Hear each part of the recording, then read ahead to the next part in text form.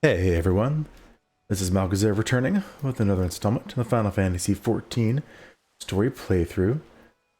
Last we played, we began working with Alize here in order to try and figure out how to fix tempering of the people who have been tempered by the primals when they are summoned. We found a solution, and hopefully that would help the nations with their East Tribe issues, but right now there's apparently a certain pirate lord at Limsa Laminza who decided, you know what, I don't want to deal with any of that. And they've been making money somewhere and we're trying to figure it out. We think that they've been stealing crystals from the Beast Tribes and selling them, creating a supply and demand. So now I think we're going to go ahead and try and find out. Excuse me. We're going to be looking for this guy. Yeah, as you can tell on the top left there, the next main scenario quest is called the Search for Sickard, and that was the name of the guy who took over for that particular pirate group. So let's go and talk to Alphino, and we'll go ahead and continue here.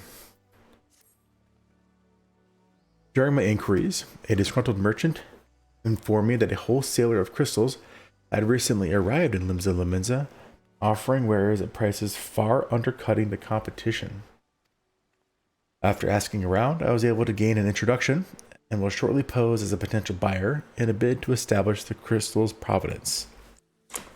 The man is due to be at Oskin's Embrace in Lower Lenosia shortly. I suggest we make our way there at once. If you insist.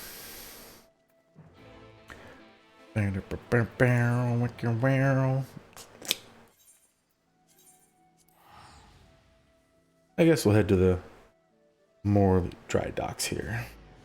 Morby dry docks. Excuse me.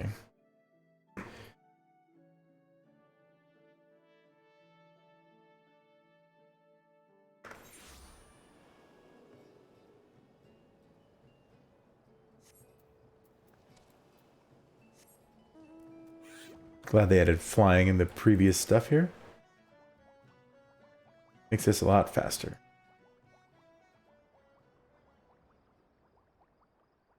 Keeping out for sightseeing logs per usual.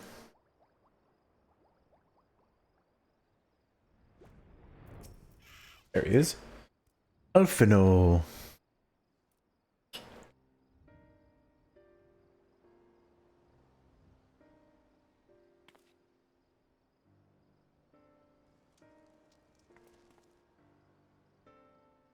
That appears to be our merchant. Wish me luck. Wait, if he truly is in league with the bloody executioners, he'll surely be wary of those allied to the Admiral, the Scions not least of all. Compared to you and yours, mine is an unfamiliar face. Let me play the role of buyer. Raha is right, and even if you aren't recognized on sight, you look too genteel to be mixing with society's underbelly. What does that say about Graha? Genteel. But very well, I leave it to you, Graha. Does he look like a scallywag?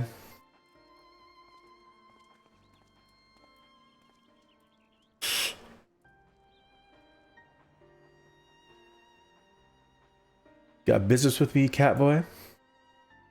I am. You're the crystal wholesaler?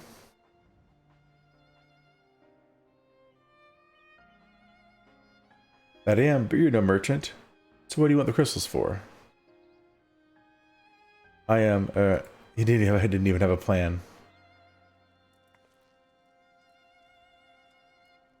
Goodness, you idiot. You'll give yourself away. Ooh? Oh, I see. You're a weaponsmith, am I right? And you need crystals to make stabs, like the fine specimen you've got there. That's right, I am indeed a weaponsmith, and I use not but the finest materials. I bid you, show me your wares. Well, we don't invite just anybody into our storehouses. It takes time to establish trust, you understand.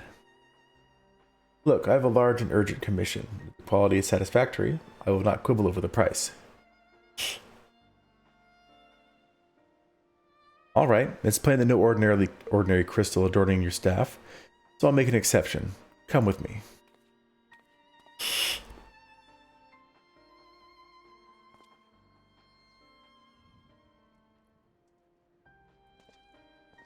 You made it.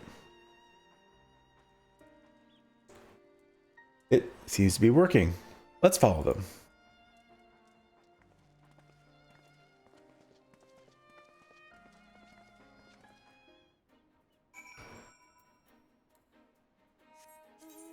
Oh, I have these to put in my bookable bags.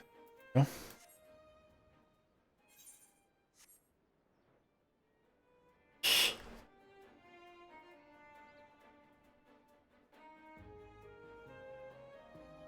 This quest didn't take very long, but some of them do, for whatever reason.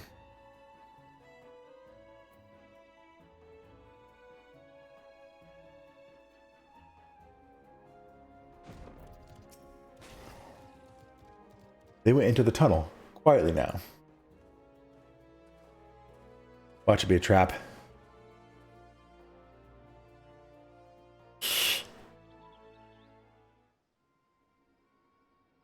Oh, not at all.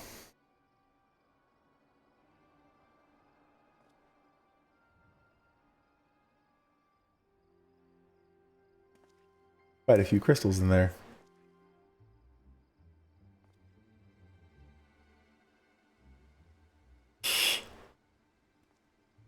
You won't find any finer, especially not for the price.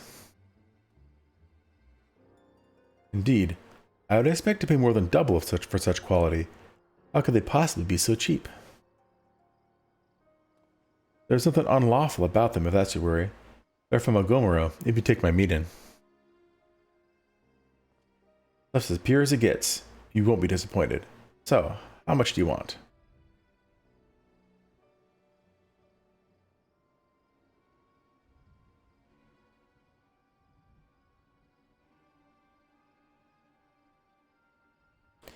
Agomero, taken from the kobolds, just as we suspected.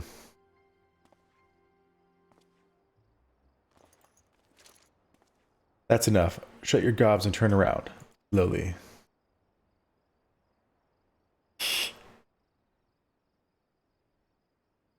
This Sickard.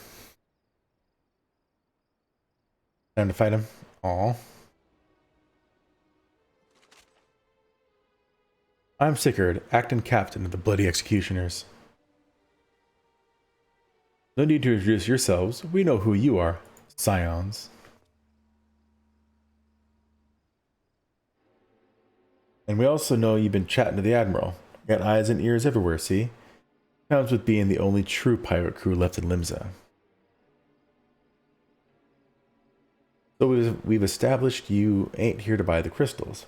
Question is, what are you here for? You were bold to reveal yourself to us without knowing our objective. That would explain your swift rise to power. You've spoken plain, so I shall return the favor.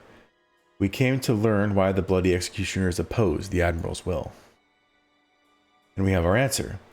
Should Limsa Laminza make peace with the kobolds, you would lose the source of your newfound wealth.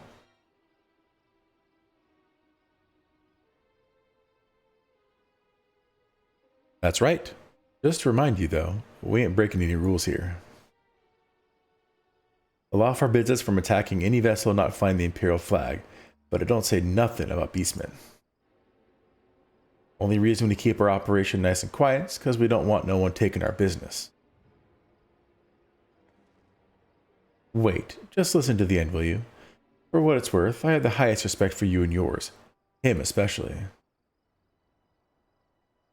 While the Maelstrom were worrying about dirtying their fancy red clobber, you let Strom de Gomero and battered bleeding Titan himself. Raised a mug to you when I heard the news. But now we're following in your footsteps, making sure the beastmen never summon their sneaking gods again. Practically your successors we are. When there were still Imperial ships about, we did our bit for Limsa and went after them. But with the Garleans gone, there was no one left to ply our trade on except the beastmen. Let us have that, eh? It's only fair. Contentious though some may find your views, it is true that you have broken no laws. That being so, I see no reason why you should not state your case directly to the Admiral's face, unless the acting captain of the only true pirate crew left at Limsa has some other cause to hide in a cave. Well said. Well said indeed.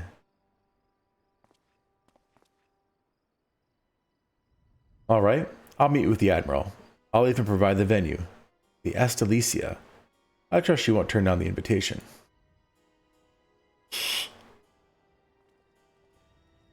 Up to no good.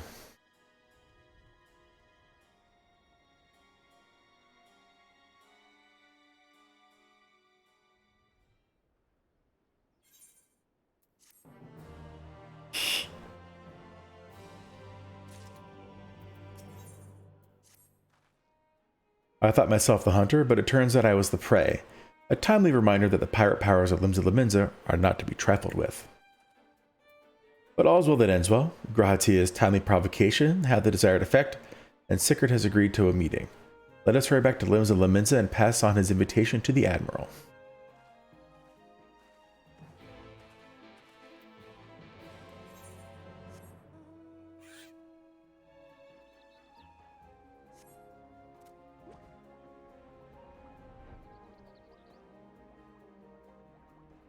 I know it's only like 100 gil, but let's take a different route.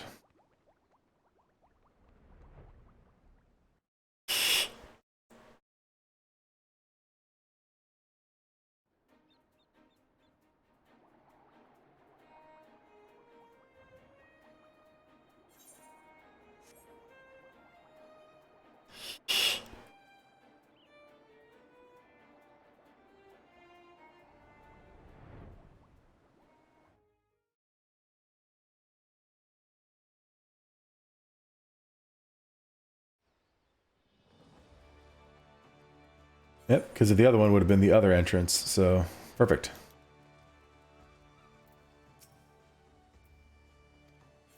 I will be joining them, yes.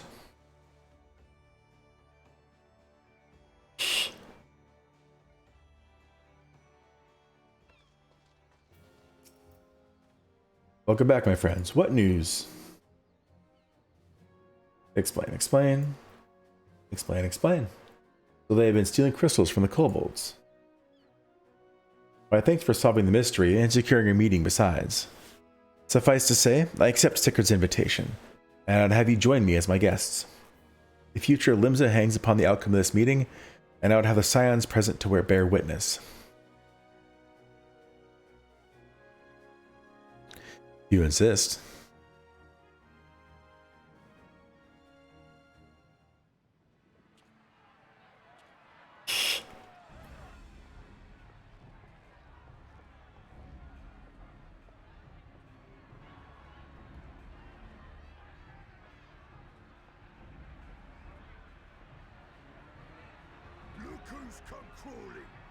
Yeah, it's the voice acting.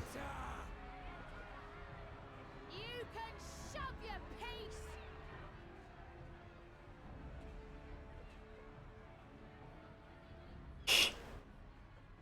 Welcome aboard, Admiral. I'll wager you don't remember me. Sickard, acting captain of the bloody executioners, at your service.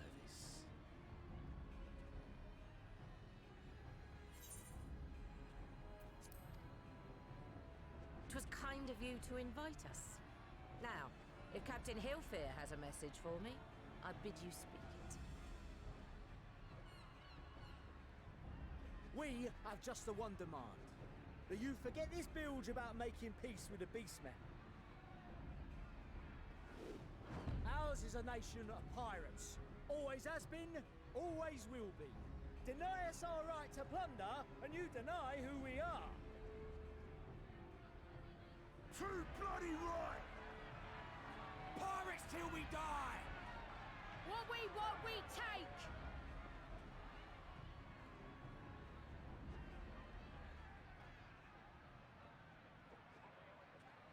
Piracy has no place in our future. What'd she say? Pirates have no place. Dang. Our nation has prospered through piracy, 'tis true. Yet it is but one part of our long and storied history. Centuries ago, our ancestors led a failed rebellion and were driven from their homes with little more than the shirts on their backs. In fear of their lives, they sailed south until they came to these shores. Finding the land occupied by kobolds, however, they were forced to turn to piracy in order to survive. And survive they did. But not so long ago, when the Empire threatened to crush everything we'd built, we set aside piracy and joined hands with our neighbors. This too was in order to survive. And survive we did. Time after time we fought the Empire, and time after time we won. And through trade with our newfound allies, we prospered more than we ever did through pillaging and plundering. Whisper, whisper, whisper. The Empire teeters on the brink of collapse. Ere long, provinces like Wurlit and Bosnia and many others will regain their freedom.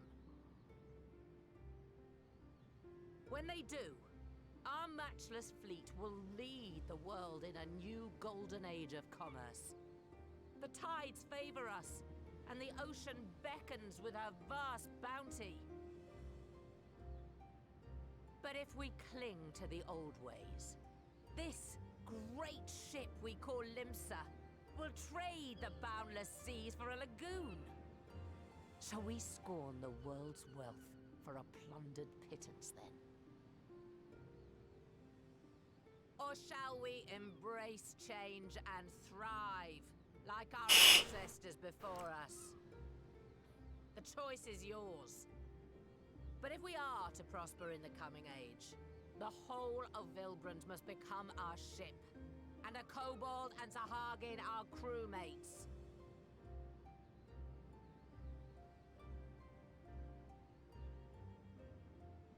Rousing words. Might even be some truth in them. But piracy is all we've ever known. And we ain't about to give it up just 'cause you say so.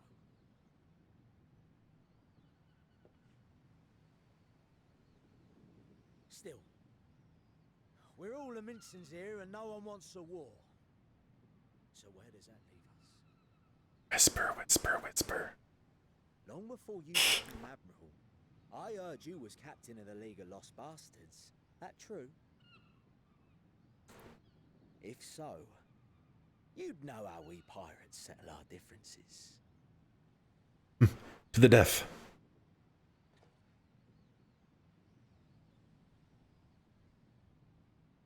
A duel. Very well. As Admiral of Limsa Laminsa, I accept your challenge. Huh.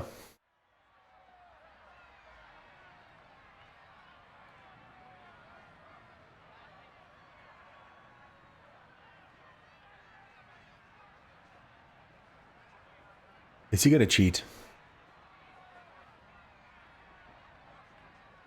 I hope he has enough honor not to cheat. I mean, he is a pirate, but so is she, technically.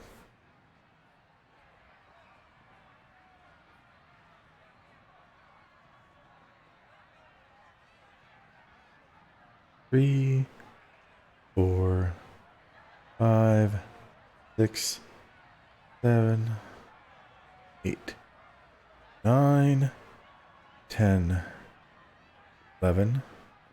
Okay, guess they're just walking to the edges of the ship or something.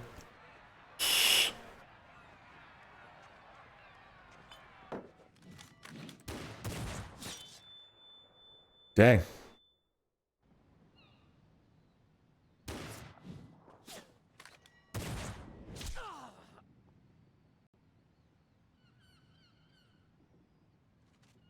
This ain't over! Not till one of us is dead! Finish the job! Or I will!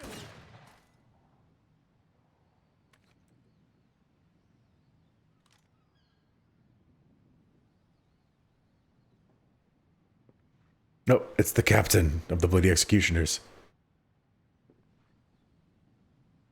It's the captain! Captain Ilfair! Ye fool! 'Twas over afore it began. Captain! Seems the whelps have been yapping while their master was fed.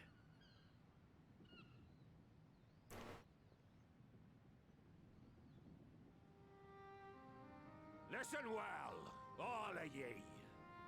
Since the signing of the Galadian Accord, we all of us have been part of the same crew. The crew with a good ship Limsa Laminsa. At the helm of that ship is the Admiral.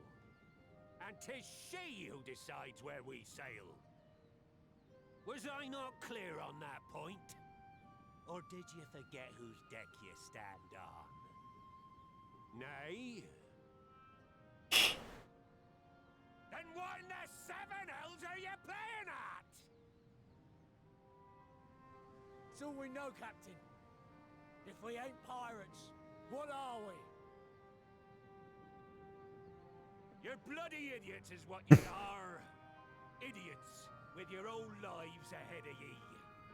Ye can do anything ye want. Be anything ye want.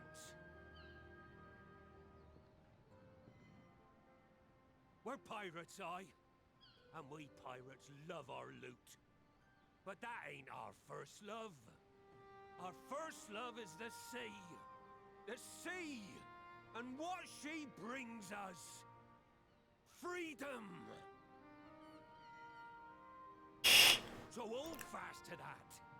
Let the brine-crusted husk that stands before you now be the last of them as knew naught save out of steel. And make of yourselves a new breed of pirate!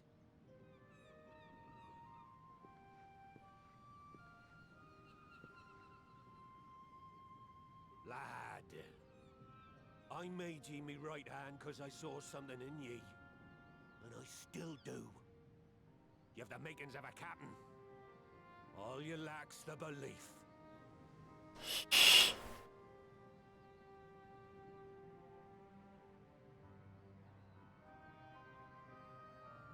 Well now, it seems we're of one mind after all. Apologies for the misunderstanding, Admiral. We're with ye, wherever ye be headed.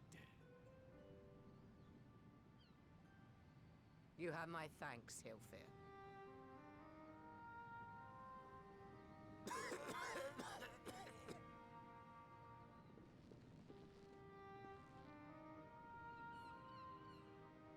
Your choice of dueling pistol did not escape my notice. Good old Annihilator. Ender of many a proud pirate's voyage.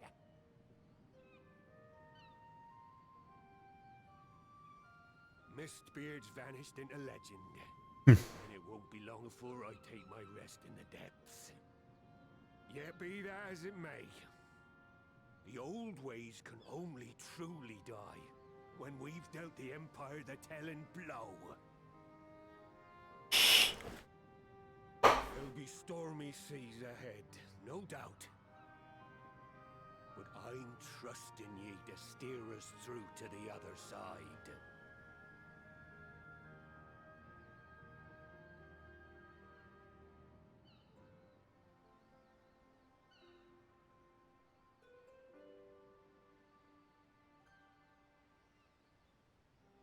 Can't you like, get him a medic or something to help him with his sickness?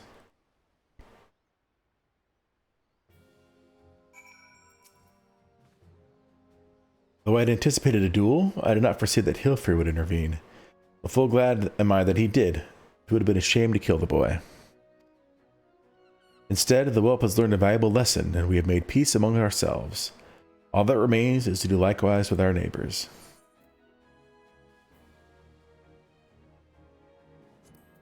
Doesn't really matter.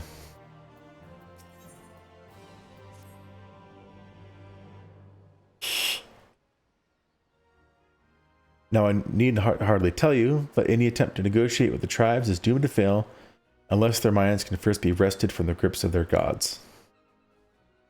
And so, in the meeting we seek to arrange with the kobolds, I would have you free their leader of Titan's influence. Leave it to us. We will open his ears to reason. You have my thanks. Ere we proceed, there is something you should know. Some 50 years passed when the Sahagins swarmed at our halls in ever greater numbers.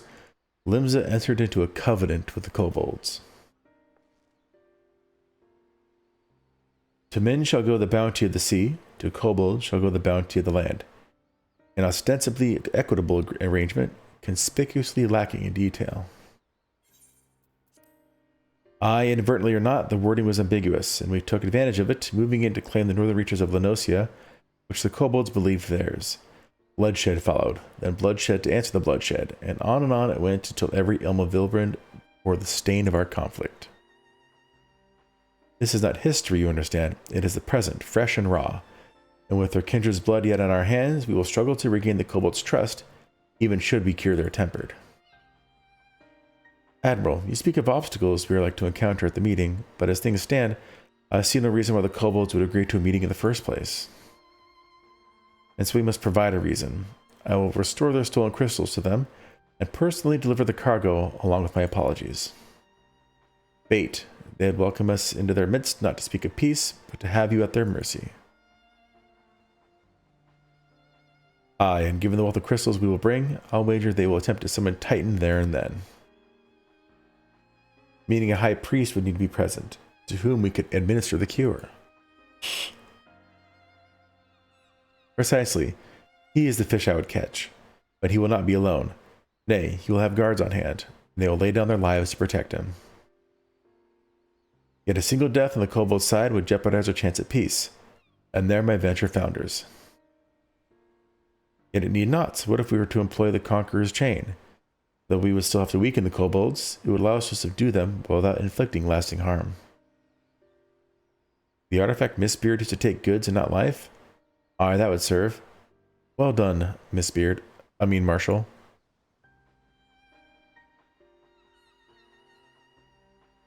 So friends, what think you of our strategy? The effects of tempering are cumulative, and we may safely assume that the High Priest's exposure to the primal influence is extensive. It will therefore take a great deal of ether to reverse its effects, not to mention time. Time during which Alize would be defenseless. Even should we all look to her protection, I'm not convinced we can keep an entire army of kobolds at bay. Well, I'm happy to take that risk. It's not as if we have any other choice. Besides, it's what Tesleen would do. And had I not followed her example, we wouldn't even have a cure for tempering, much less a chance to bring peace to Vilbrand. I'm going to cure that priest, or die trying. I believe in you, Alize. And I believe in you too, you and everyone. I know you'll keep me safe. They settle then. See to your preparations and make for Camp Overlook. We will join you there anon.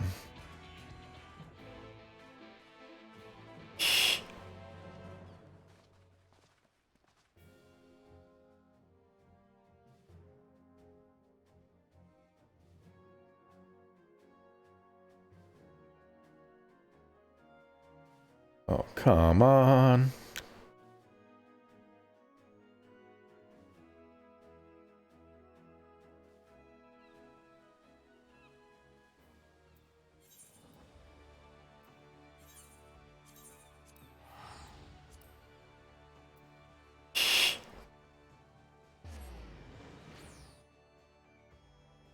Didn't see any cool names there.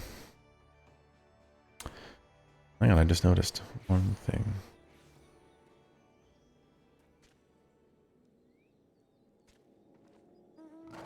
I did in this save. Strange. I look better now. Alright, good.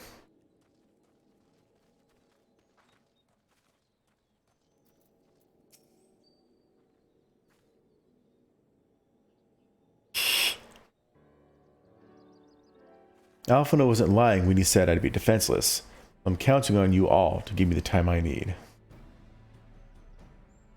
Our sole purpose will be to keep you out of harm's way. Leave that to us and focus on your own task.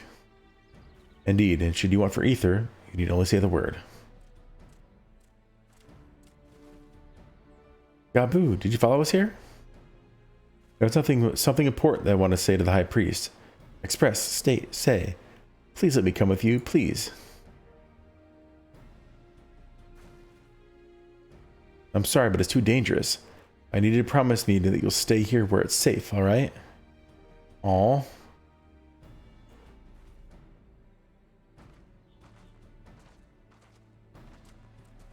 My apologies for the wait. It took time, but we have secured our audience.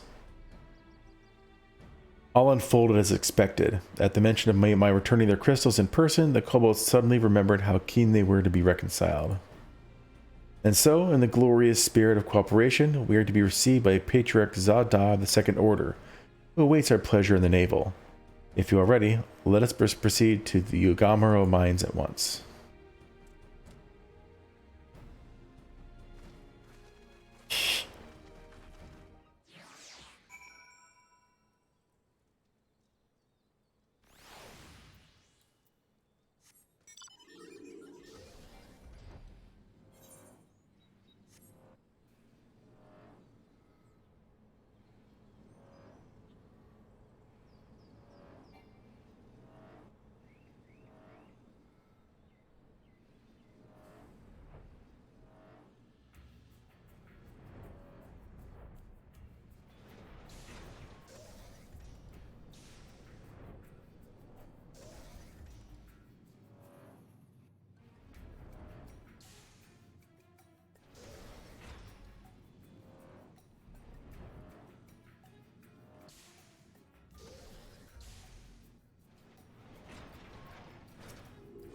Oh, duty time. This Aetheryte will bear us to our quarry. Should he make us to summon Titan, as I anticipate, we will halt the ceremony and restrain him. At this, all hells will break loose, and we'll have an army of kobolds to entertain till Aslay's work is done. Just remember, no one must die. We weaken them, and let Einshard do the rest. It is time. Stay the course, my friends. I spy calmer waters beyond this squall.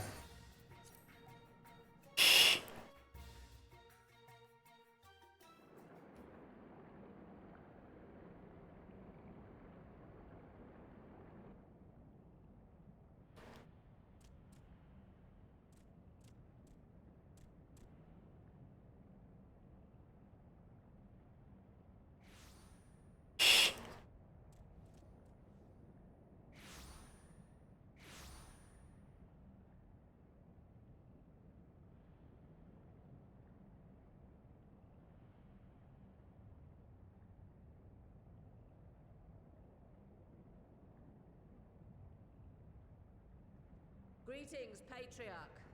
I am Merlwib Bluffisvin, Admiral of Limsa Laminsa.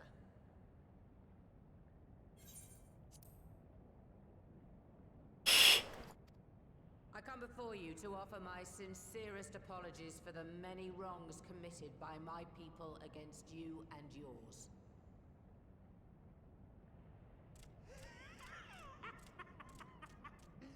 You were foolish to come here. Stupid, unwise, foolish. The Great Father shall have your souls for your folly.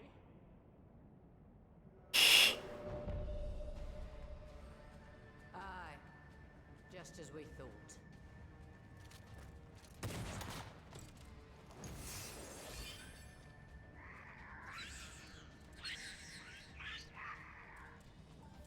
Now, Alize! Quickly! You don't need to tell me. Let none pass. We must grant her as much time as we can. How do I not kill people?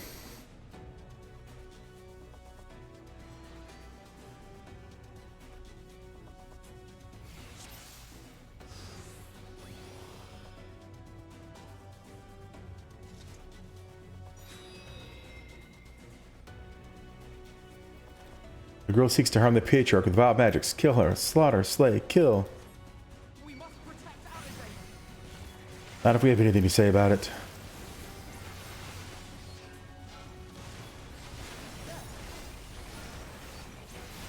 long as they draw the golems to me, I'll deal with them all at once.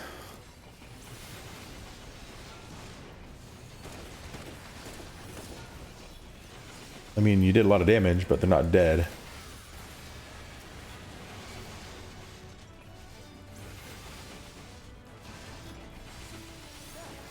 And his tempering is not getting any better.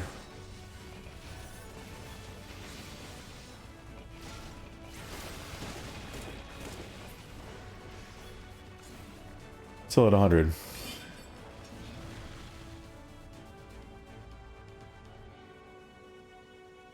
Yes, it's ready. Go, Angelo. Oh, okay. You're still giving it,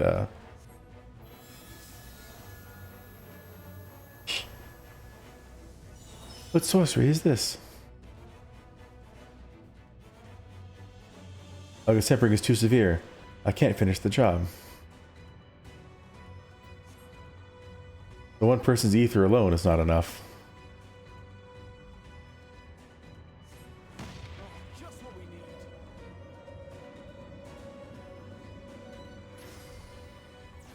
You're not alone. Targeting Zalze. Everyone gather close.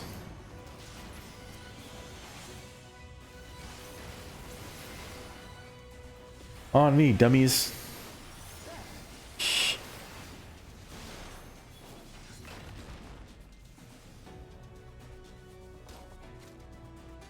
Oh, he's protecting her. Okay, good.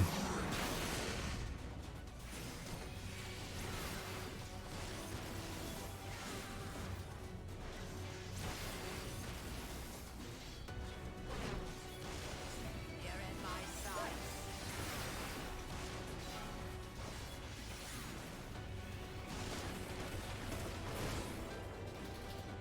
Alphino, let us lend Alizé our ether. Understood.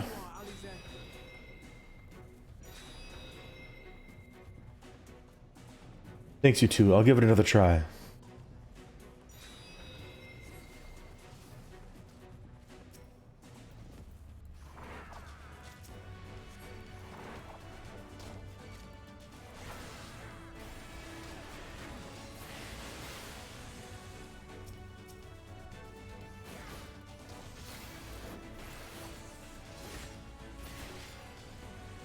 I'm nearing my limit.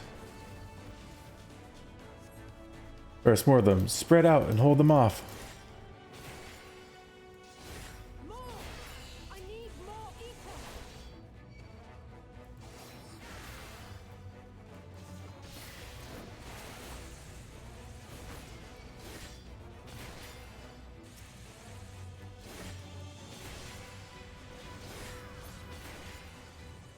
Just a little more! Dang.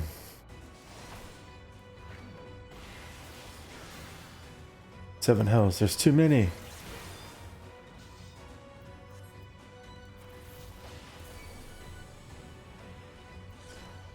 Oh, nice. Never mind. He's gonna take the hit? Oof. He got knocked down from that. Of all the reckless things. Alizé, now's your chance.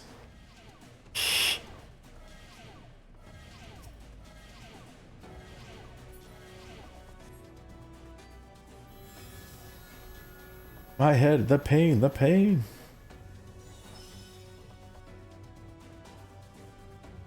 Almost there. Algazar, please lend me your ether too.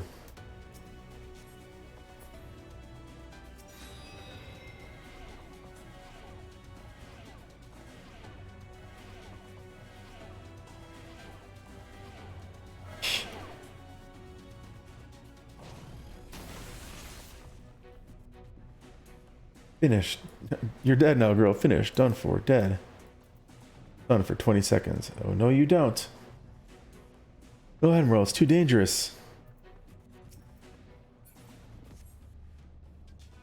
I made my decision before I came here. No matter what it costs me, Limsa will have peace. Don't die.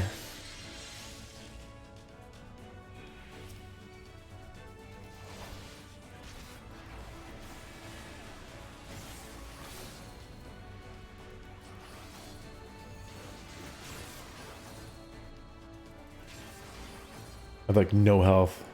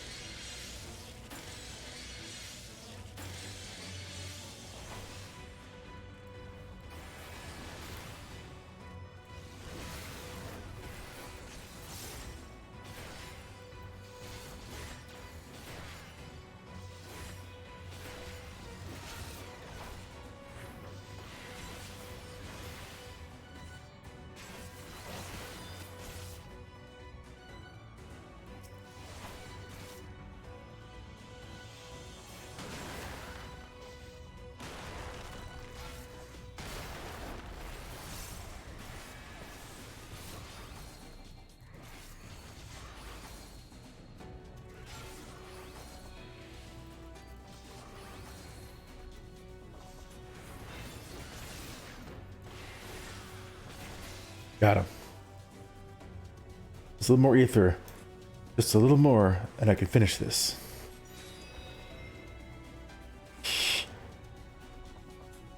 Thank you. It will work this time, I promise.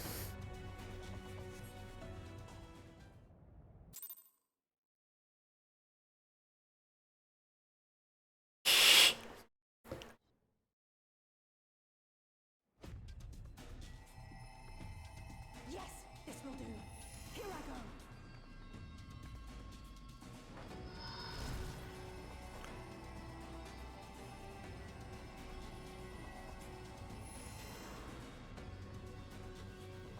Go, Angela.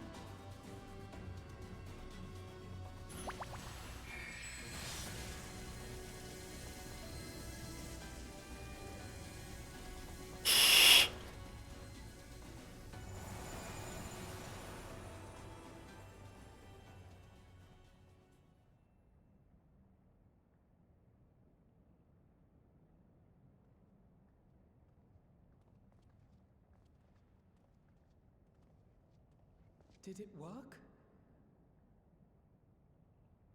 Well, I hope so. That's a lot of effort. What?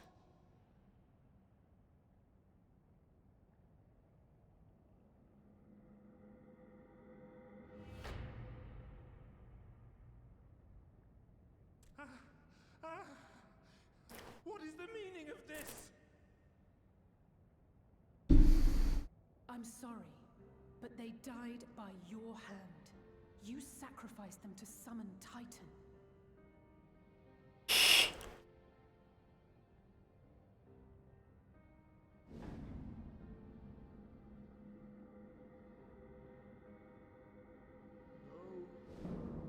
No!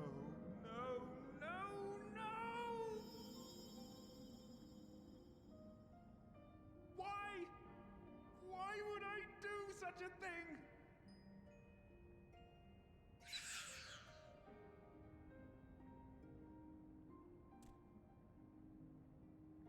Are they going to turn on him?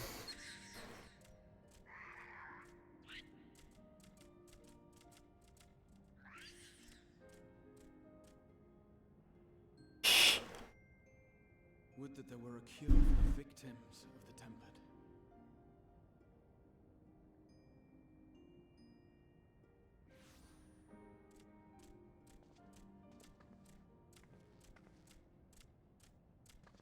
Gabu! What are you doing here?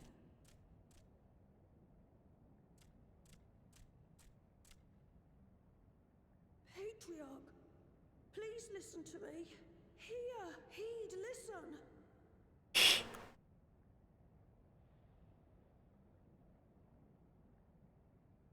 The Great Father we have been summoning is false. He only hurts us and those we love. For a long time, his voice filled my mind. It told me to do terrible things. Awful, unspeakable, terrible things. But I didn't give in to it, and you mustn't either. There's been too much pain already, so please, end the suffering.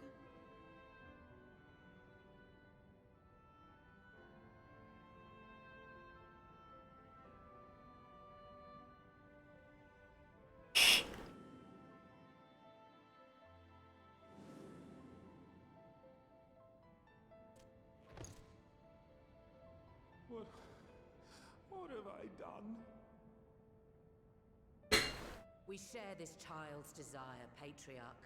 An end to summoning, for it spells naught but misery for both our peoples.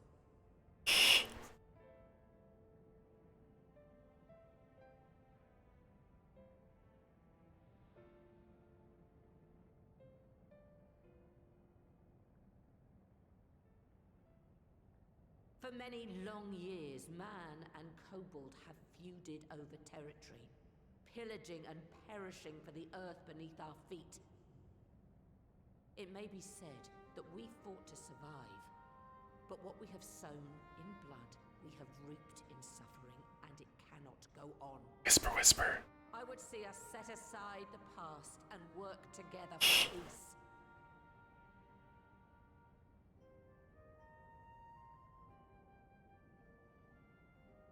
It was wrong of me to hurt my own in the name of the Great Father. Sinful, evil, wrong. But that doesn't mean there can be peace between us.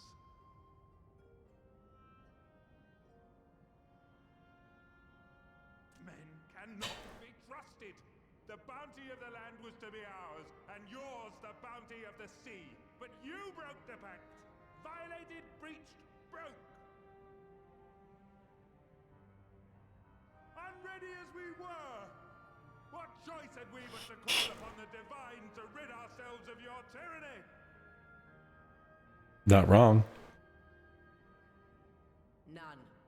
And I do not blame you for it. In violation of the spirit, if not the letter of the pact, we took your lands for our own. The fault lies wholly with us. On behalf of all Leminsons, I offer you my humblest apology. I pray you'll find it in your heart to accept it.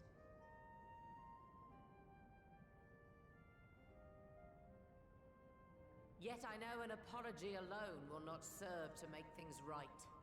So, we will revise the pact to leave no room for doubt.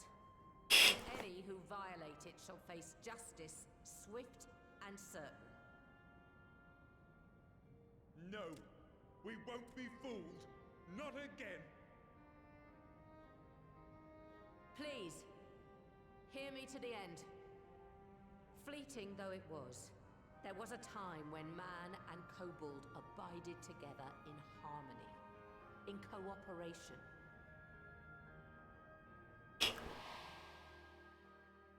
In those days, your people shared the secrets of smelting. Knowledge which allowed Limsa Leminsa to thrive. Much of what we have, we owe to the kobolds.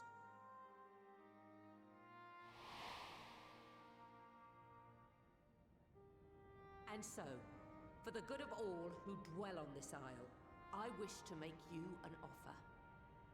We will bear your people's wares to every corner of the world, and trade them in your stead. In return, we will bring you the bounty, not only of the sea, but lands both near and far. Whatever you desire, the Navigator as my witness, you shall have it. There will be no more man and beastman, just the crew of the great ship that is Vilbrand. And together, we will share in the wealth of the world, if you'll only accept our hand in friendship.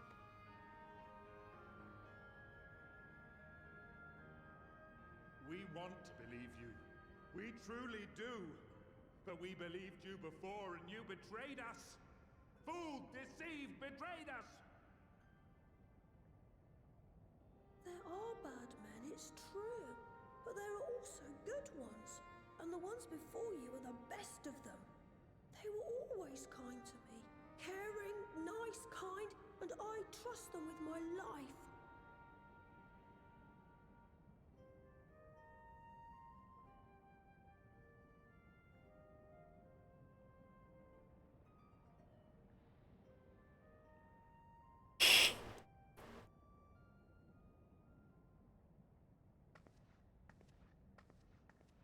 Before I became Admiral, I was a pirate. I stole, I fought, I stained the sea red with blood. Such is my past, and I dare not forget it, however much I might want to.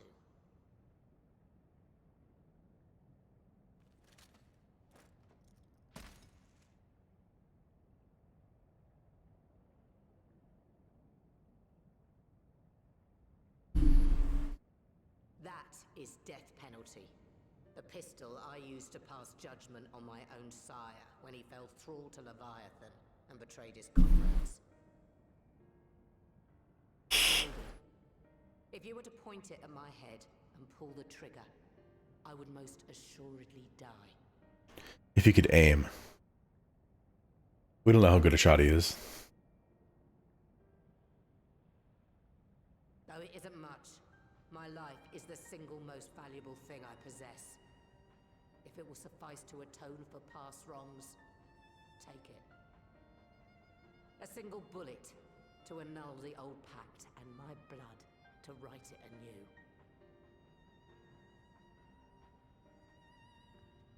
What comes after, I entrust to this man, my second in command. I know that he will do his utmost for the happiness of all who call Vilbrand home.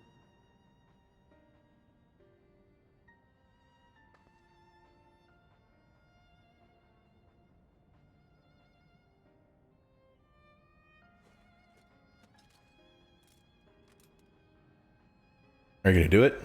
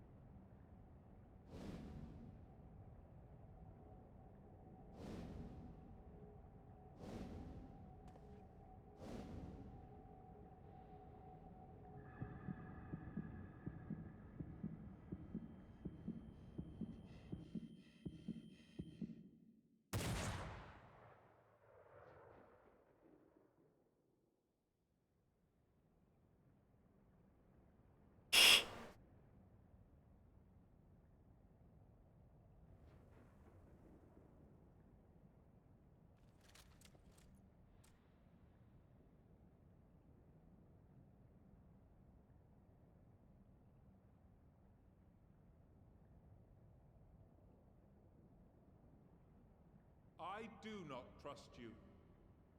Not yet. But Gaboo does. And I will trust him.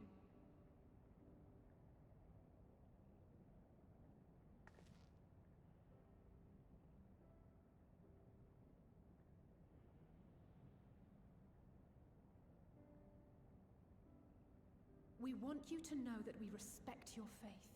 There's nothing wrong with giving thanks to the land which sustains you. But summoning is different. Should you hear of anyone who would attempt it, we ask that you appeal to their better judgment, or failing that, seek our aid. We're always ready to help.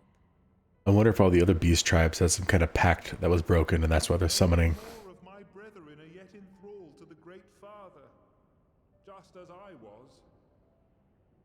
If you could free them too, I would be grateful. Appreciative, thankful, grateful. I wonder if you can use the crystals, get the ether from those.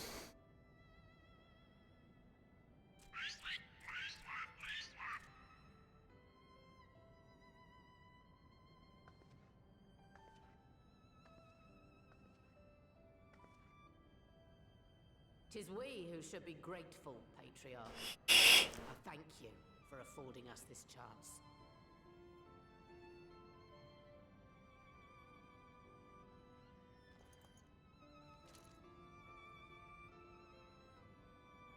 Take your gun.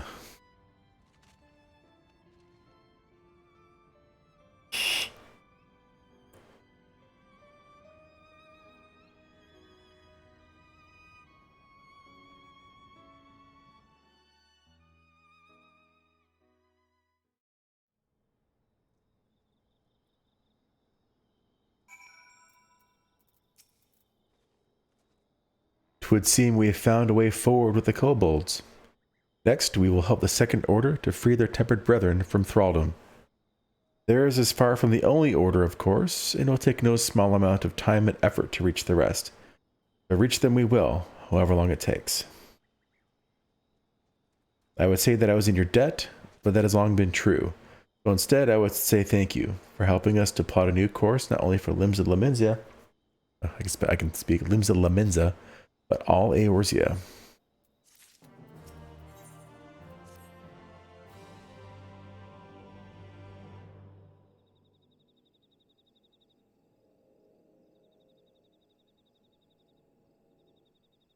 Right. Let's return to the Rising Stones.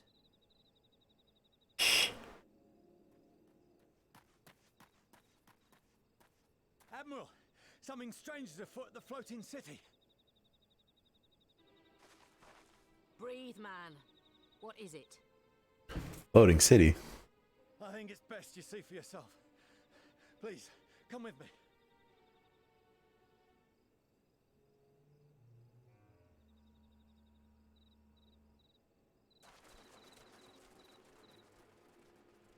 Let's all go. I can fly, but I'll run.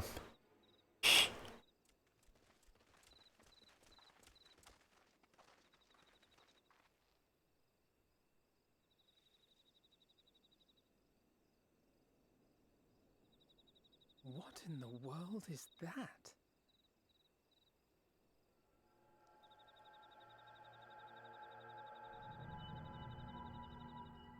Yeah, what is that? A tower? You can see it too, then? I feared I was losing my wits. One moment I was patrolling as usual, and the next it was just there.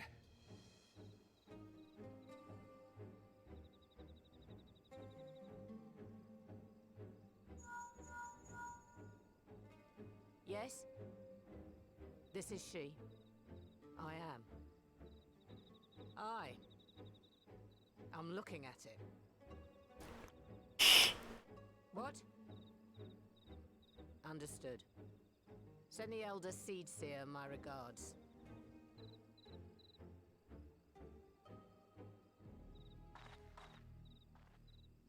The communications officer. It seems this isn't the only tower. They've sprung up all across Eorzea.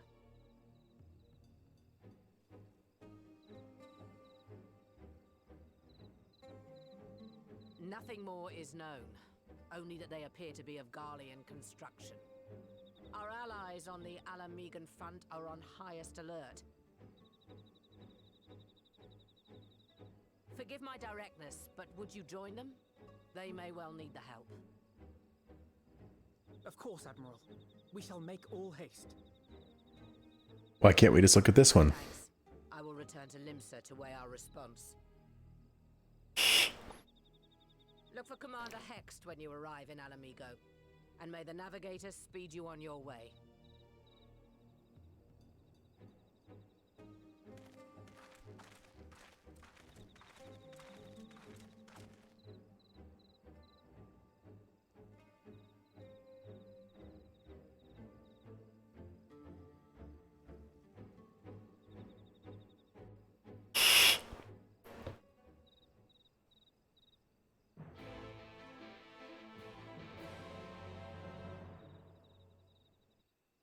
May the Navigator speed you on your way. You mean a teleport?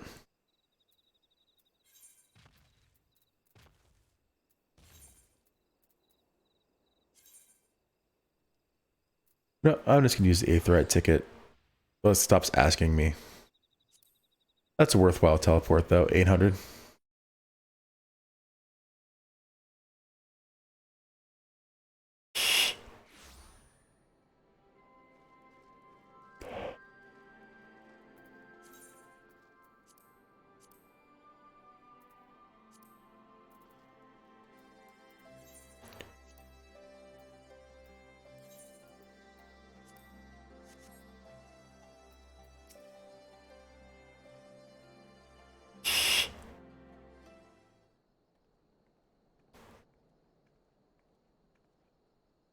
Thank you for coming so soon. I'll send for Commander Aldin at once, and we can decide what to do about these infernal towers. How do you know they're infernal?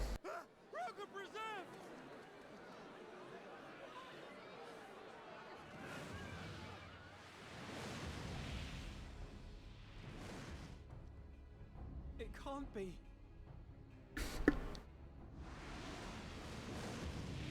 Cool. The palace! After them!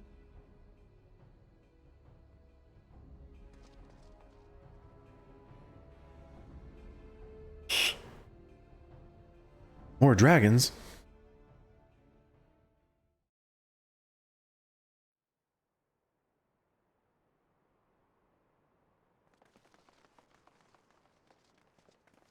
You're here, good.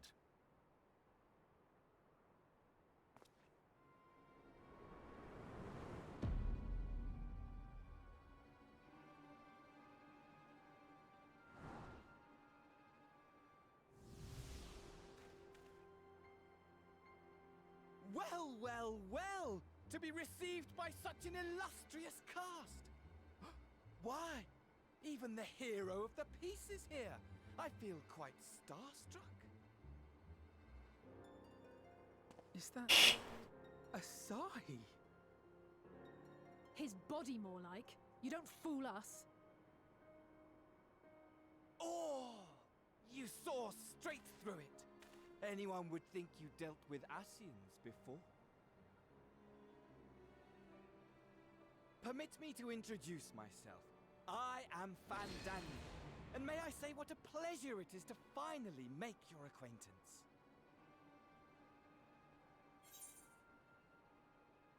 What do you want?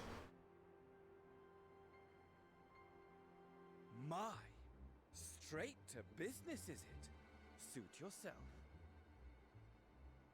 It is my intention to recreate the final days, to which end I have distributed a collection of rather ingenious devices, or towers, which will, in time, give rise to the grandest of spectacles. The final days? But it was the Asians who labored to prevent them. You're quite right, though I would expect no less from one responsible for eliminating my unsundered colleagues. Honestly, the three of them were obsessed with restoring the one true world. As a sovereign individual, however, I never had much interest in such things. I mean, why bother when you're just another sundered minion? Admittedly, Elidibus was not convinced by that argument, but thanks to you, I'm finally free of his incessant nagging. Free to use my powers as I see fit, to fulfill my heart's desire. Which is? And my heart's desire is to lay this half-broken world to waste, leaving nary a fleck of dust behind! Destruction. What? Why would you want such a thing? Because I want wretched creatures who ask such meaningless questions to die! You! And you! And you! I want you all to die! And I want to die too! Oh, yes! I want to die and take everyone with me in a paroxysm of pain and suffering! Why don't you just off yourself then? I'm different, you see. From the ancients who clung to dear life, and from you. Whisper, whisper. So don't bother trying to reason with me. You will find I have no reason, or creed, or any such tripe. I just want to destroy the world. But please do resist with all your might. It will add to my enjoyment. Now then, ladies and gentlemen, keep your eyes peeled, for the curtains have risen on the spectacle to end all spectacles. We, the Telophoroi, shall be your performers and this very star our stage. The Telophoroi. It's a mouthful.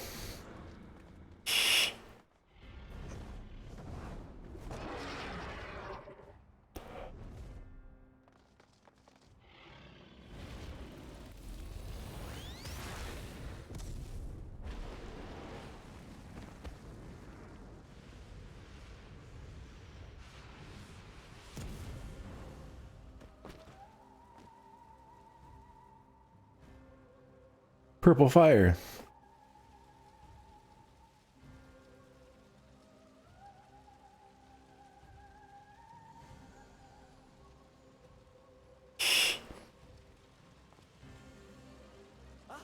But I nearly forgot. I have a message for you. My esteemed patron, Lord Xenos, eagerly awaits you at the heart of the chaos. While I wish only to destroy the world, he exists solely to relive a certain, transcendent moment with you. And it is for that reason he would reduce all to ash. Pray see to it his dreams do not go unfulfilled. For if you should disappoint, You're gonna kill us all anyway. my trusty companion here, whom I've dubbed Lunar Bahamut, will burn your cities and everyone in them.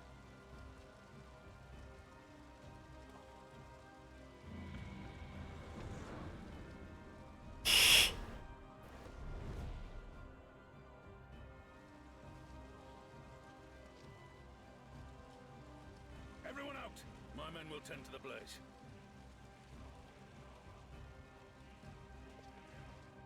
But it's magic fire. What if he can't put it out? Amaterasu.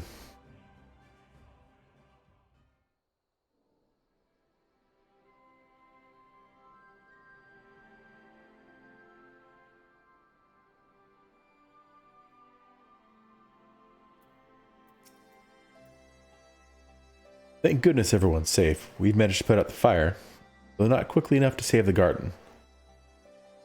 Raban, can I leave it to you to send word to the Alliance? I'm going to take a unit and investigate the tower. We need to find out what it's for. I'll go with you.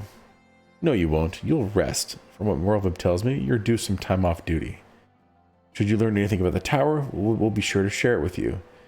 Until then, I want you to rest. Very well, but if you need our help, don't hesitate, and take care of both of you.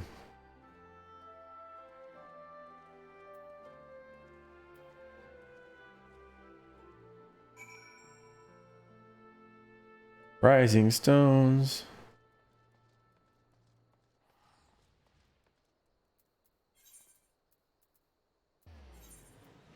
Just trying to see if there's any cool names over there. Didn't see any.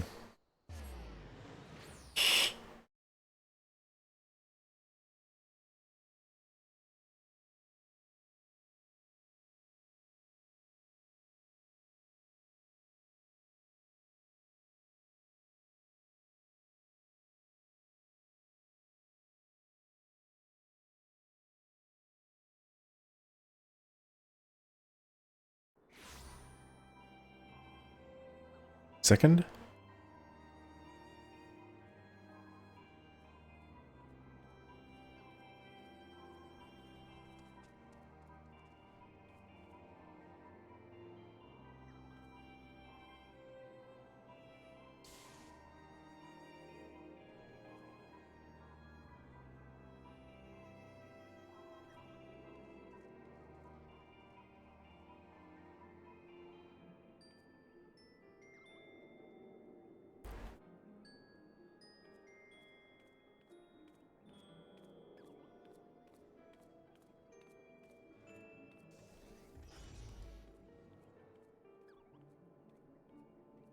Yeah.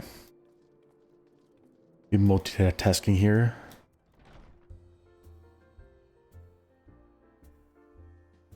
Okay.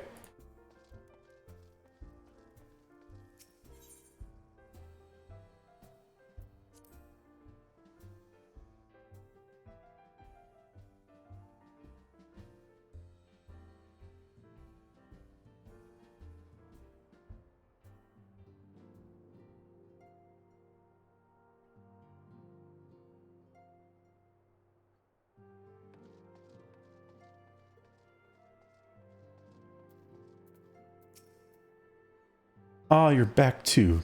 Good. We've received the reports from the Alliance. Since we are all here, perhaps those who bore witness to the events in Alamigo could treat the rest of us to a first-hand account. We saw a Dargon.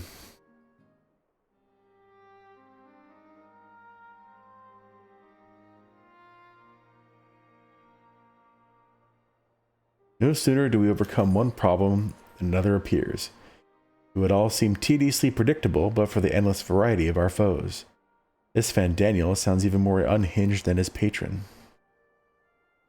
Unhinged perhaps, but no fool. For all his pantomime theatrics, he gave away little about his plot. We We know only that he intends to recreate the final days, and that the towers will somehow facilitate this.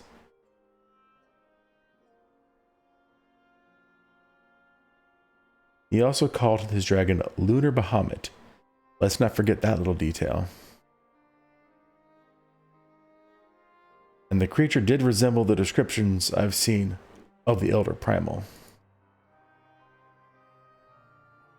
That may be, but the fact that it answered to Fandaniel would suggest they are not one and the same entity. I think it more probable that it is some manner of simulacrum born of Ascian magics. Whatever it is, for now we can but work closely with the Alliance and remain vigilant. I believe that concludes our news. What of yours, Y'shtola? I have been to see this Latana. Knowing how quick the immortal flames are to dispose of their tempered, I suggest it best to provide them with the cure first. I have hiccups. No. As soon as I had sufficiently recovered, I traveled to Ul'dah and delivered the Porxies to her grace, along with the detailed instructions on their use.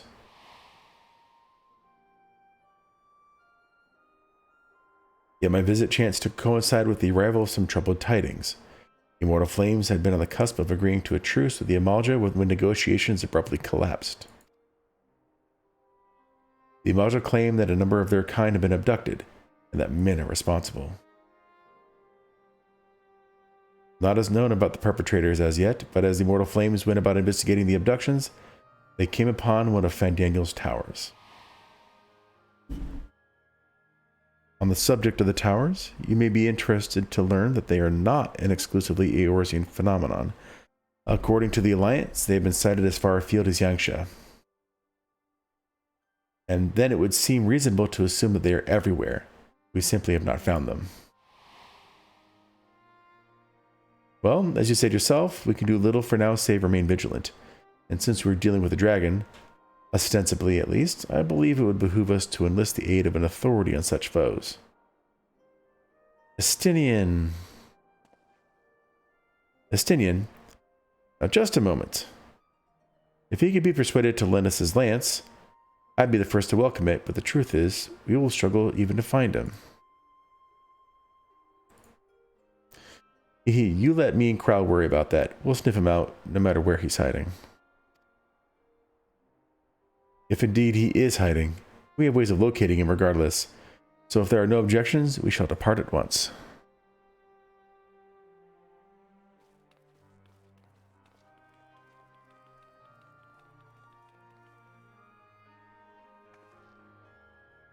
Well, rather than sitting around, I think I might go to each of these city-states and educate them on the use of the Porxies.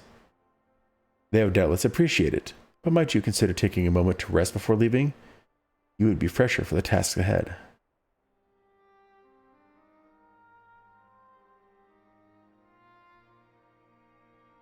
Well, my friend, our moment of triumph did not last long.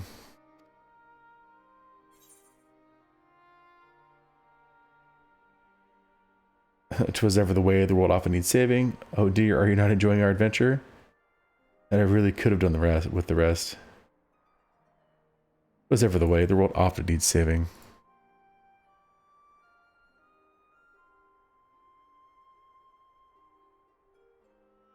And save it we shall. I for one do not intend to allow a nihilistic madman to take us out of the grave with him. Not when the future holds such promise. Nay, I will do all in my power to protect those whom I hold dear, just as you have always done.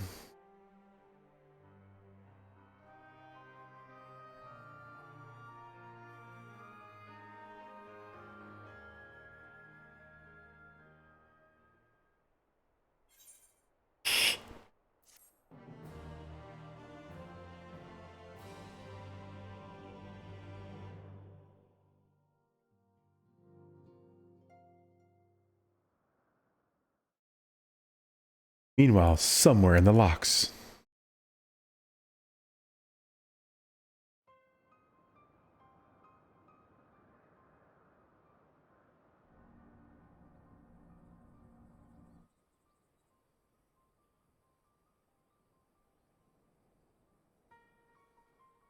The scouts should have been back by now.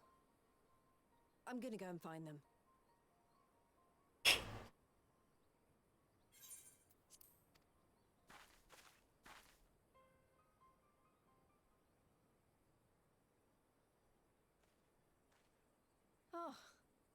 Thank goodness for that.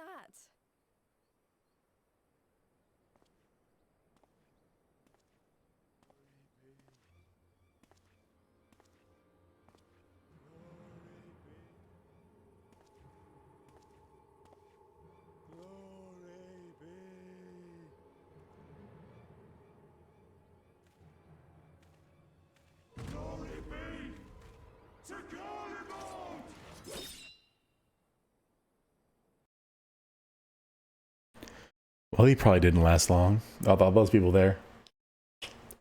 And meanwhile, in the Imperial Palace, I kick all my stuff.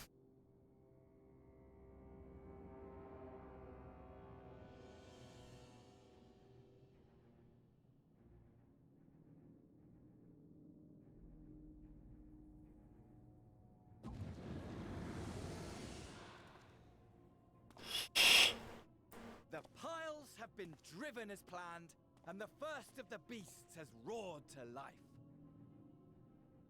Moreover, I am pleased to report that preparations are well underway for the rest. Ere long, chaos shall reign over all the land, as befits the final days. Call it what you will, so long as my friend returns to me, fangs bared and claws sharpened. I care not. Of course, my lord. By strange coincidence, your dear friend chanced to be present when I made my declaration. I took the liberty of informing him that you await his coming, though I confess I may have singed him a little in the process.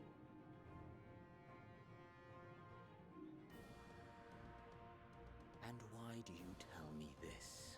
Are you in such a hurry to die? Ah, my apologies. I must guard my tongue lest it be the end of me. Though, there is something to be said for such a glorious death. Better to fall to one who has it all than falter before an inferior. Huh. I shall keep it in mind as a contingency. For now, however, I shall proceed with the plan. My lord.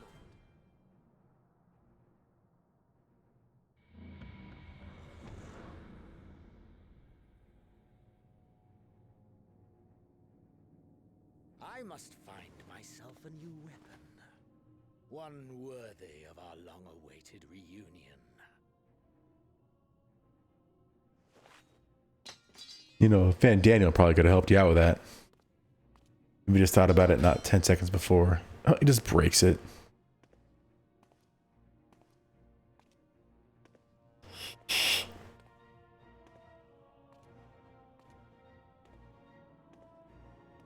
Wasn't that like the Kami's sword?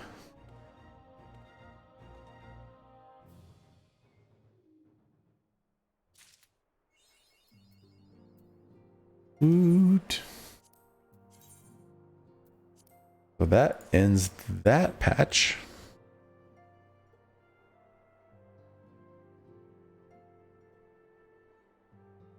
Only, well, it looks like they came out in 2 pieces, but one major patch before Endwalker.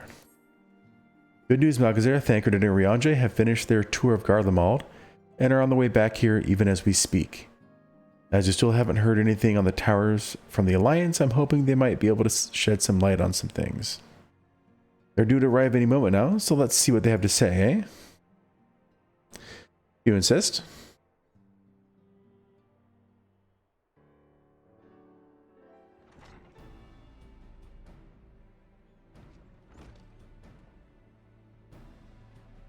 Ah, a welcoming party. Oh, dang it. I was trying to do that. Honestly, you might have waited for me to return before discovering a cure for tempering. As it is, I can't even pretend to have been involved. Well, if it's any consolation, I myself was little more than a spectator. The lion's share of the credit must go to Alizé, Graha, and Malgazer. But I believe I speak for the rest of us when I say we are proud to have rendered what little assistance we could. As you will also have heard, though, it hasn't all been tales of triumph.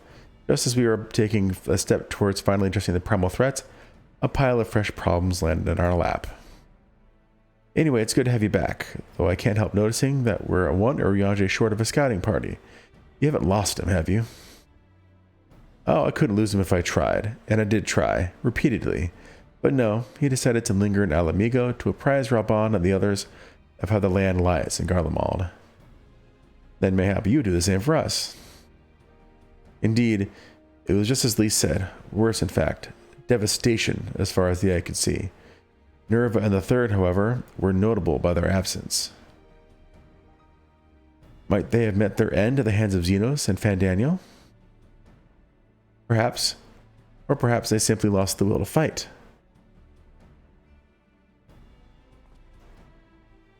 You see, the capital has been plunged into a deathly silence, with one exception, the Imperial Palace. It was a busy place before the war, but it has grown busier still, with throngs of soldiers and civilians working their day and night to rebuild, or rather transform it. Transform it into what? That is a difficult question to answer. The construction is vast and unsettling to behold, like something from a nightmare. According to Riange, certain aspects of its design were clearly devised with the manipulation of ether in mind. Magitech, in other words. Yet as unnerving as said edifice was, it was nothing next to the sight of its builders. They swarmed the place like so many insects, working with nary a word exchange between them. No one overseeing construction, no one barking orders. It was as if they were possessed, or tempered. We wanted to investigate more closely, but given our suspicions, it seemed wiser not to take the risk. If Fandano could bind Bahamut to his will, might he have done the same to the people of Garlemald? Whatever the truth may be, this information is certain to prove valuable. You have our thanks. Well, be sure to save some for Riange, which reminds me, I have a message from Alamigo. Raban is hosting a meeting to discuss the latest findings on the towers, and you requested our presence. And why not leave that to us? You must be weary from your mission. No, I'm fine. Those towers have been in my mind since I first spied one on the way back, and I'm keen to get to the bottom of this. In that case, I will stay and begin looking into another matter as I promised Kryl. We need not all attend. Very well. I suggest the rest of us make our way to Alamigo forthwith. The sooner we leave, the more time we will have to speak with Uriange before the meeting.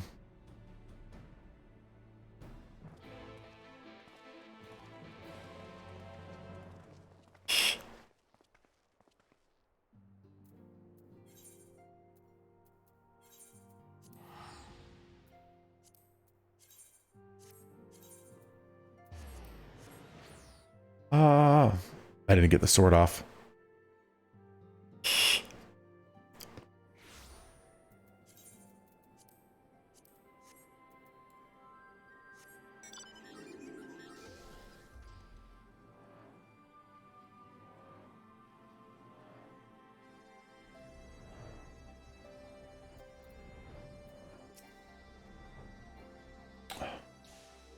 There we go.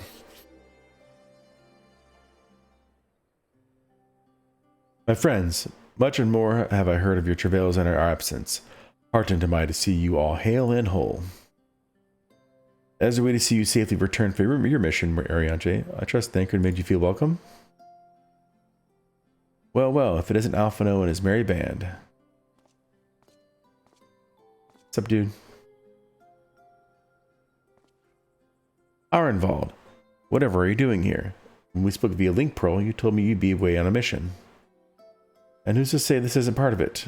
But enough about that. It's good to see you looking so similar. I thought you'd have grown a bit taller after a whole year in another world, but apparently not. Well, I'm sorry to disappoint you. While my soul may be a year older, my body is hardly aged, as you are well aware. And may I remind you that we Elizin are known to be late bloomers, especially in the terms of our height. Mark my words, the day will come when even a great orc such as yourself will crane your neck to meet my eye.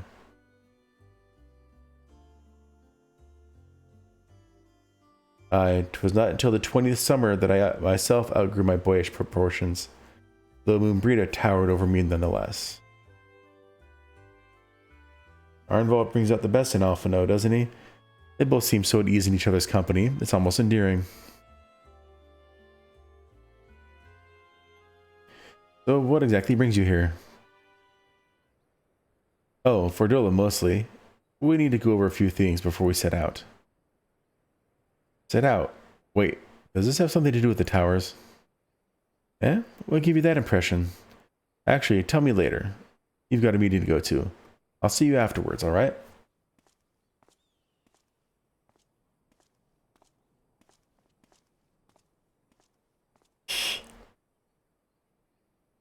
If Fordolo is going with him, that must mean... My apologies, as Arval rightly pointed out, we have a meeting to attend. Let us be about it.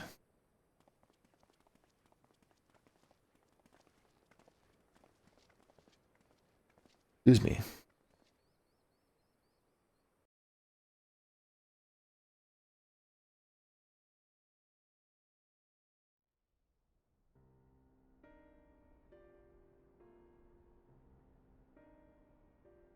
Ere we begin, I would like to offer my gratitude to Masters Thancred and Urianger.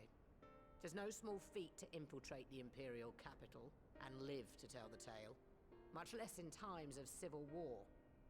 Thanks to them, we may plot our course in full knowledge of how the winds blow in Garlemald.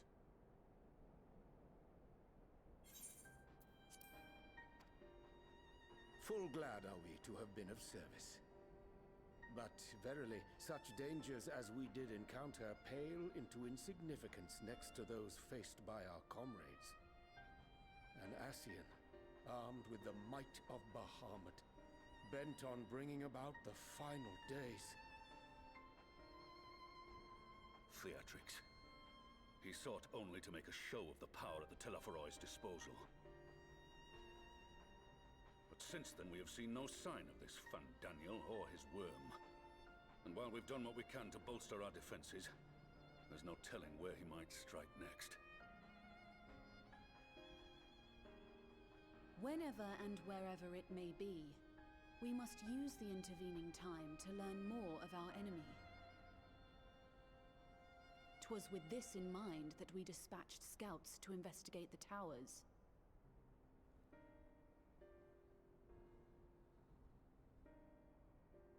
Our advance party took longer than expected to return. And when they did, they tried to kill us. Luckily, I'd seen that sort of thing before, and we were able to restrain them before they did any harm. Then it was just a matter of letting the Porksies do their work. Are you saying they were tempered? Once they'd come back to their senses, they told us everything they could.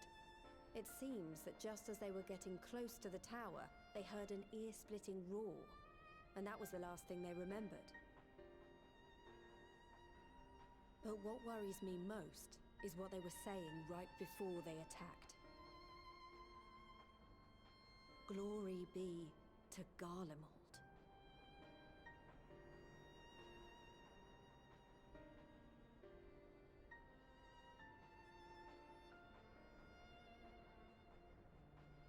The Tempered have heretofore ever been thralls to primal entities.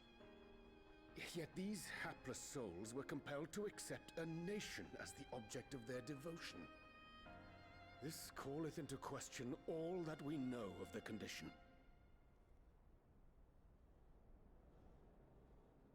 Would that the unsettling news ended there. Alas, there is more. Following the earlier reports of missing Amalja, we have learnt that other beast tribes have suffered similar losses. And we now have reason to believe that the abductions are connected to the appearance of the towers.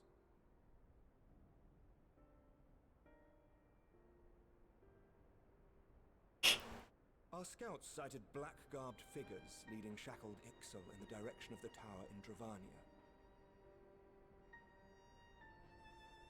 The Temple Knights were able to intercept them before they could reach their destination, liberating the Ixal and apprehending their captors, each of whom was found to be equipped with Garlean arms and armor. So, the Empire is the common thread.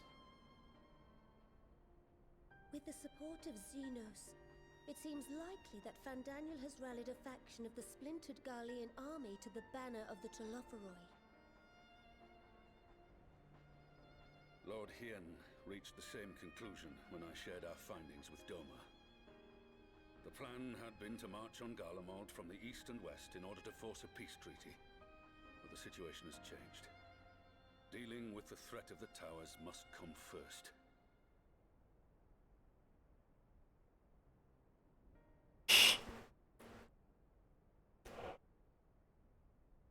Given the nature of the enemy and the proven risk of tempering, I could think of few suitable candidates to aid in this task.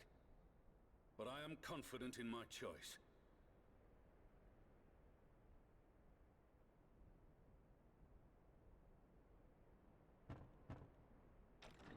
Bardola, Arnvald, and me.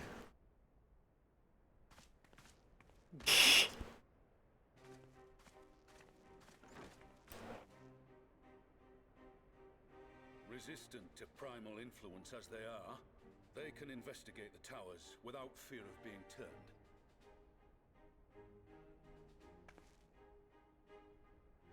We are glad to put our gifts to use, Commander.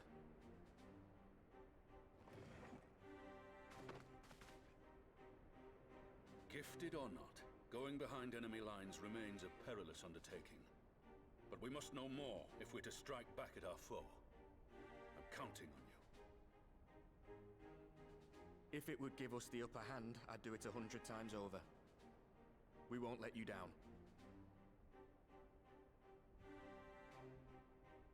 That concludes the briefing. You two, make ready and join your escort.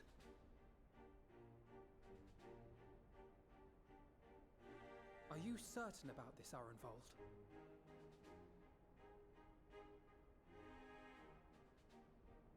I am.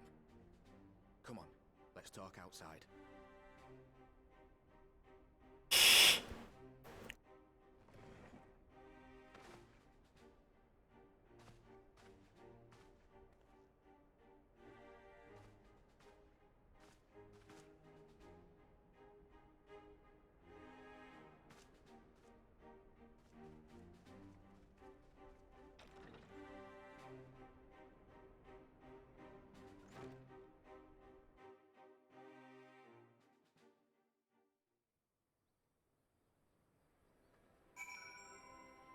So here's a thought, though.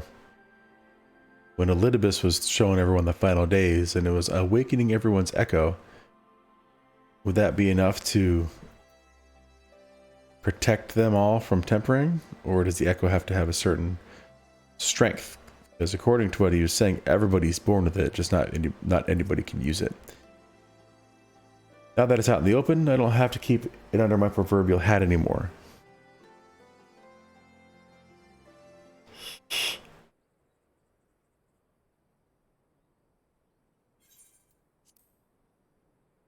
So you know, I've already gone through all the formalities at the Rising Stones. Made sure to inform Jamoldra and Vmar at Ralga's Reach as well.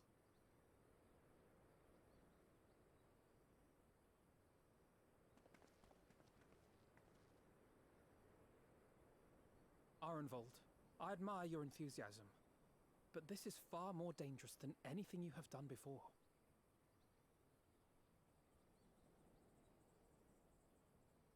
I know the risks. And I also know what's in store if we don't stop Fandaniel from carrying out his plan. With this power of mine, I can make a difference. If I stood idly by, I would regret it for the rest of my life.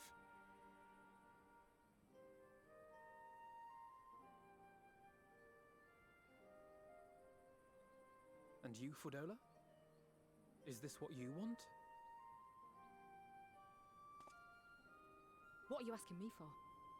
It's not like I have any say in the matter. Don't pretend. We both know Commander Aldin gave you a chance to refuse. And you didn't.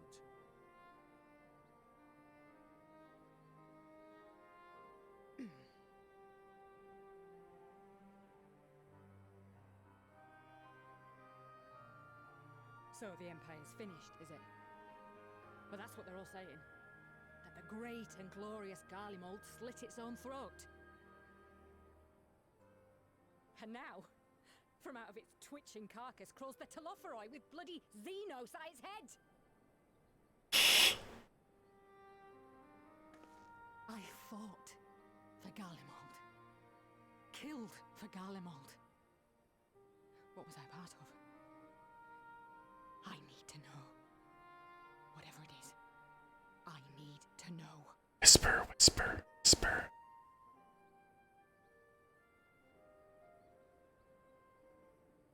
Very well. If your hearts are set on this, I shall not stand in your way.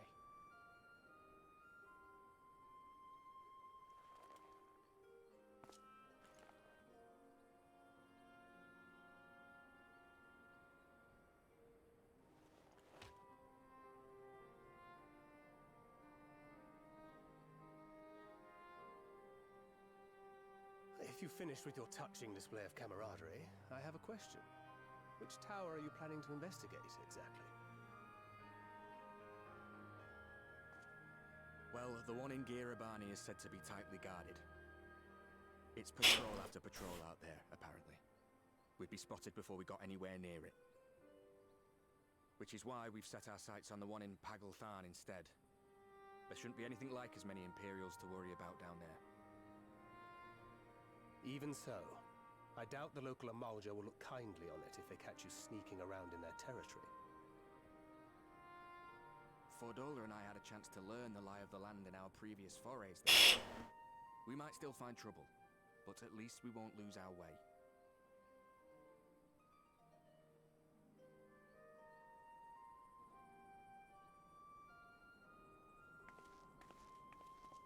Well, we'd best not keep them waiting any longer. Mayhap when all of this is over, we could take another trip to Loxeld. I would have you know I've become a rather capable swimmer since our last visit. Ha! I'll believe that when I see it. Though, to be fair, getting into deep water does seem to be a scion's lot in life. Take care, eh?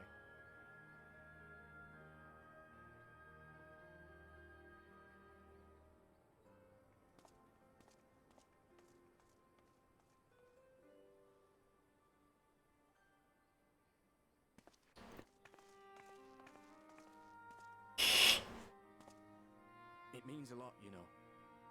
You coming with me. I'll still owe you for saving my skin, don't I? Can't return the favour if I'm not there. I dare say you'll get your chance before long. That Fandaniel sounds like a tricky customer. Too much for the likes of me, anyway.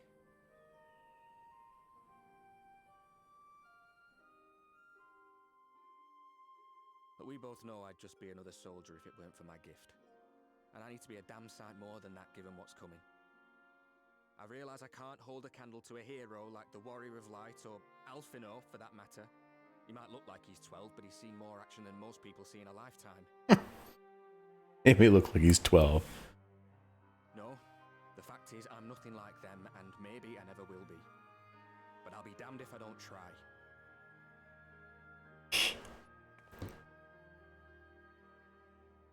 They're counting on me. On us. So let's give it our all.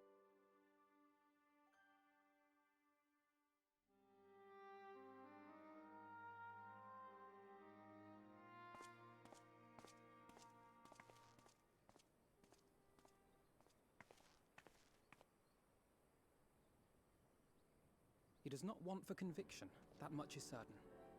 So let us have faith in him. Him and Fordola both. While they see to the towers, I would attend to another task.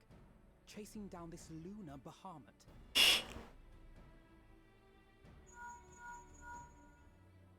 Bloody thing. Can you hear me? It's Tataru! I'm happy to say we've managed to find Estinian. And I'm sorry to say he went running off again the moment we told him about Bahamut. Of course he did. He did mutter something about heading to Ishgard, so if you're quick, you might still be able to catch him.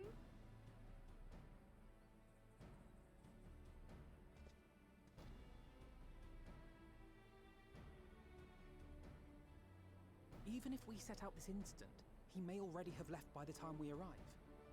Have her send the bonanza to Ishgard. It may prove useful should we need to give chase.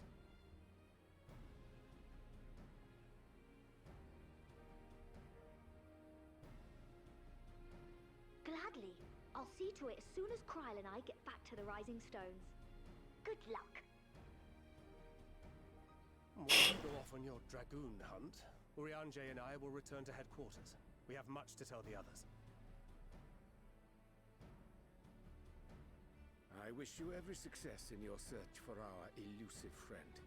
May we all meet again ere long.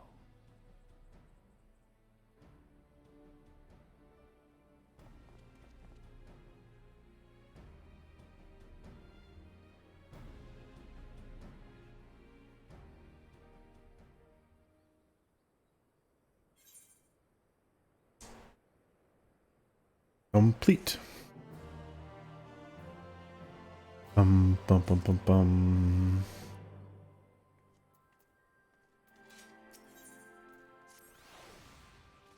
So Stydian was bound for Ishgard. Whatever it is that brings him home, we must hope it will keep him there long enough for us to find him. Come, there's no time to lose. Are you going to teleport me? Beef slacks.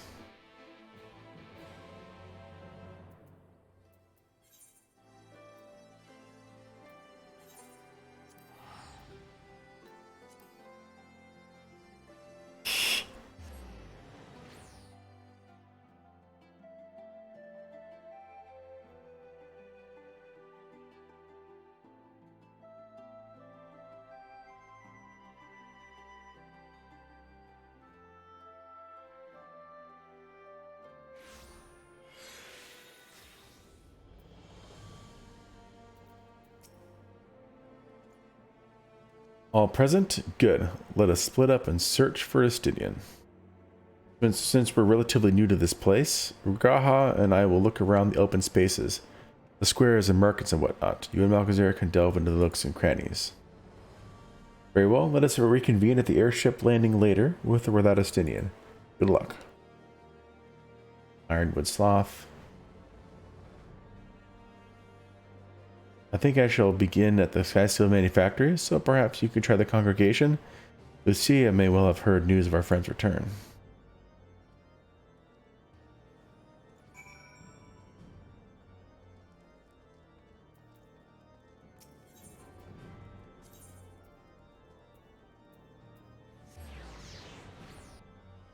I do like the new Aetheryte map when you use those, so you can actually pick the closest location to your destination instead of having to guess.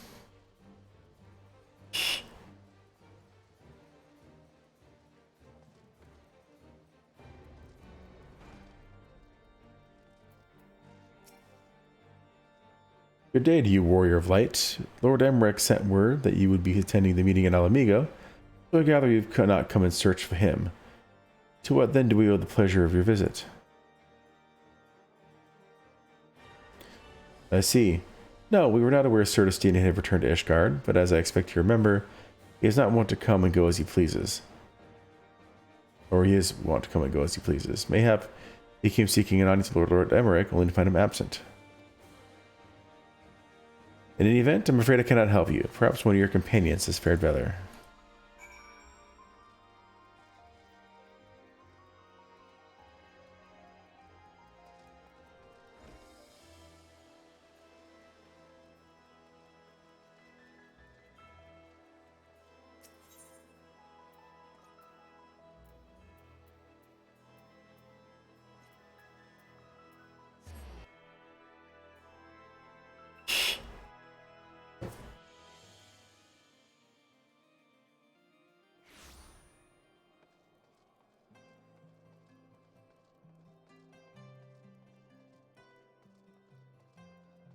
All the way out there. Ugh.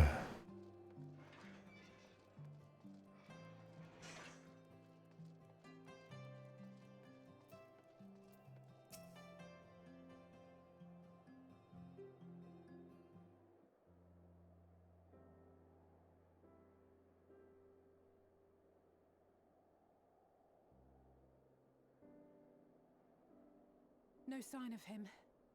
Not that I've ever met him before, but the way Alphino goes on about him, I'm fairly sure I could pick him out in a crowd.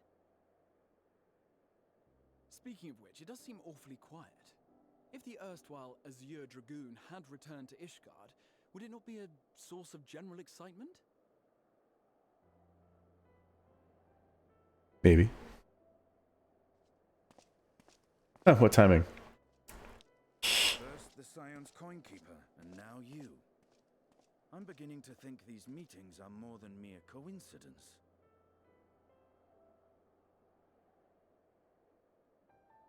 Hello, Estinian. Complaining. It's been too long. Too long? You look an ilm taller and twice as rugged.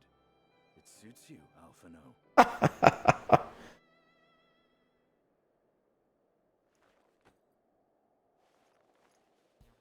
How embarrassing. Quieter, though. Have you been giving him lessons on how to be the strong, silent type?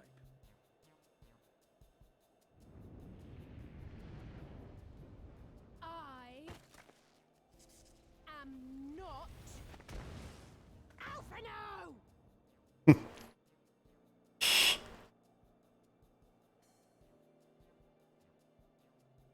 If the two of you are such firm friends, perhaps you should remember what he looks like. And what do you mean, rugged? Oh, had my brother mentioned what an oaf you are, I'd never have bothered looking for you in the first place.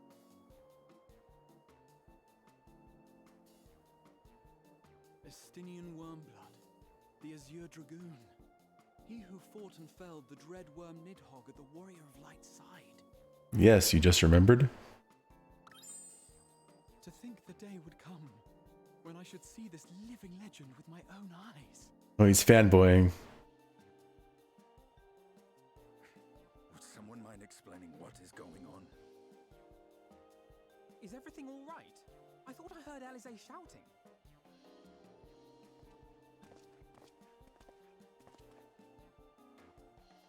Estinian! It's been too long.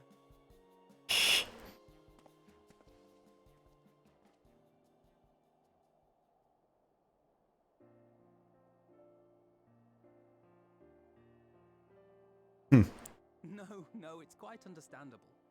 That was hardly the first time we've been confused for one another. Nor, I suspect, will it be the last. Well, I, for one, will not be making that mistake again. What I will say, for the second time today, is that you've grown. Inside and out. I can tell. One can't remain a spoiled little lordling forever, you know.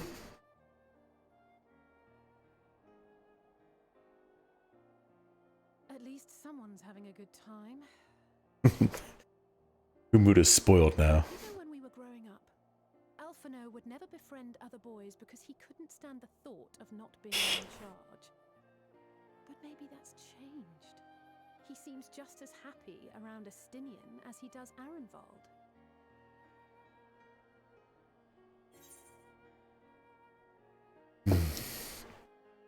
Perhaps he sees them as brothers he never had. I think you learn how to talk with people rather than at them. Well, you can't keep them all to yourself forever. The first one's pretty sweet. Like that one. Huh, good luck to them. It hasn't been easy being his sister, I can tell you that.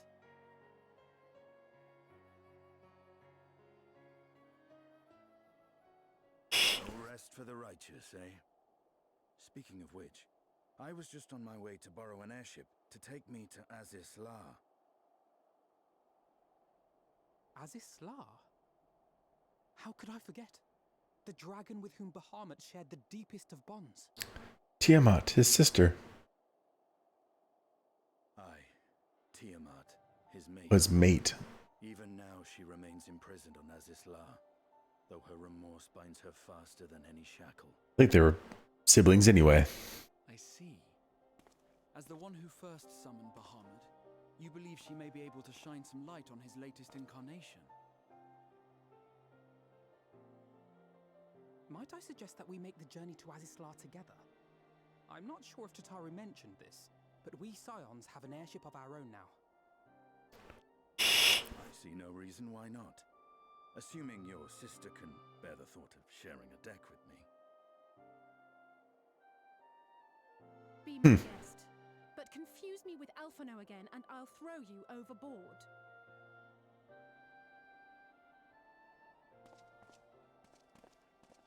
Ugh! I don't know who he thinks he is, but he's nothing like Alphino painted him to be. I will admit, he is not exactly as I imagined him either. Based on what I had read of the man, I think I was expecting someone a little less blunt? No, blunt is accurate.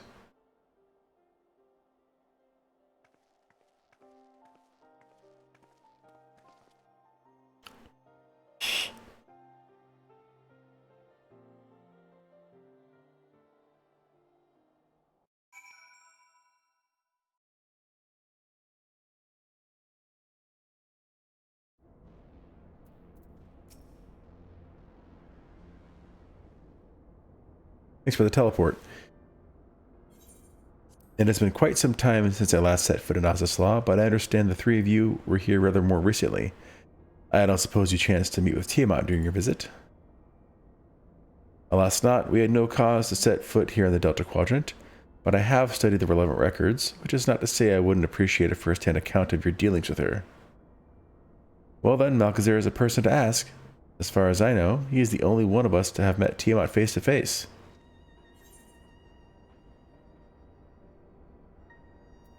It helped that Midgard Zormer was there to introduce me. Ah yes, you were a friend of her father. I too have met with Tiamat.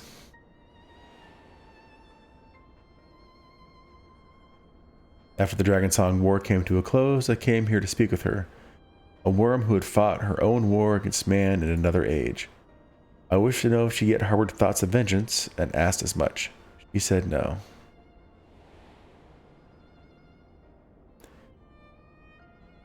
My hatred for your kind was extinguished long ago. But the guilt she feels for resurrecting Bahamut burns on undimmed. It torments her, even now. I see. Then your original reason for coming here was out of concern that Tiamat had been forced to summon Bahamut. Nidhogg is a part of me. I feel his emotions as my own, and I know that he would not allow his sister to be made a tool of evil. In his absence, it falls to me to watch over her.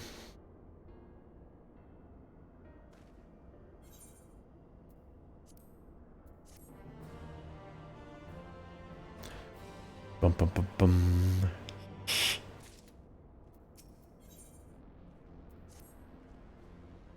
Tiamat awaits. This way.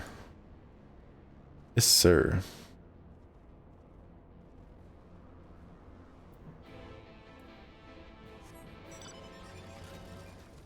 I actually get to use the mana cutter. One of the ones you actually got from this expansion.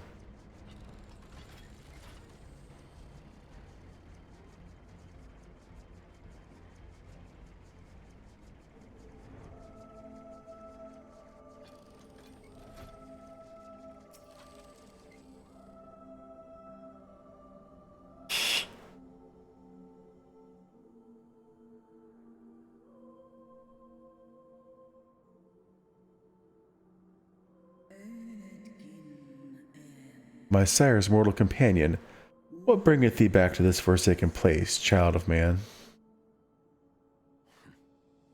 It's plain she knows naught of recent events. Perhaps you could enlighten her. Very well.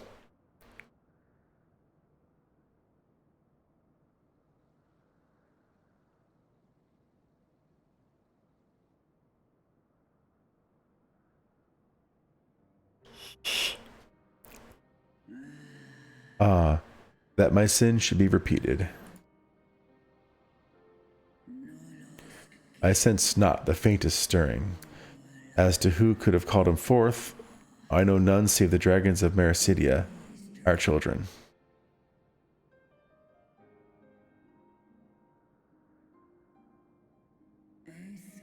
The icon claimed their souls when first he manifested, and robbed them of their will. They became robbed of their will. They became tools for Allegan's dark designs. Much like those held here in Asisla. If dragons who worship Bahamut are required to summon him, that must mean... Yes, the dragons of Mericidia are at the mercy of this Ascian. There can be no other explanation. Accursed Ascians, vile minions of darkness. Again, you would profane the memory of my beloved and strip our children of their freedom, their dignity. Are there no depths to which you will not stoop?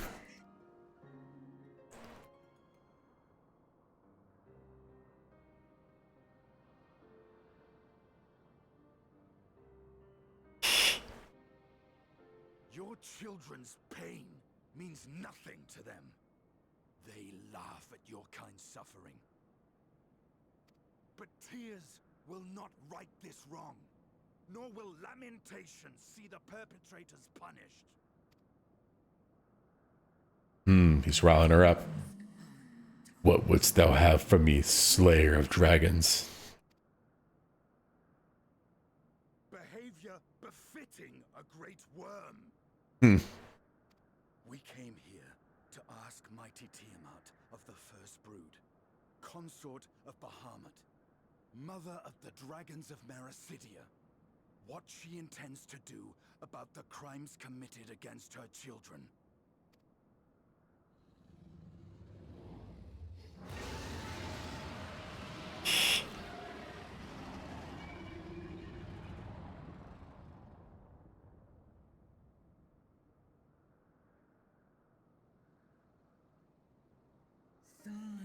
Were I free, I would answer thine insolence with fire, but words shall have to suffice. Recall, mortals, that it was I who did first summon my beloved, praying with all my being to bring him forth. Yet you who contend with icons cannot well be ignorant of the consequence. You too were exposed to his influence.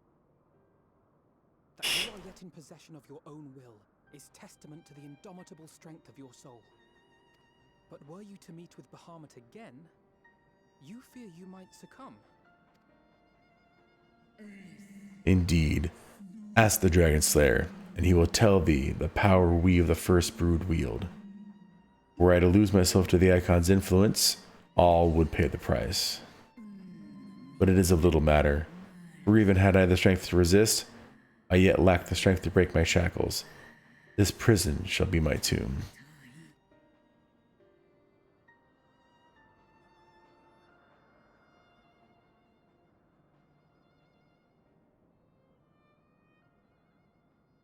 Do it. On the matter of Bahamut's influence, at least, I believe we can be of some assistance. If you're afraid of being enthralled, don't be. We have a cure. And while we've never tried it on one such as you, its basic principles are universal.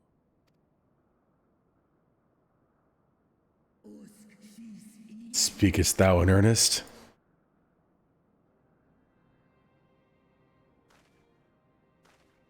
There is no future for those bound to the past. That you committed a terrible sin, I do not dispute. But if you feel remorse, you may yet make amends. We offer you that chance. Take it, or you will forever remain a prisoner, not of these cruel shackles, but of your own guilt. A chance to make amends, to lay Bahamut's memory to rest.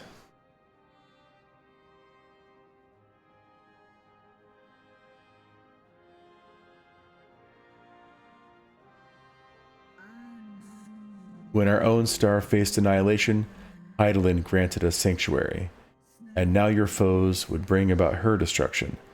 This I cannot allow. For the debt I owe to Hydaelyn, and to all who have suffered for my sins, I shall fight with you, children of man.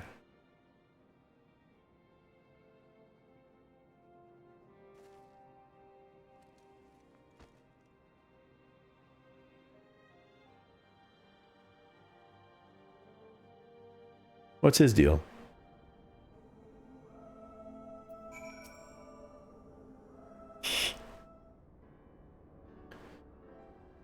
While porxies have been shown to be effective on curing the tempered, Tiamat must be considered a special case.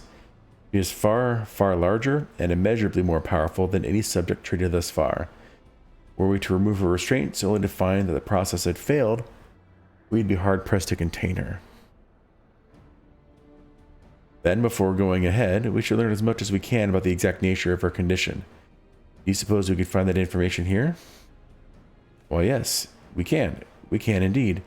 The Allagans kept detailed records on all their notable captives, and I know exactly where to look. We should leave that to you then. In the meantime, the rest of us can turn our thoughts to the removal of those shackles. I know Alphino and Malchazir here well enough, but not you. Are you certain you're ready to see this through? Rest assured, Sir Estinian, that I am both ready and willing to give my all for the sake of this star, though that is not my only reason for wanting to set Tiamat free. While I do not claim to know all of her sorrows, I too once found myself in a prison of despair, and I well understand how hard it can be to dare to dream of escape. It took the encouragement of braver souls than I am to make. It took the encouragement of braver souls than I am to make me take the first step towards a brighter future, and now I would help Tiamat do the same. I gather you are not as young as you look. Mayhap when our work is done, we could trade tales over a pot of Tataro's famous tea. And be indebted to her for the leaves and hot water? I think not. I see. Returning swiftly to the task at hand then. I believe the nodes governing Tiamat's restraints are located in the sector known as the Flagship. Ah yes, we are familiar with it, the Etherochemical Research Facility in particular. Oh, you may wish to take this, a spirit vessel containing a small amount of my blood.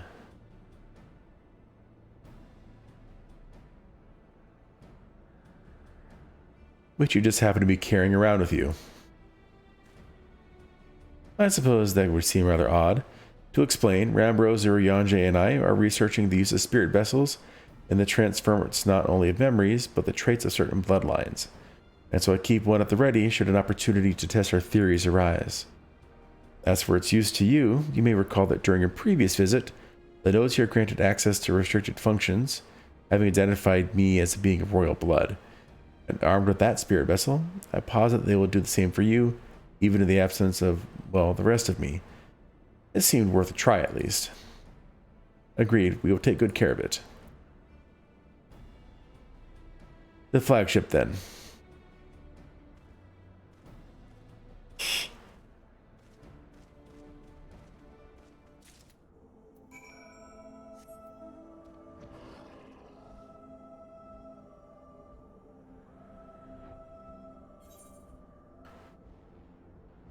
Am I going to go up top?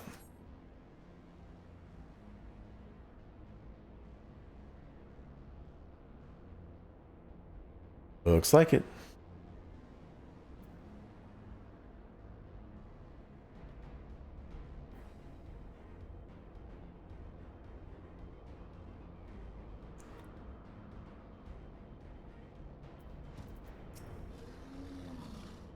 Let us split up and search for the flagship for the node that controls Tiamat's restraints. But should you find a likely candidate, do not be tempted to make any adjustments. It would not do to accidentally release some manner of experimental monstrosity, nor less Tiamat herself in her current state. Our objective at this stage is to simply identify the relevant node or nodes. Once we've learned what we can, we should reconvene and compare notes prior to proceeding.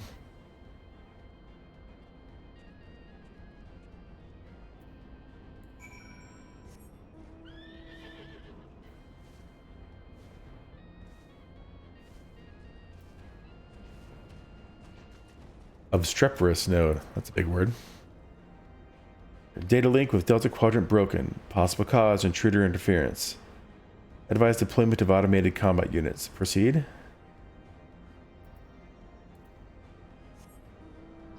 Glamorous node. Warning. Scheduled Dragon restraint maintenance due in negative 2020 years. Failure to verify system integrity may result in unscheduled specimen release.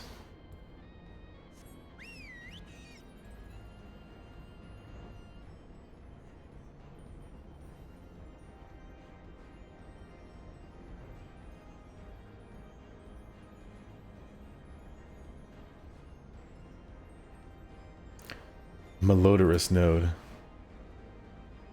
Friction between metallic components detected. Temperature increasing to critical levels. Please replace damaged parts or retreat to a safe distance.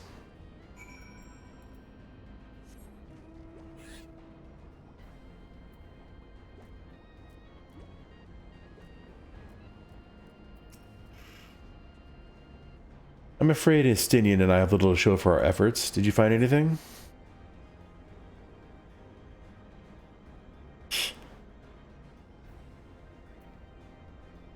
Oh, there we go. Chirruping note which spontaneously warned me about neglecting the dragon restraints. Spontaneously, you say? Well, that does sound promising. Almost suspiciously so, in fact. But then you were in possession of the spirit vessel. I dare say it is indeed the note of which Groth spoke.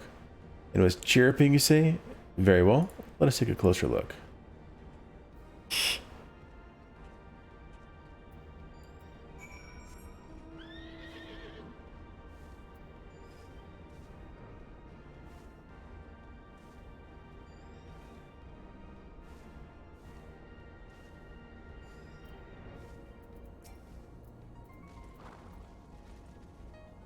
You wish to operate the dragon restraint mechanisms? You do not have the requisite access privileges. Operation of the dragon restraint mechanism may only be undertaken by the chief technologist and the members of the royal family. Or those with a vessel full of royal blood, perhaps.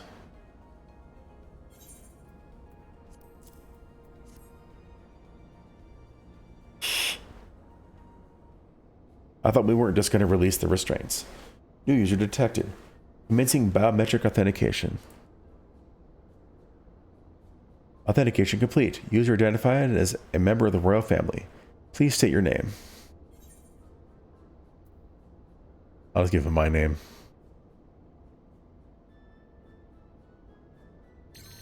Welcome, Malcolm's Earthbiter. You may operate the dragon restraint mechanisms when ready.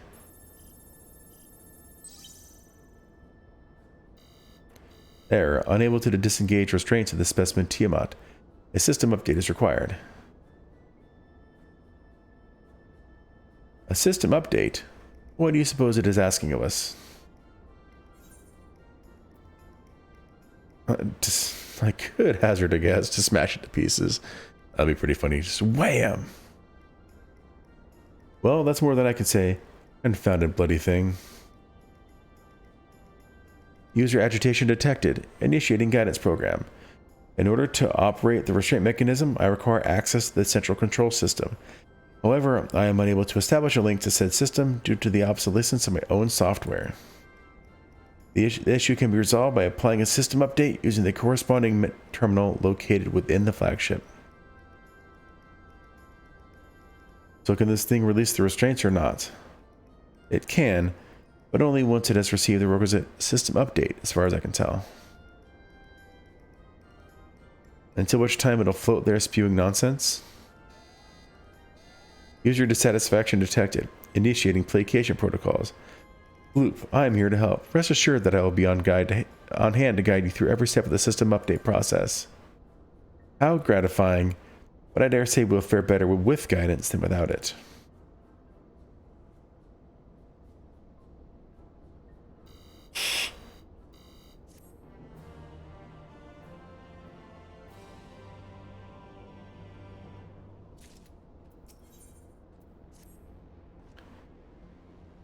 Guiding user to terminal. This way, please.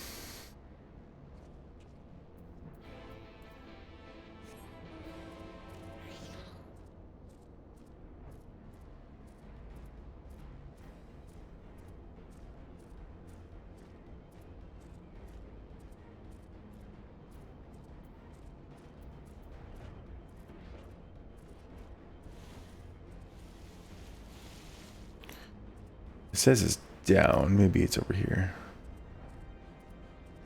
No? Aha.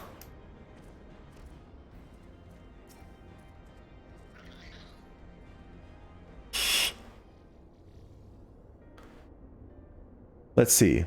According to the terminal, the central core system is presently employing software version 56.135.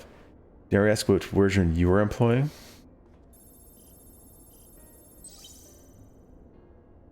Why, a software version 42.002, of course. Warning. Errors detected in the data management system. Estimated time required for update, 5 years, 1 day. That is rather long than we were hoping. Aren't there any other options? For instance, using this terminal to operate Tiamat's restraints instead? The proposed method is indeed an option. Please be warned, however, that the procedure may have changed as a result of the system update, and my instructions may no longer be accurate. Well, I can't imagine it'll change all that much. As long as we pay due attention to any discrepancies, I dare say we shall be able to muddle our way through. Don't bother trying to explain. Just tell me if we've made any progress. I would say so, yes. It does, however, require that I remain here to operate the terminal. I shall inform you via link pearl once I am ready to release the shackles. It might be best if you left the spirit vessel with me. I may yet have use for it. Rest assured, I will be certain to return it to Grahatia once this is over.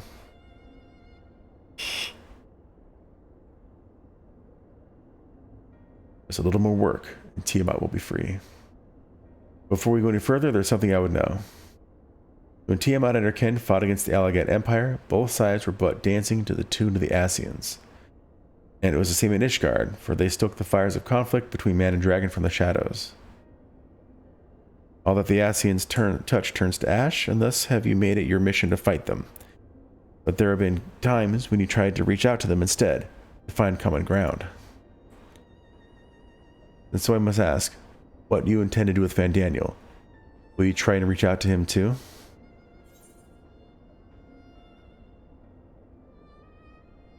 Enemy or no, I want to understand him. I will try, yes, and if that fails, I'll remember him, certainly, after I wipe the smile off his face. Enemy or no, I want to understand him. But did he not tell you that he was beyond reason? If he wishes to die, I say we oblige him. But perhaps that's the difference between you and me. You see the good in people, even if it be the faintest glimmer. I only hope you do not come to rue your benevolence. You think us unwise for viewing the world thus? Far from it. That has ever been your way, as I learned when we journeyed together with Iceheart. Yet the fact remains that there are some who view compassion as a weakness to be exploited, and there may come a time when you extend the hand of friendship only to wish that you had dealt the killing blow. So, save your mercy for those who deserve it. Well, we should be getting back to our task. If Alphino has things in hand here, I suggest we rejoin the others.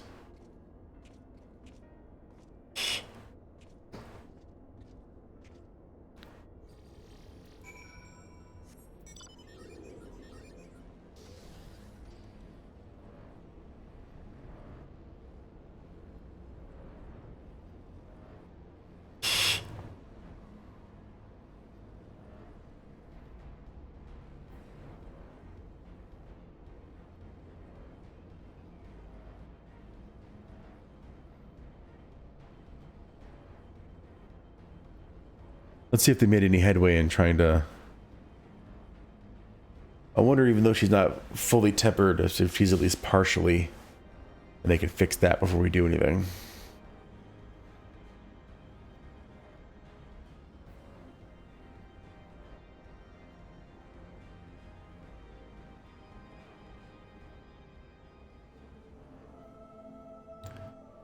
Oh, can't go through her. He's solid as a rock. Estinian told me all is well, but nothing more. Honestly, it's like getting blood out of a stone with him. I take it from Alphino's absence that he's needed elsewhere. Explain. Well, that all sounds rather frustrating, but you got there in the end. While you were off talking to nodes, Raha and I were learning as much as we could about Tiamat's condition.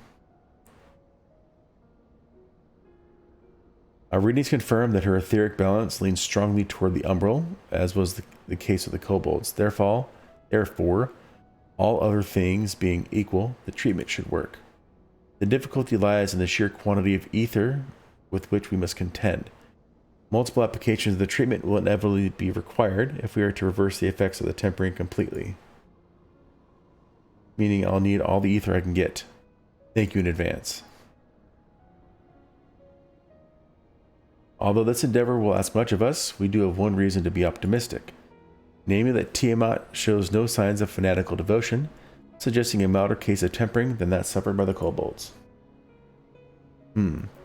Tiamat saw Bahamut as an equal rather than God. Might that have made a difference? Now that you mention it, it very well might. We would not have believed it necessary to defer to his will. But enough talk, it's time to put our theories to the proof. Tell Alphino to disengage the restraints of ethereal dampers. I'm counting on you, Angelo.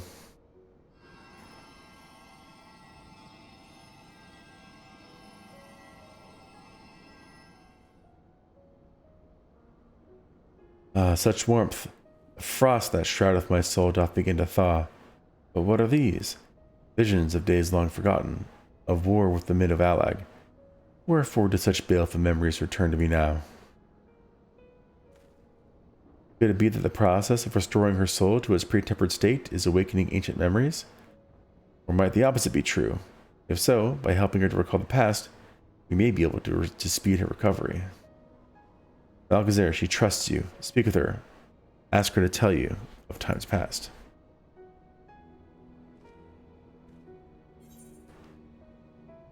Tell me of Bahamut and the Ascians. Ah, Bahamut, my beloved. Would that the peace we found in Mericidia could have lasted for an eternity. But alas, it was not to be. The Ascians saw to that. In all creation, I know of none more wicked. It was at their behest that the men of Alag first came unto Mericidia, unto our home.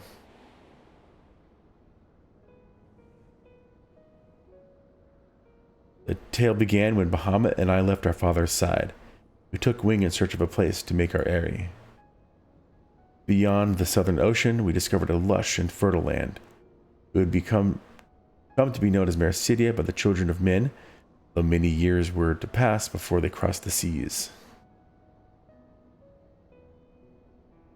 Upon our arrival, we were welcomed by the peaceful people of the forest, kin to the trees. Surrounded by nature's bounty, Bahamut and I found a place to raise our young.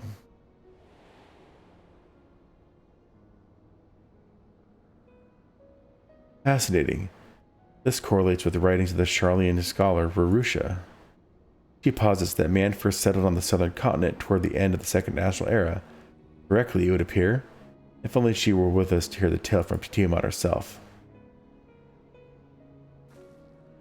Again, Angelo.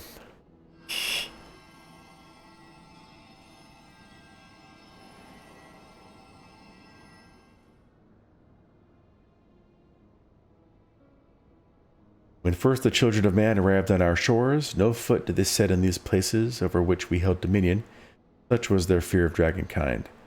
And as they kept their distance, so did we let them be. Yet as the days went by, ship after ship appeared upon the horizon, bearing ever more of their brethren, who divided the vast land amongst themselves. For a time they knew peace and prosperity, but as their numbers grew, the smaller their share came to seem. And soon they began to covet the territory of their fellows. Ere long, man fought man, blood was answered with blood, and none could see an end to the strife, until one day they came to us. Recognizing our wisdom, they entreated us to intercede in their conflicts. Bahamut agreed, and with him presiding over the affairs of men, the land knew peace once more.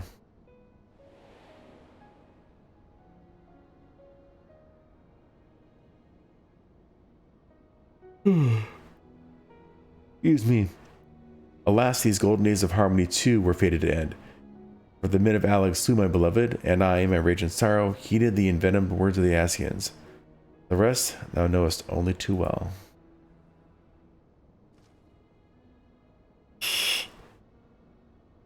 But your tale doesn't have to end there. When you are free, we'll rid the world of the Ascians together, and you and your beloved will have justice.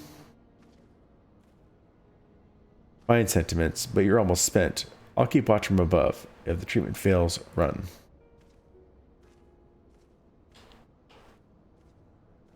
Thanks for the vote of confidence. I swear when this is over. Keep on going, Alze. The magic is working.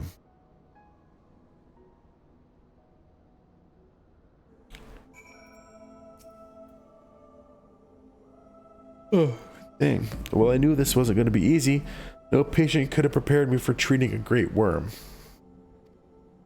We're close, I can feel it. And while I've only got a few more drops of ether left to give, with yours and Graha's, this will work. Then I believe I speak for the both of us when I say that you may take as much as you require. Careful, I might hold you to that. Alright, here we go.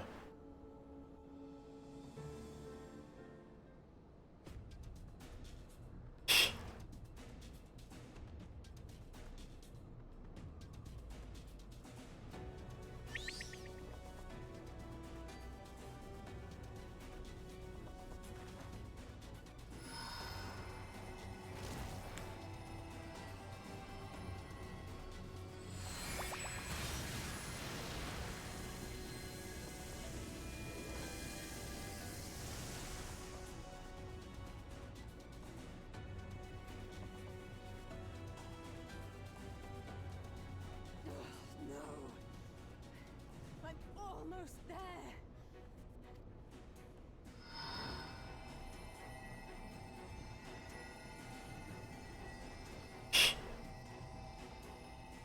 Don't act so surprised. You did just ask us for this.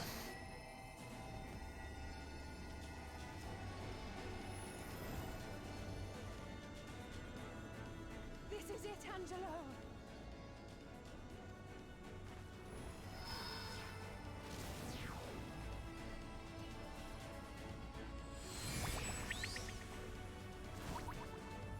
Get her in the face this time?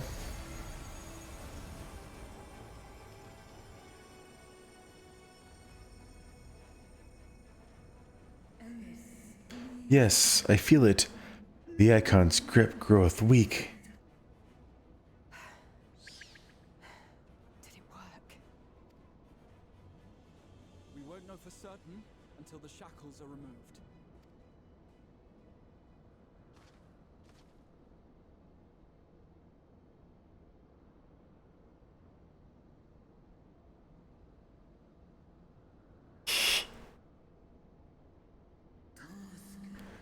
Answer me this, children of man. Can my kindred be saved in like manner? Many have been subjected to the Allegan's dark arts, their flesh irrevocably altered. For such tortured souls, I fear there can be no salvation.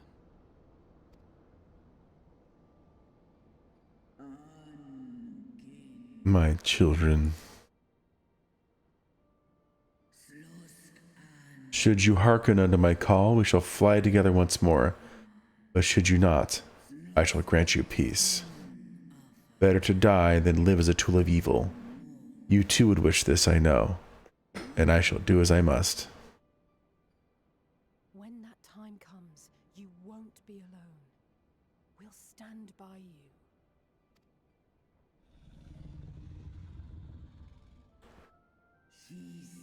Thou hast my gratitude, little one.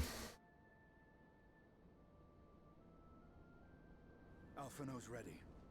It's time.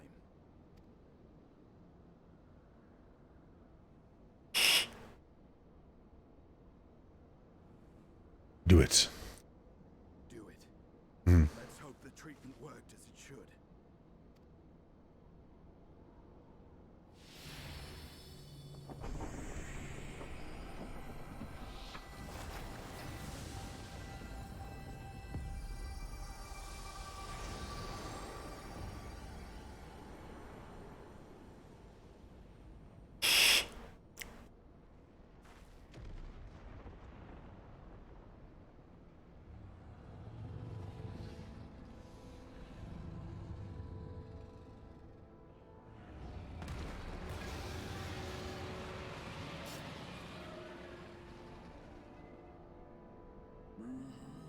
Bahamut, my beloved. For vengeance and atonement, I rise.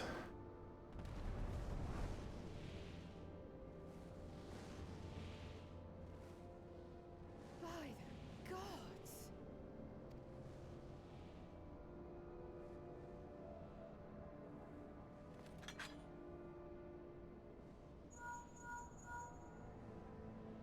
Urianger, your timing could not be better. Understood, we're on our way. It's Bahamut. He's been sighted over Pagalthan. He flies for the largest Amalja settlement in the region, at the head of a vast host, including dragons. And they keep mentioning that they also took other beast tribes that keep kidnapping them. Wonder if they're going to be summoning the other primals as well.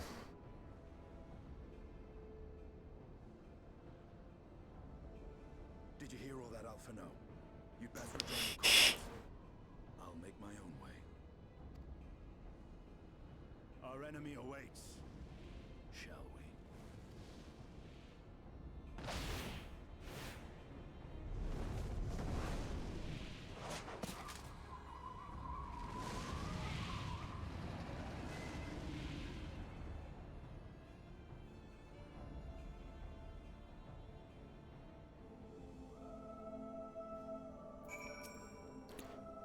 While I'm sure you're desperate to join us standing in team on a battle, it would be wiser to gather the full strength of the Scions first.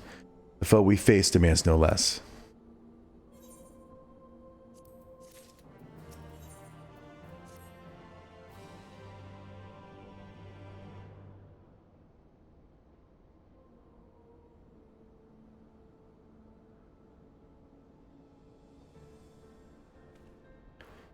I have already sent word to the others. We are to rendezvous in Ul'dah at the Hall of Flames. Let us collect Alphino and be on our way.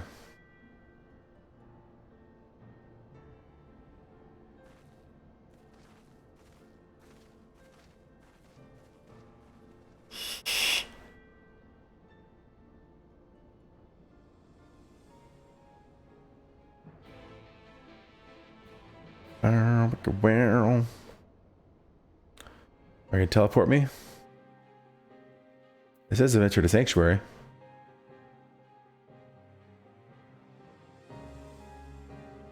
Maybe.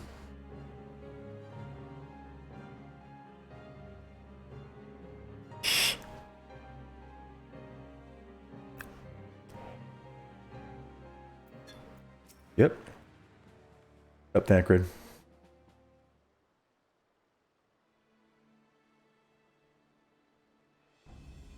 Now, I know some of you could do with the rest, but I'm sorry to say that the Talafaroi have other plans. Pagalthan is already under siege.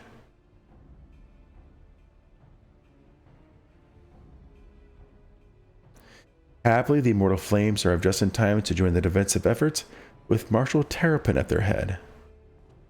Well now, given the failure of the peace negotiations, I was uncertain how the Sultanate would respond. It is good to hear that Ul'dah has not abandoned the Amalja.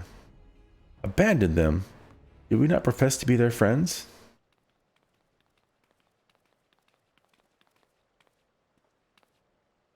Hey, Papa Jean.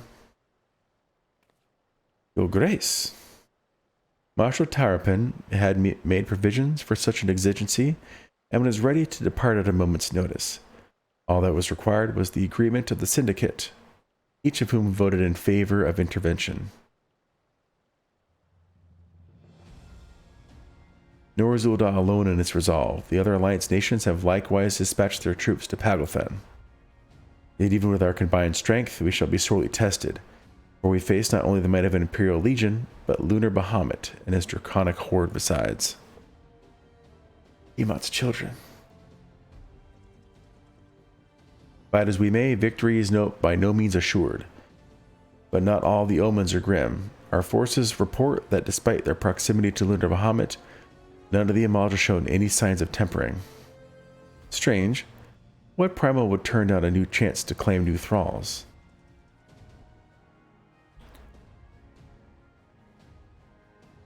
Unless it is incapable of doing so. Primals are not wont to serve a master, Ascian or otherwise.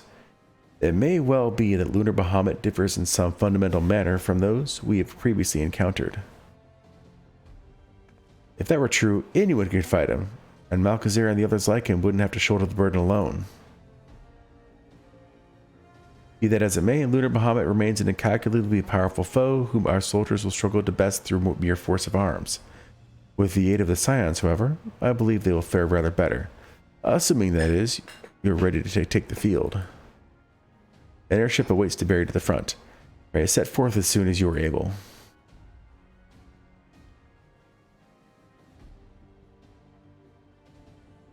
Yeah.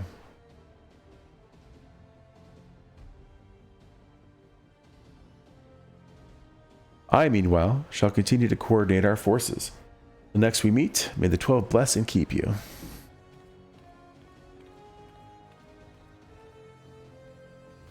It was kind of her to speak with us personally. You may be certain she has no shortage of other responsibilities. Well, I for one am inclined to do as her grace requests. Lest we forget, our involved in Fordola are in the Pagelthan reconnaissance. The sooner we save the day, the better their chances. Indeed, to the airship then.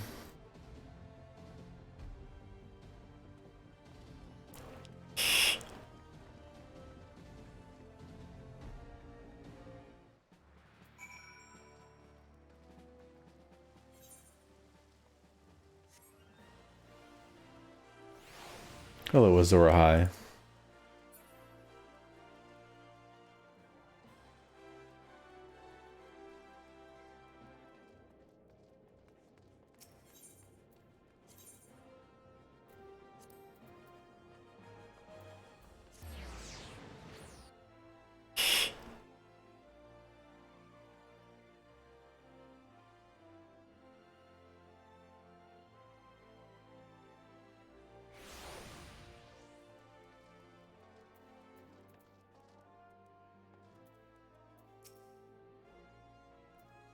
Greetings, we've been expecting you. Say the word, go to Pagelthan at once.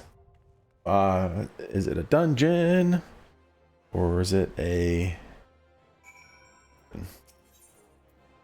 Everybody's here. I have options. No. Yes.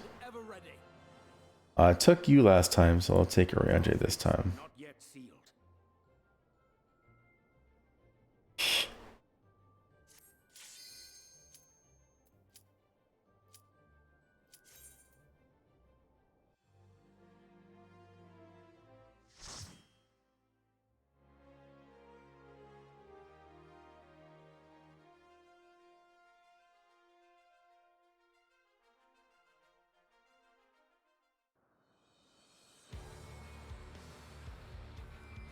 Oh, this music's cool. But I like metal, so.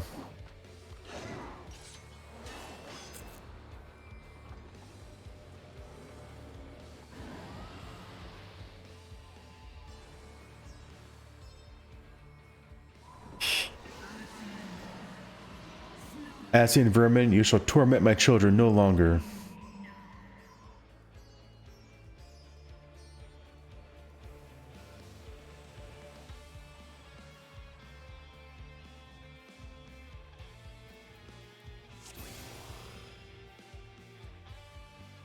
Anybody have anything to say before we start?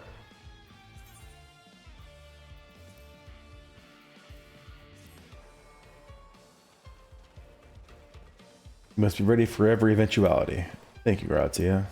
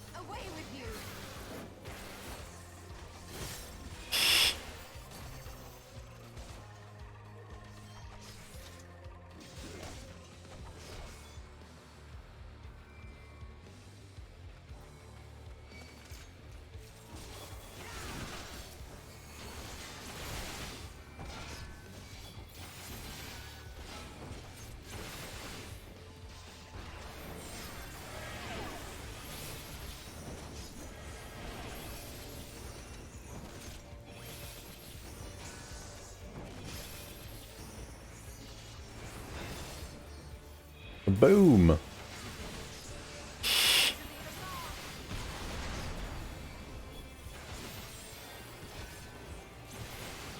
Oh, hello.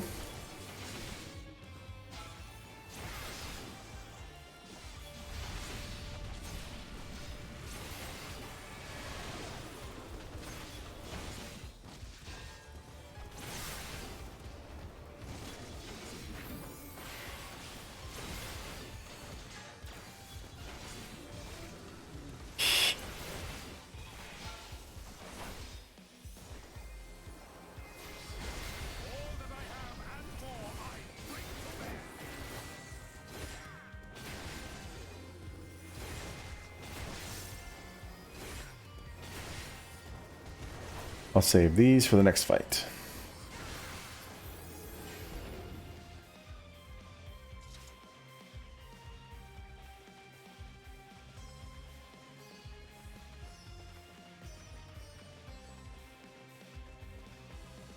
Elf is here.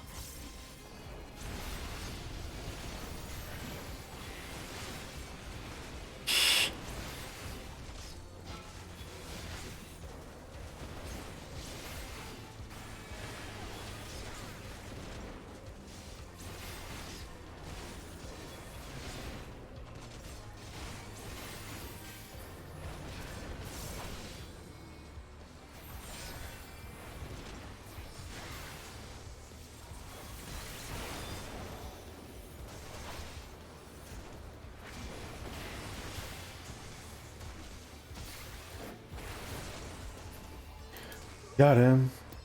You go for drill, let me show you the way. Cool. The way forward is clear. For the first boss. Ooh, that's cool looking.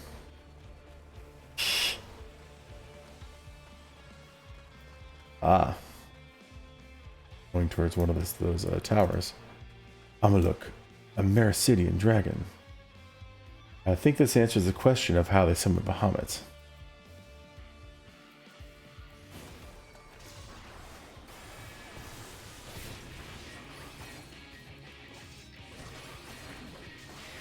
Critical Rip. I assume that's going to be Thinkbuster. Yep.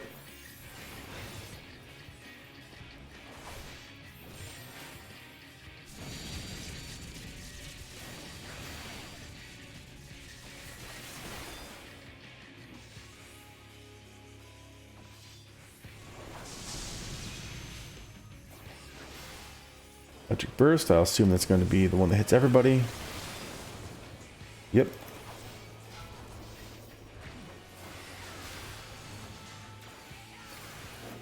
Thunder Call. What's that one going to do?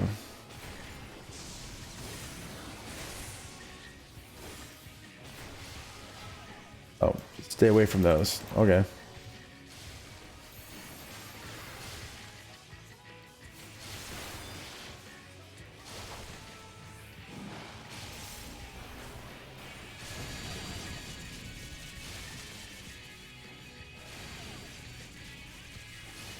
Allow me.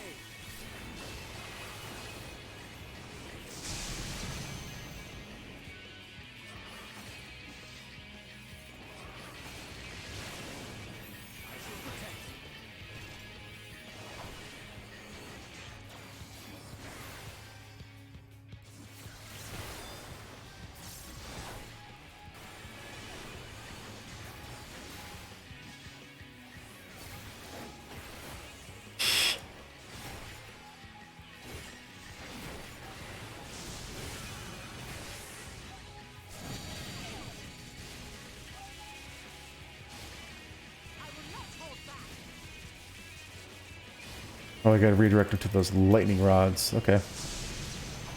Makes sense.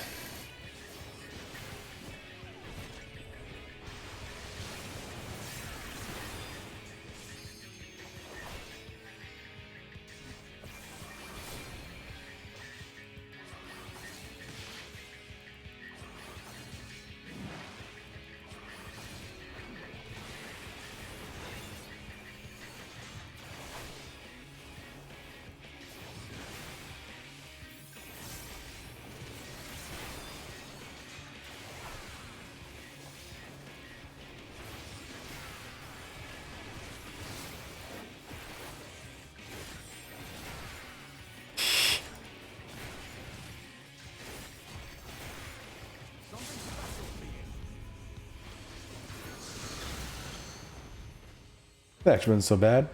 In death, may you find the peace you were denied in life. We must proceed with caution if we wish to slip to the enemy's front line. Okay. Ooh, the treasure coffers actually look pretty cool.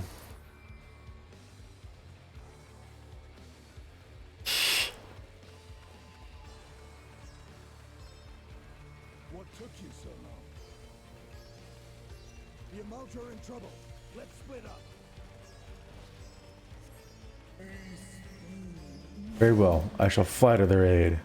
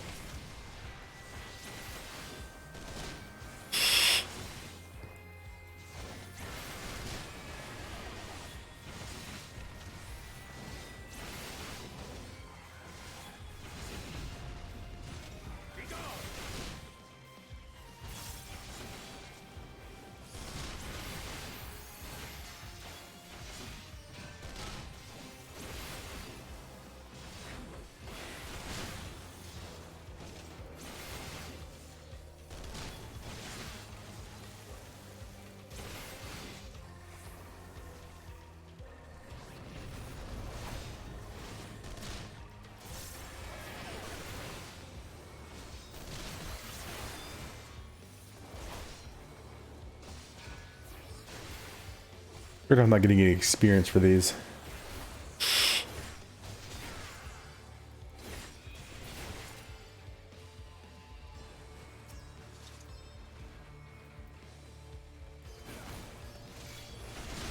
It's Emmerich and Lucia.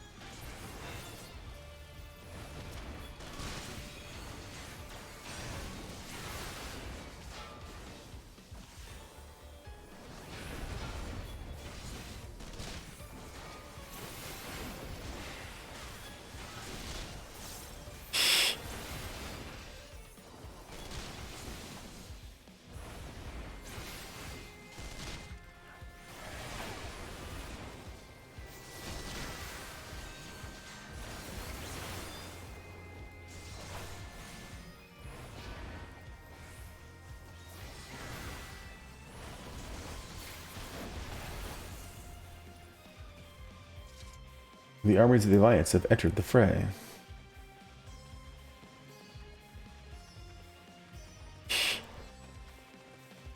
Oh, no, you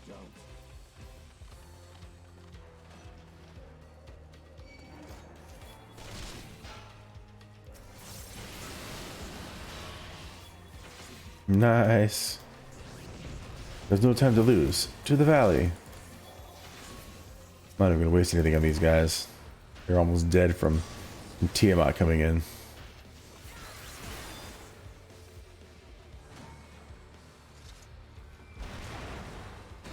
No chests yet? Okay.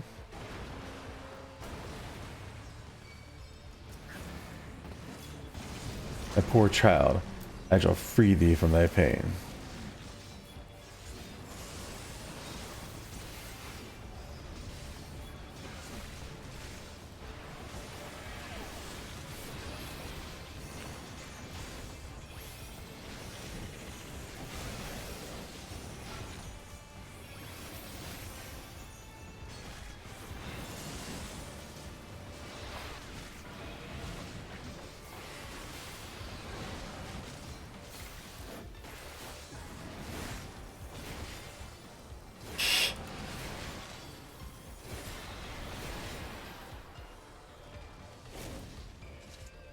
There's a treasure chest. Ooh. Slightly better. That's right, that's one of the pieces I didn't buy with Poetics.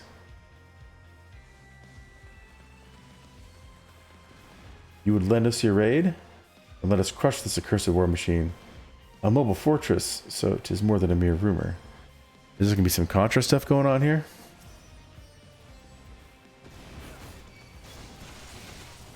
We must hold our ground until the defenses are broken. Preparing to fire.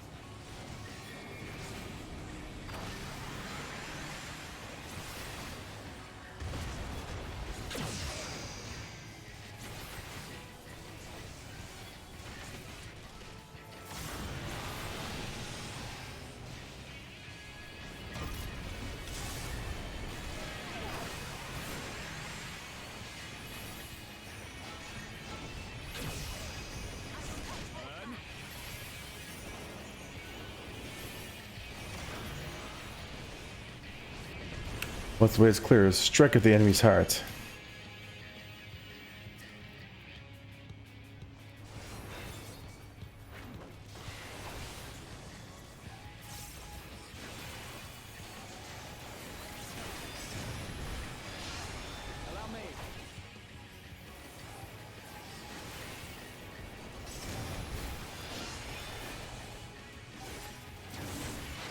Activating Magic Field. Okay. Ooh, a Colossus. Hello, Colossus.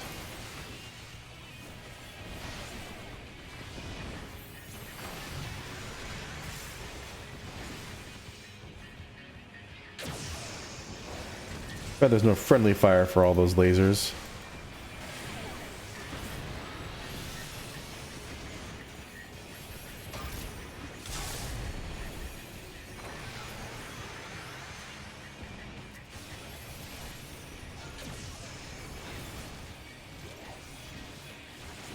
Dang, they just keep on coming.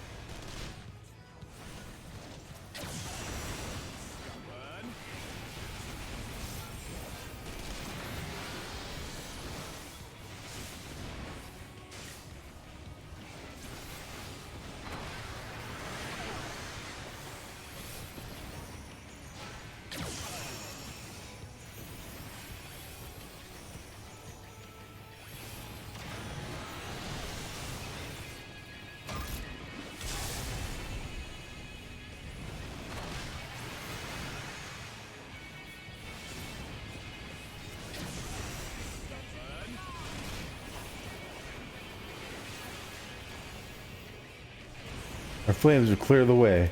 Prepare to strike again.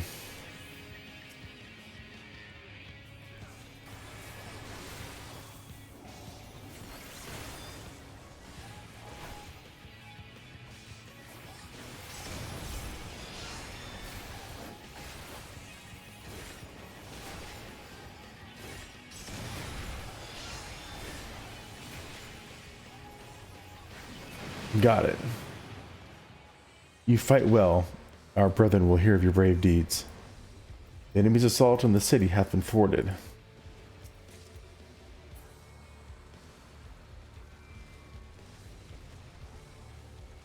That was a pretty cool fight. I like that one.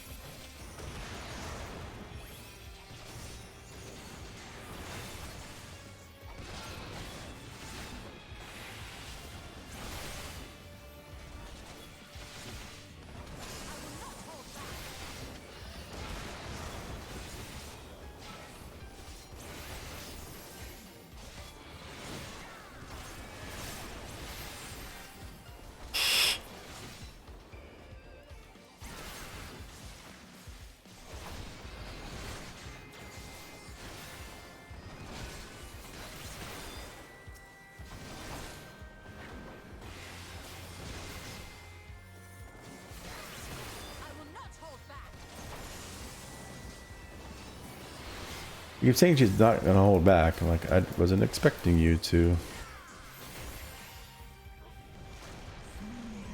I will call unto my children. The icon waiteth in the heaven. My children shall bear thee to him. Ooh. We're gonna go fight him in the sky. Do this.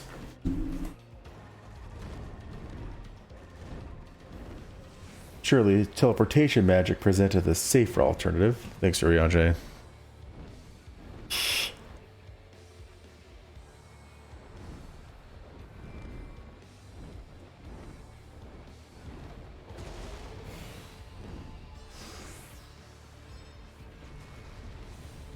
We all made it here one piece, I take it.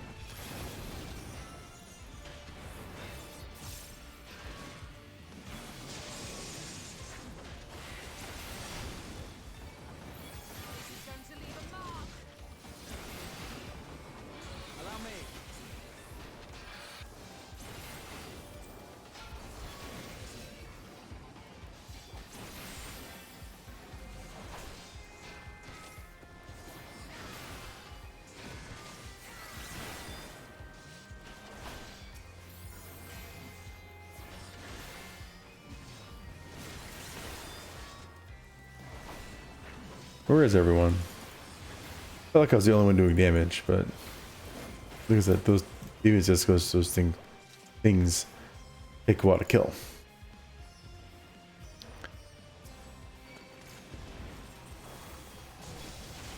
Hello, Lunar Bahamut. Oof.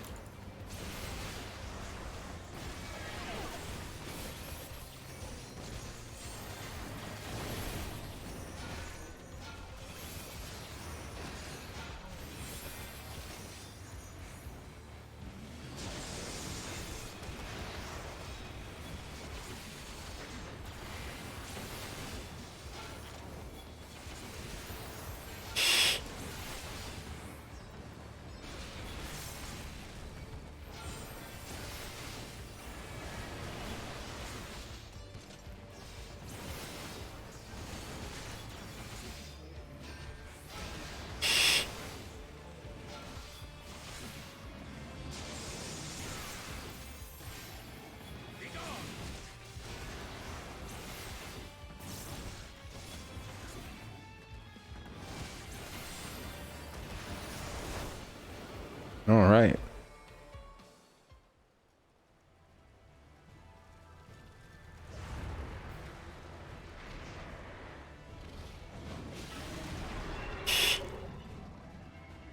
Teletherium, lunar Bahamut.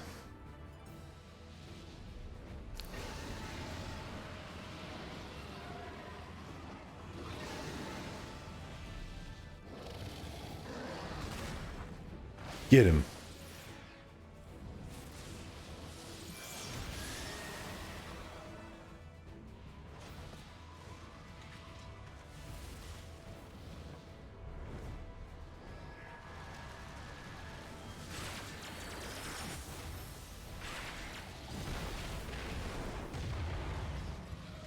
Dang, take that. Oh no.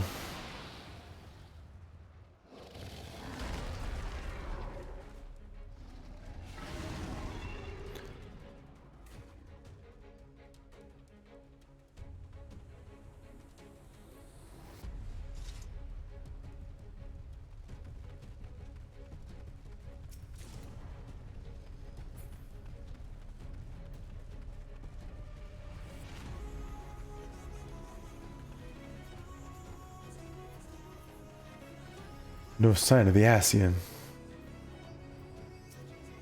All right. Let's see if we can do this in one go.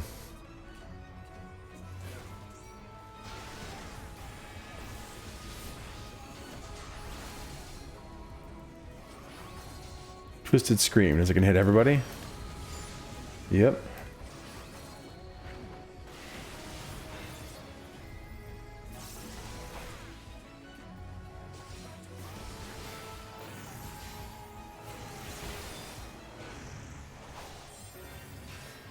I didn't get out of it in time.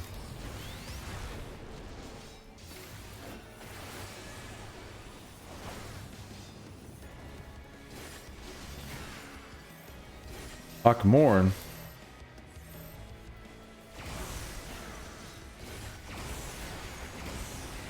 Whoa, whoa, whoa, whoa, whoa. I didn't expect you to do more than one shot of that.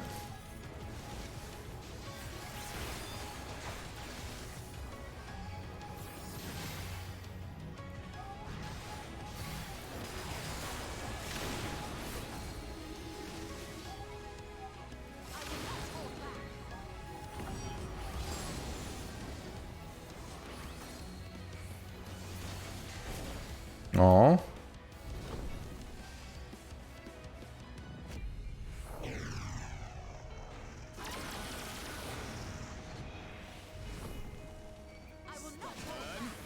Yeah, take that Confiteor before it runs out. Perfect timing. Ren Kai.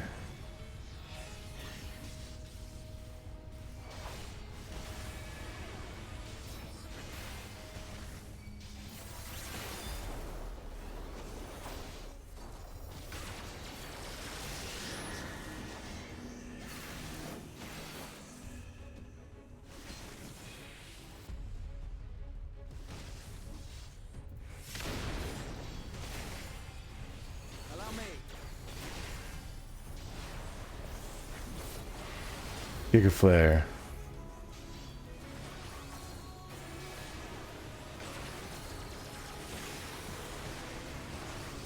Ow.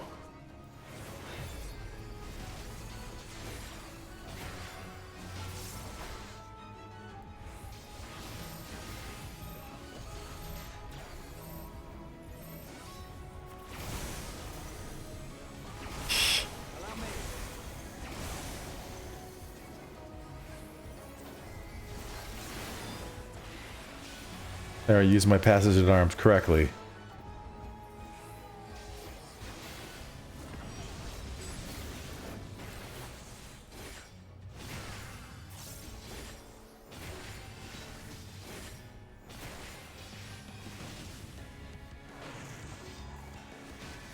Oh, we're gonna hit. I had that too.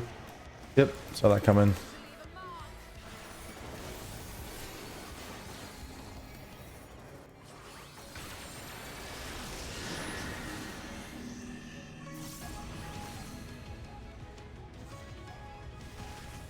Oh, in the middle, eh? Is it gonna hurt?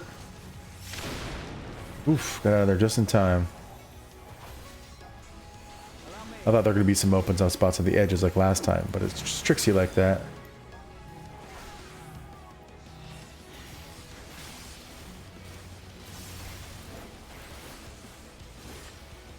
Latin. Ow. Was that your tank buster? Finally got to see it.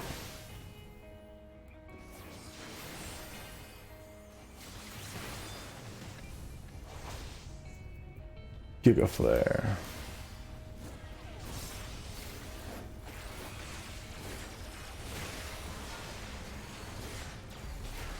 Get him. Nice, first try.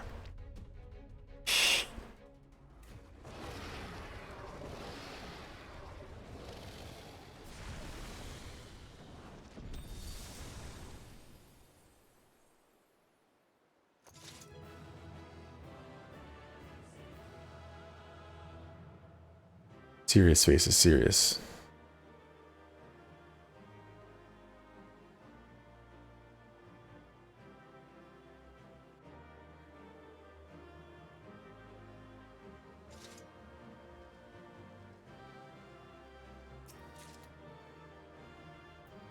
Whoa, whoa, whoa. A minion?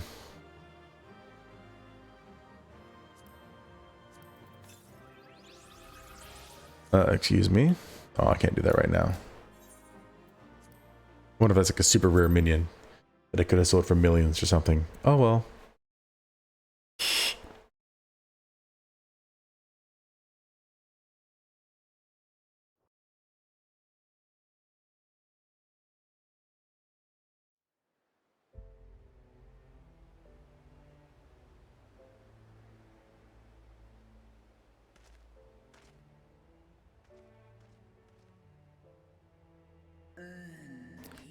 Children of man, the shade of my beloved is no more, and I shall be forever in your debt. By your deeds are we set free, and free we shall remain as long as I draw breath. Never again shall the dragons of Mericidia hearken to the lies of the Vassians. This I vow.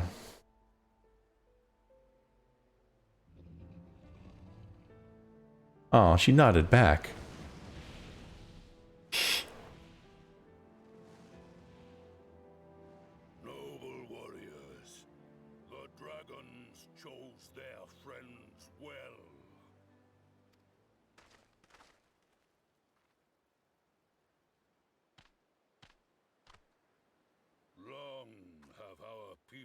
Waged war, but no more.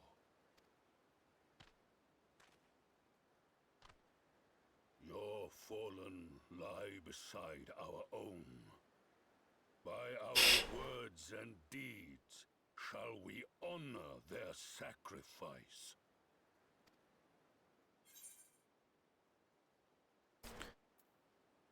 We'd be proud to call you our allies.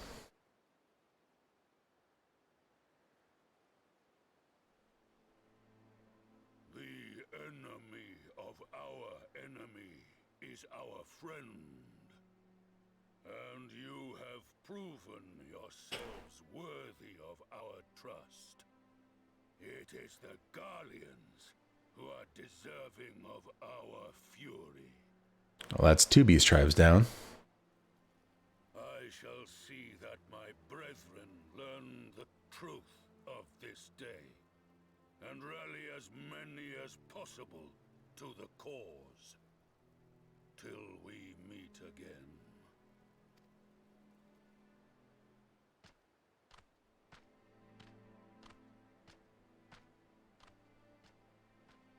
And thus did we make allies of the Amalja.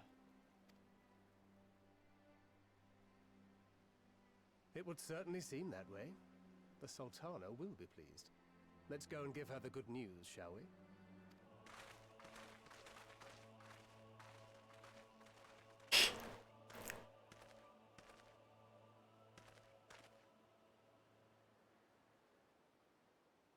So I gotta figure out what to do about the towers. I doubt you can just shoot them, make them blow up something big. Sometime earlier inside the Palathin Tower.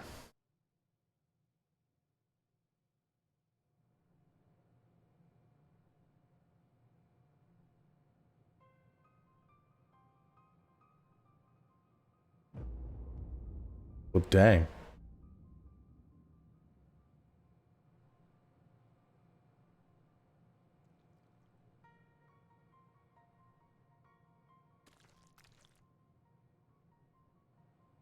What in Ralga's name happened here?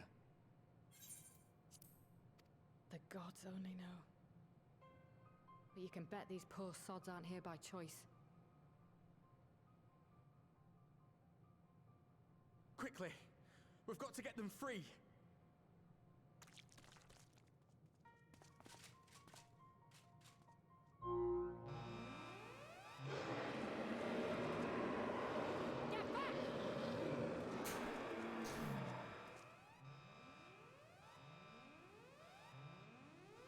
Rushed in without thinking. What have I done? It's too late for them. We're leaving now.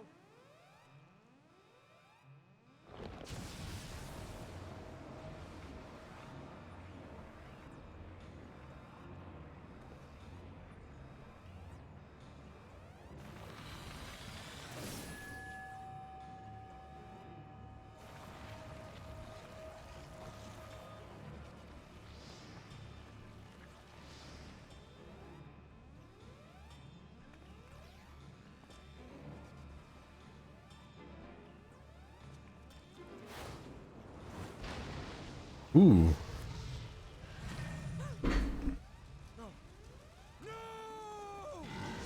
Don't you dare! We came together and we're leaving together! In pieces?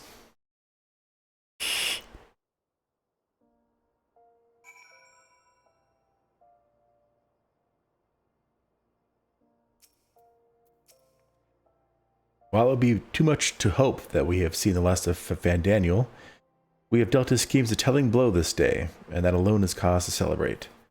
And celebrate I will when we have received word of Arenvald's safe return.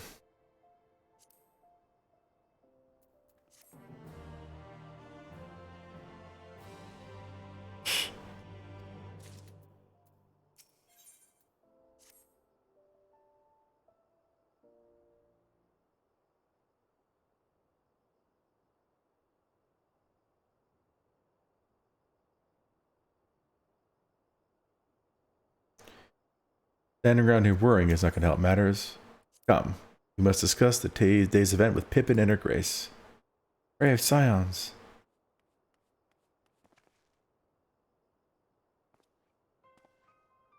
Would that I could treat you with a hero's welcome, but I bear urgent news from the frontistry.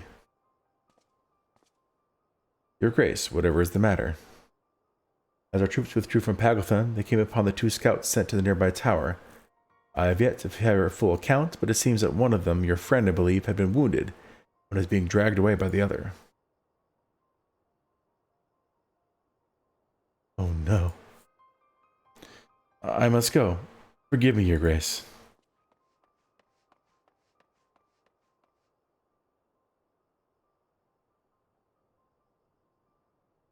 Can you tell us aught of Arenvald's condition, your grace? The wounded scout. Not save that it was grave.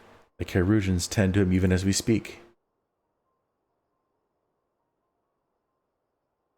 The infirmary must be inundated with the wounded.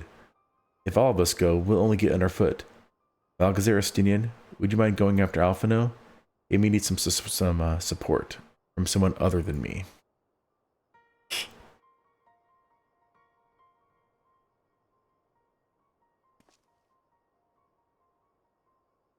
Very well.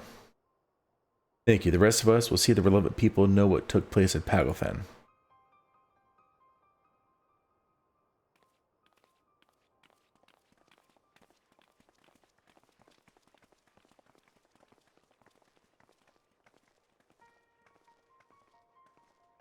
Come on, then.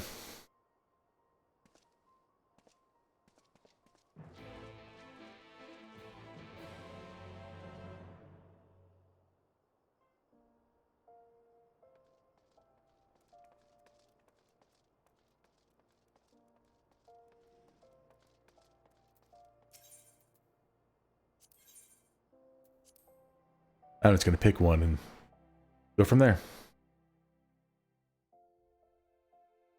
Based on this list, there's only, including this one, 4 more quests until Endwalker, so feeling I'm gonna be able to get all those done tonight.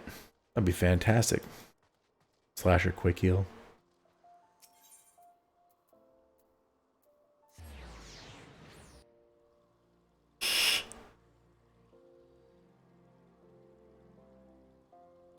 Oh, I'm gonna look at my new pet.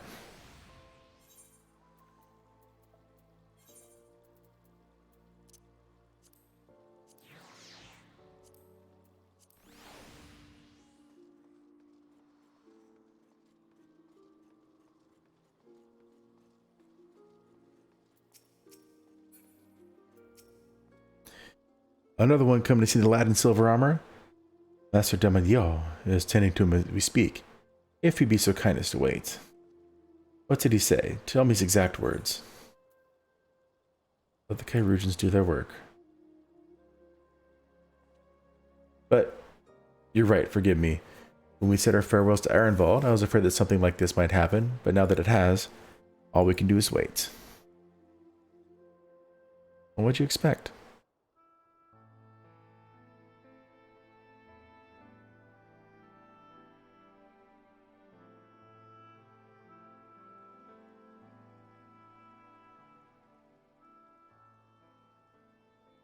Fordola, have you been waiting here all this time?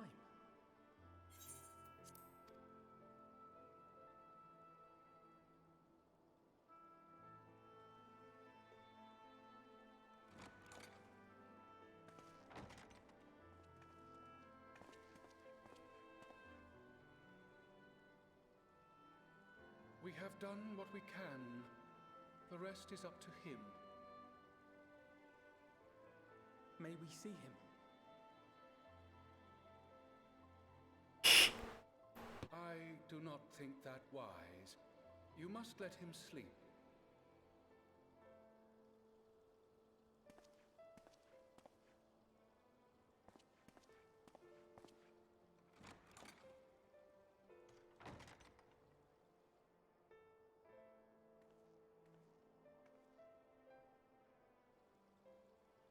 Thank you for bringing him back.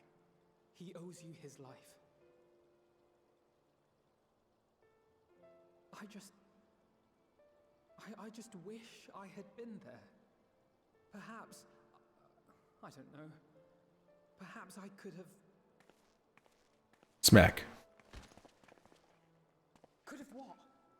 Got tempered? Don't flatter yourself. You can't save everyone. No one can. Not even the warrior of bloody light. It's true. People die all the time, for no good reason. And those who take up the sword die quicker than most. If you're going to shed a tear every time a soldier falls on the battlefield, you'd best stay away. It's no place for the weak of heart. Minos' battles. It may be that victory cannot be won without cost. But all life is precious, and I refuse to shrug at its loss.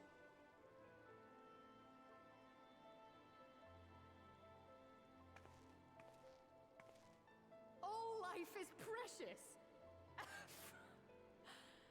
You need to grow up, little man. Before your sparkling ideals get everyone killed.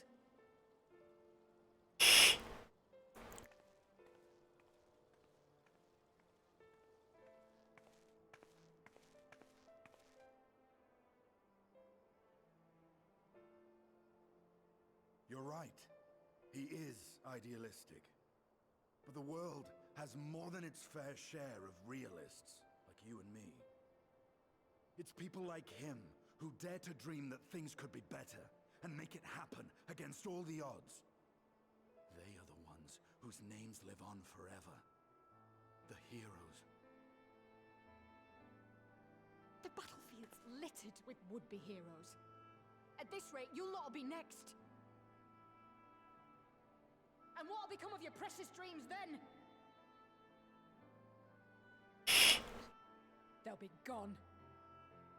Like dust on the wind.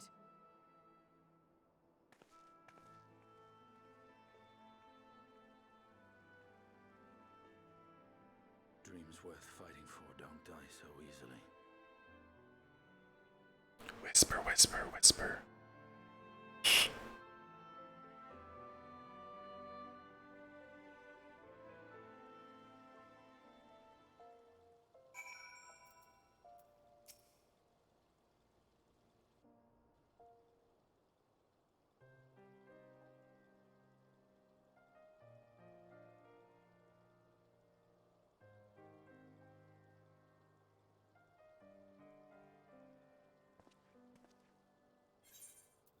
I know, I know. There's nothing more I can do here. Come, let us rejoin the others. Ahem. Her Grace invites the Sands of Seventh Dawn to join her in the fragrant chamber. Their comrades have already arrived. Will the three of you be joining them? We will.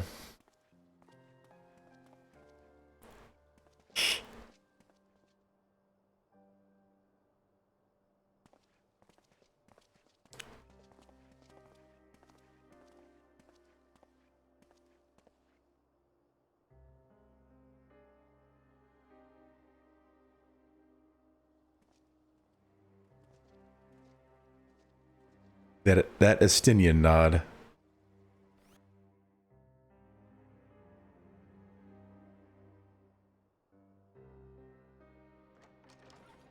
Back to voice acting or no? Your Grace, pray forgive us our lateness.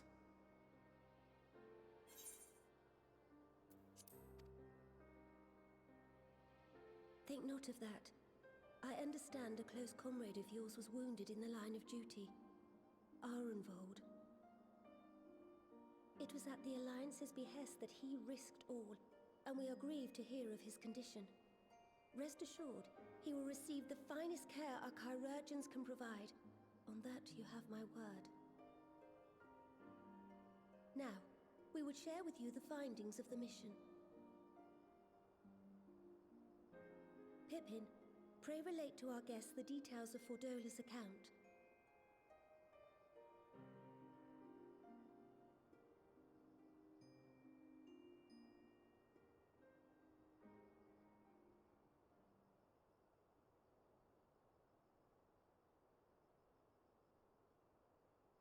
First Bahamut, now Ifrit. Or Lunar Ifrit, as Fandaniel would doubtless have it. 'Tis now all but certain that the towers were conceived to facilitate the summoning of primals by those imprisoned within. Less certain is the means by which the Telophoroi constrain the wills of said entities to enact their designs in defiance of the pleas of their victims. Mayhap they do not. If mere proximity to the towers is enough to make loyal servants of the Empire's mortal enemies, it stands to reason that the same is true for those held captive. They invoke their gods for the good of Garlemald, and in their disturbed state of mind, summon a primal whose form reflects their own alteration. It all begins to make sense. Upon closer inspection, I realized that the towers bear a striking resemblance to a much larger structure which Urianger and I observed from afar during our visit to the Imperial capital. Assuming it too is capable of tempering those in its immediate vicinity, it would go some way to explain the swiftness with which the Telophoroi managed to rally so many Imperials to their cause.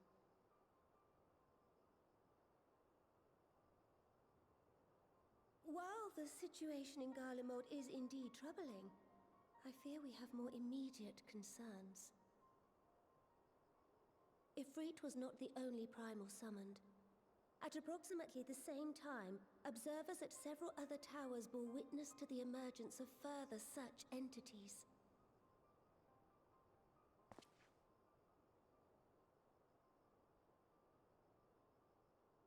For a blessing, none appear to wield aught approaching the destructive power of Bahamut, and the Grand Companies are moving to deal with the threat even as we speak.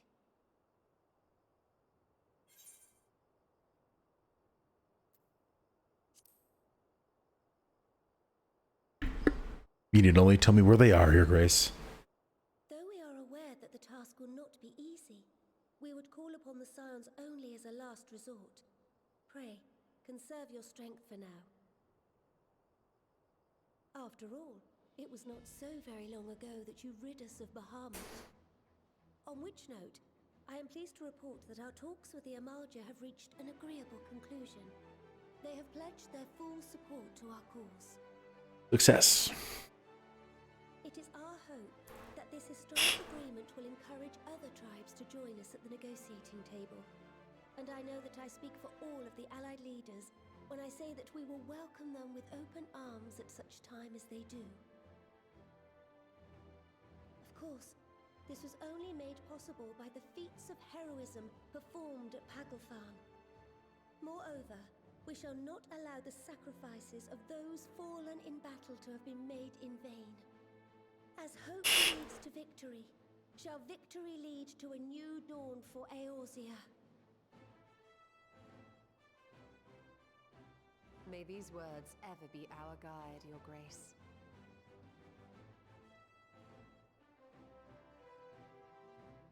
Now, if you will forgive me, I must consult with the Syndicate on the matter of our new allies' integration. Till next we meet, my friends, I bid you safe travels and blessed respite.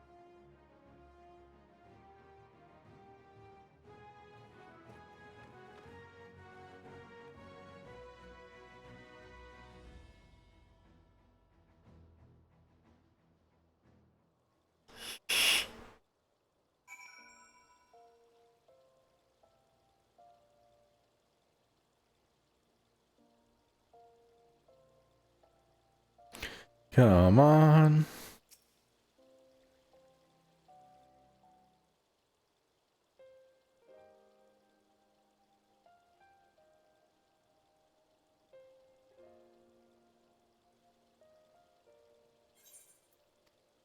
Ah, dang it. Nothing but returning to the Rising Stones. I clicked the wrong thing. I missed it by like a centimeter. That includes you often know. Ironballs is in good hands here. But you get to go back, like if you miss a line. Of course, he would doubtless mock me for pacing about the infirmary. Let us retire then, that we might regain our strength and the readiness for the coming challenges. If all in agreement, then I shall let Kryle know to expect us.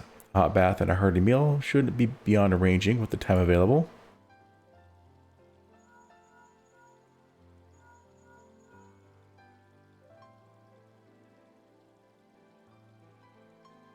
It will be good to be home. I have some thinking to do.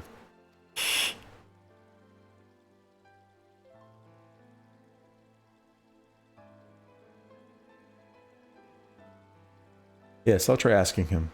And thank you. I shall look forward to it. Our comrades eagerly await our return, and Kryle in particular has a few matters she is keen to discuss. One of which concerns you, Estinian, believe it or not. You will join us, won't you? Fine. Really? I thought you said you were avoiding that Valdesian woman.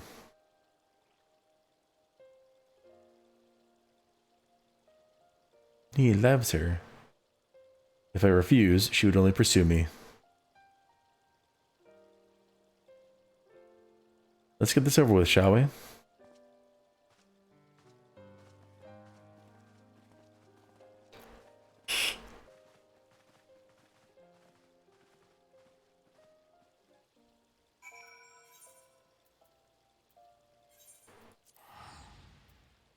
Hopefully this won't take long.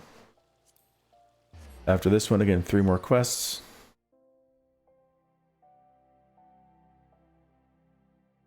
And then Endwalk.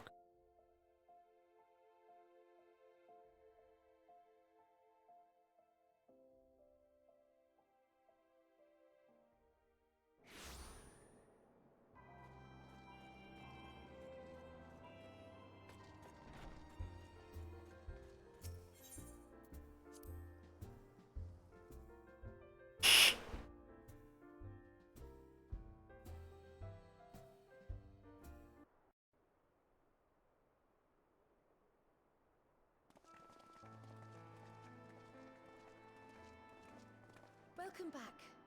I expect you must all be exhausted. Ere you take your rest, however, I would beg a moment of your time. Fine. Thanks to Arenvold's selfless efforts, we may now be confident that we understand the function of the towers. But many questions remain regarding the reason for the summonings, and what lurks behind the looming edifice in Garlemald.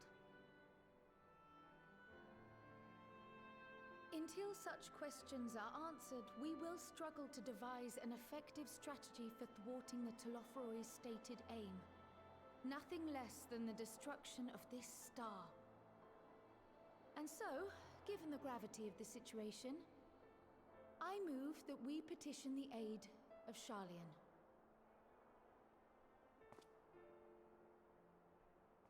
It is possible the ancient knowledge preserved within our archives may hide a clue to our enemy's methods. But given Sharlayan's established policy of non-intervention, our former colleagues are not like to aid us in its discovery. Oh, I well remember what they're like. The Forum's barefaced refusal to assist you in the days prior to the calamity must rank as Sharlayan's most shameful act since the Exodus. But were the final days to be reenacted, it would spell doom for us all. Surely even they cannot turn a blind eye to that. I trust we are all of the same mind on this matter. Urgent as it seemed, I took the liberty of petitioning the Alliance for leave to act as Eorzea's emissary, and have since received their blessing. I presume your role as a student of Baldessian will carry some weight with the Forum? One can but hope. If truth be told, our organization has been a shadow of its former self ever since the disappearance of the Isle of Val. But the name does still retain some degree of prestige. I only pray it will be enough. If there are no objections, I shall depart for Sharlayan at once. But before I do, I should also mention the other matter to which I would devote some time during my stay. After hearing what transpired in the first, I began to question the true nature of Hydaelyn's blessing, a topic I have discussed at some length with Y'shtola. We were wondering, when was the last time Hydaelyn spoke to you directly? It has been a while. ... I don't remember exactly which one. Is the question truly so vexing? Perhaps you fear I will chastise you for giving the wrong answer. Or was it so long ago that you simply can't remember? History shows us that Hydaelyn is able to awaken the echo in her chosen, convey her will directly, and grant the blessing of light. To our knowledge, however, she has not sought to intervene in man's affairs for some considerable time. Might not the explanation for that lie with her choice of champion? Mayhap she is content to trust in his judgment. Mayhap she is. But following my initial discussion with Kryl, I made inquiries of my own. And as far as I am able to tell, Hydaelyn has not made her will known to anyone. During my time in the First, the Oracle of Light spoke to me through Reen. But that was not the will of Hydaelyn. It was Minfilia herself. Indeed. And while she and Hydaelyn were inextricably linked, Minfilia yet acted of her own volition. A messenger, yes, but one who spoke with her own voice. I wonder, could Hydaelyn's silence suggest the presence of some disruptive force, perhaps? Some obstacle to communication? While I share Urianger's high opinion of your conduct, I see no reason why she would deny you her guidance altogether. Then again, who am I to say? The fact is, we simply don't know. But if the explanation is to be found anywhere, I can think of worse places to look than the archives of Sharlayan, and their research on the ethereal sea in particular.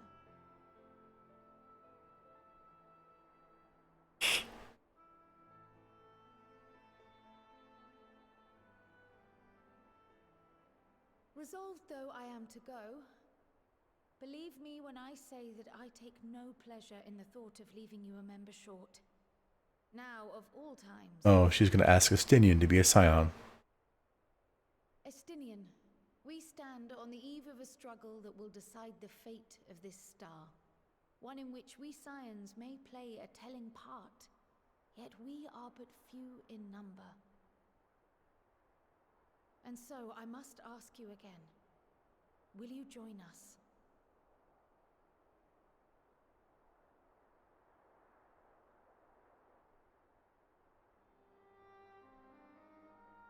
You see the world the way you want it to be. I see the world the way it is. You are idealistic to a fault. But I know you would never turn your back on those in need. Never close your eyes to their suffering. And somehow, your deeds lend truth to your words, giving the lie to my doubts in so doing. I have seen others draw strength from your belief. In Ishgard, in Alamigo, you inspired them to stand up and fight.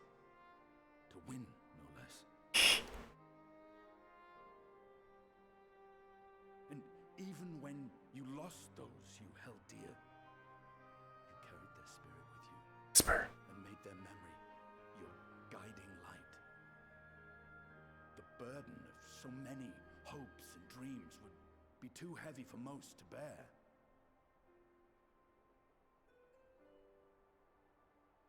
But you bear it willingly,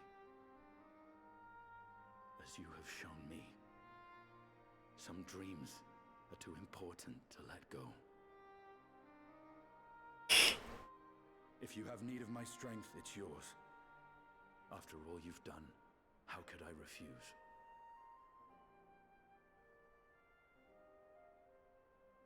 Thank you, Estinian. Whatever challenges await us, I shall not falter. You have my word.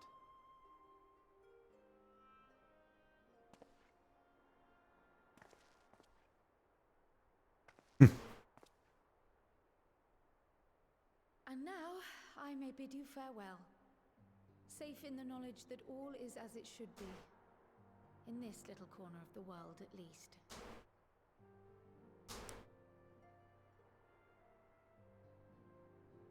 You will be sorely missed.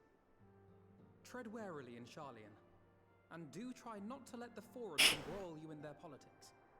A forlorn hope, I know, given the individuals involved. I shall do my very best. Farewell.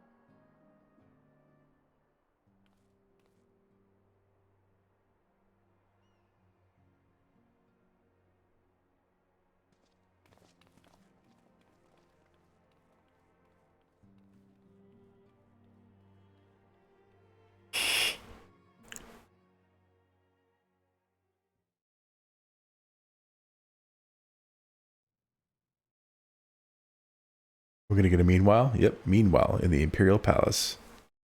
Xenos is still sitting on his throne. Oh, that's right. He's looking for a weapon. Look at all these weapons.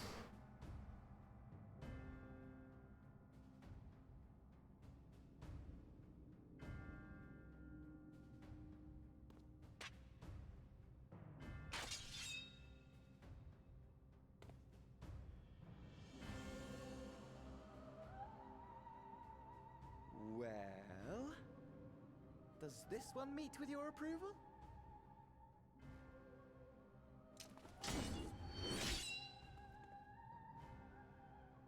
Apparently not. Or could it be that you're still upset about the dragons? You are unwise to remind me of so costly a failure.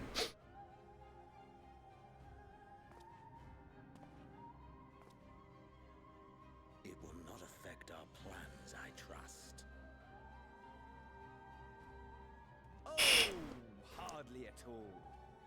Though, admittedly, the chances of us being able to procure any more Mericidian dragons are rather slimmer following Tiamat's reappearance.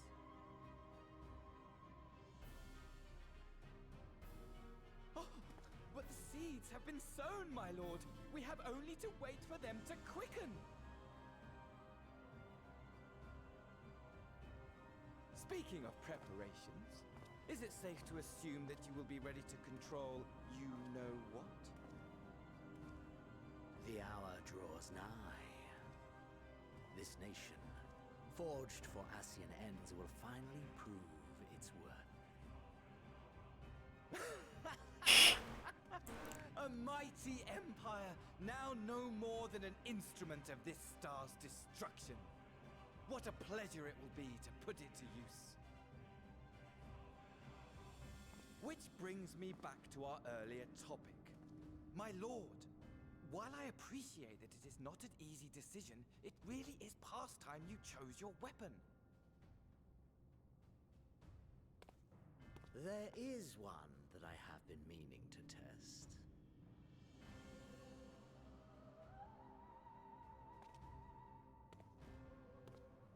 Well, well, not quite what I was expecting. Though I will say, it does seem rather apt. A giant sword or something?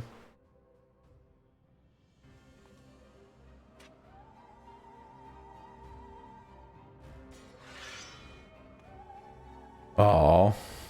I wanted to see what it was.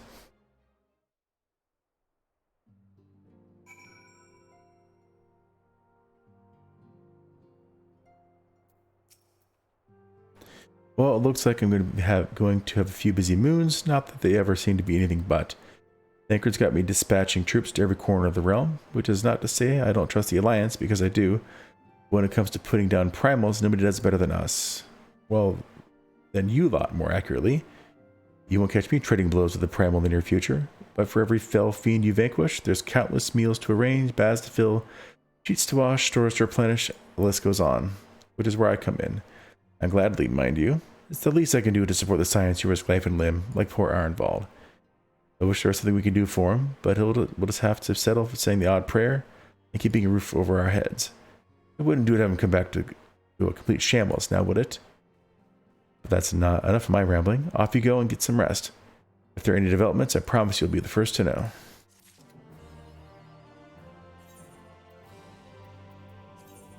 Oop, didn't even get a battle for that one.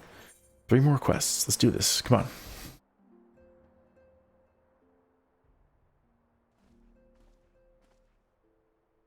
Ah, Malkazair, you're looking well. I take it you managed to squeeze in some rest. If you came hoping for tidings from Kryl, I'm afraid we're still waiting. But we do have some odd scraps of news to share. Scrap, she says, lunar primals have been popping up all over the place. But the Alliance has the situation well in hand, thanks in no small part to Hoary Boulder and the others. Meanwhile, talks with the Beast Tribes are going even better than expected. Encouraged by Ulda's progress with the Amalja, Gridani has opened negotiations with the Ixal, believe it or not. All of which is obviously very encouraging, but with the Telephoroi still out there, it's not as if we can afford to lower our guard.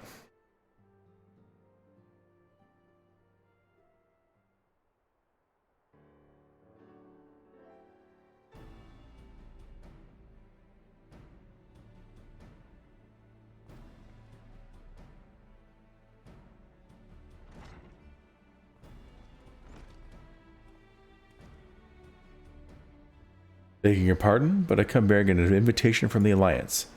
A council meeting is due to be held at Alamigo, and your attendance is humbly requested. Ah, we were just talking about the Alliance. May I ask what's on the agenda?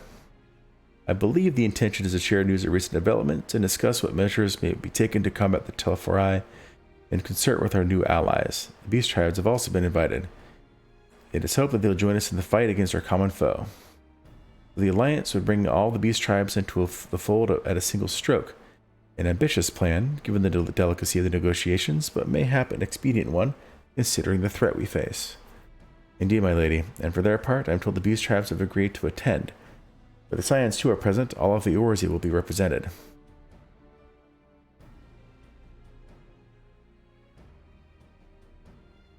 To arrange such a meeting must have been quite an undertaking, not only diplomatically but practically.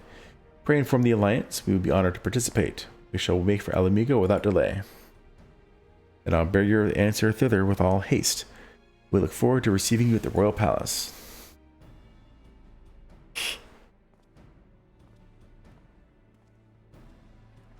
Let's go. Well, now that we've accepted the invitation, who exactly is going to attend? I move that you and Yashtoli lead our contingent. Given how long you've worked on it to end summoning, it is only right that you be present for what promises to be a historic moment. I think we've all played our part in that little endeavor, don't you, Malchezair? All present may rightly claim a seat, I do quite agree, but by your leave, I believe I shall remain here and lend what assistance I can to the coordination of our defensive efforts. I'm not coming either. Emmerich will be there, and I'd rather not be interrogated. Very well then. While those with the mind to hold the fort get on with holding it, I suggest the rest of us make for Alamigo, shall we?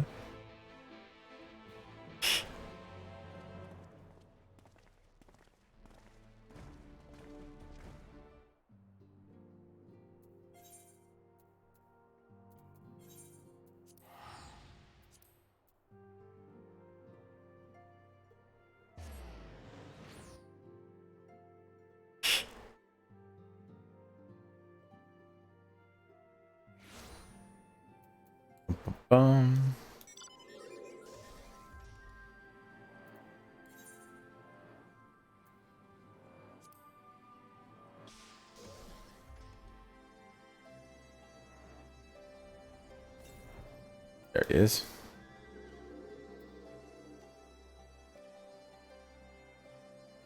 Thank you for showing me in.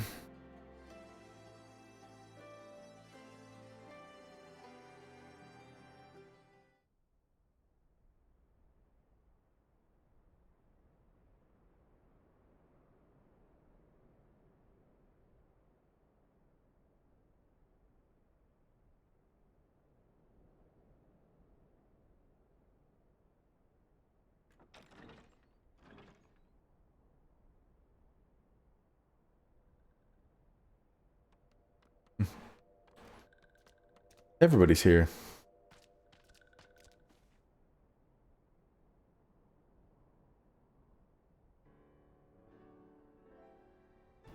Why are the little guys at the back? Esteemed guests, you honor us with your presence. As there is much to discuss, let us begin. Information on our taken brethren you have, yes? Hear it we would!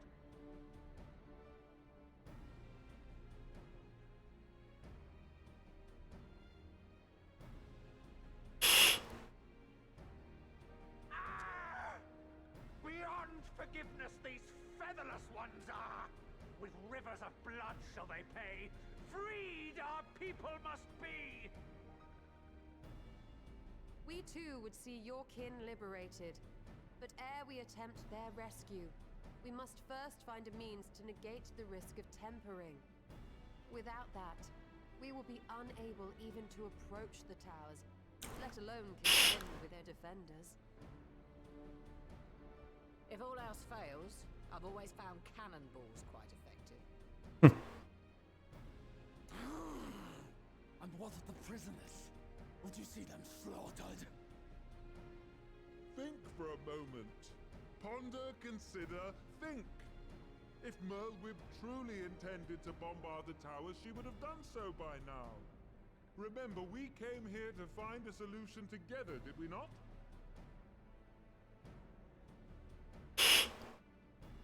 Y'shtola spoke of defenders. I but offered a means to clear a path, should you require it. Given the enemy's capabilities, we will all need to play our part if we are to have any chance of success. For if any here should give less than their best, it will be to the cost of every living being on this star. A paragon, the Empire, our very gods. How can we hope to prevail against such odds? That our foe is formidable, none would deny. But our strengths are many and varied. In this chamber, I see masters of strategy, masters of magic, masters of the land, the air, and the sea. And together, there is nothing in creation we cannot overcome. You tell him, Emmerich. And then I'm here.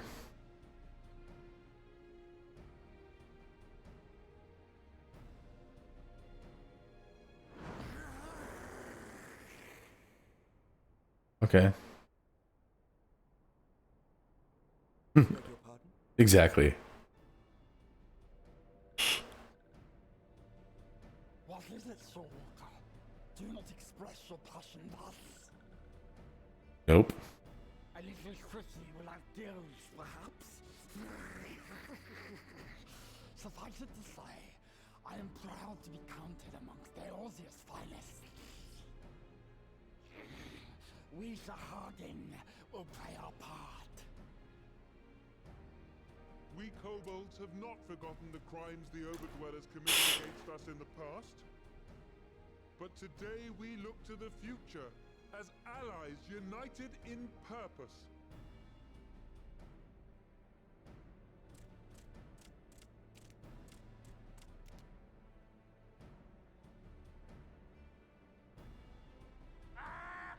Make mock of the Ixal, the Paragon does! Turns kin into puppets! Pits brother against brother! Free them from his grasp, we shall!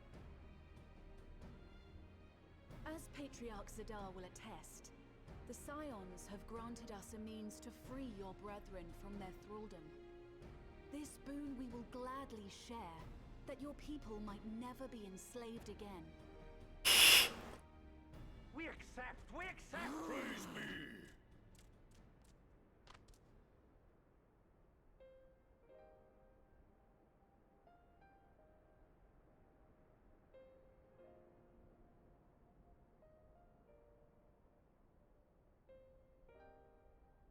It's taken a while, but I do believe we might be one step closer to a world without primals. Would that Minfilia were here to see it. We still have a long way to go, and we're going to need a lot more Porksies. But we're moving in the right direction.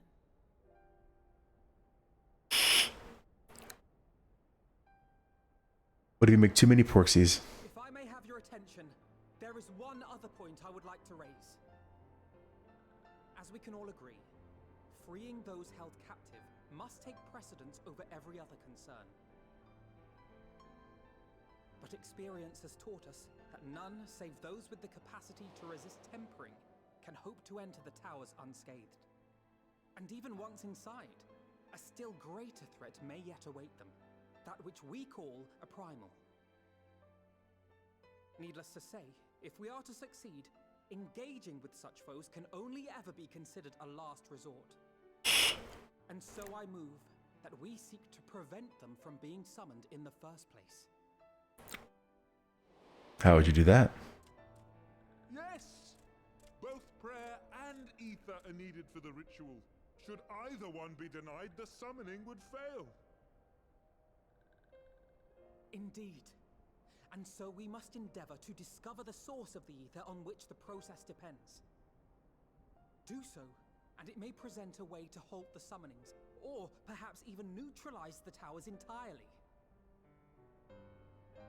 A promising proposal. While you are conducting your investigations, however, we will need to remain vigilant, lest the Telophoroi commit further abductions and summon primals ere we have the means to prevent them.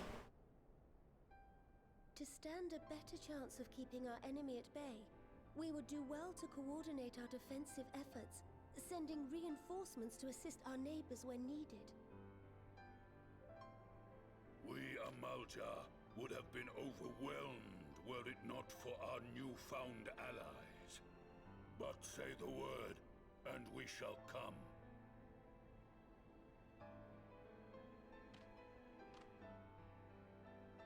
I see we are all in accord. But what are we to call this proud fellowship of ours? I submit that the honor of naming it should go to the scion whose brave efforts have done so much to unite Eorzea.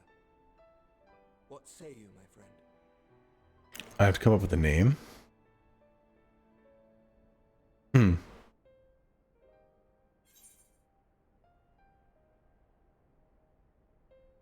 We just call it the Grand Company of Eorzea.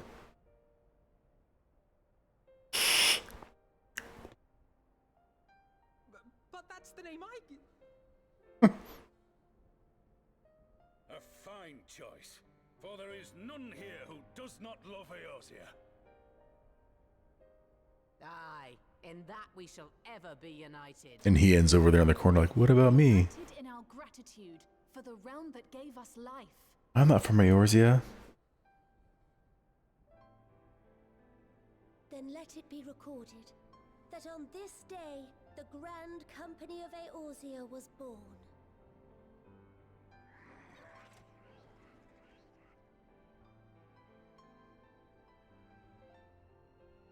Aw, you know, teary-eyed.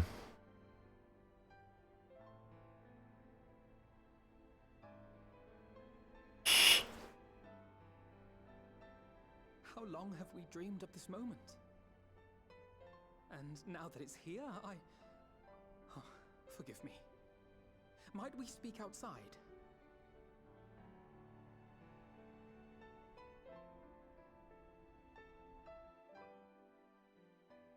So if we're friends with the beast tribes now, if I go to the areas, will they still fight me?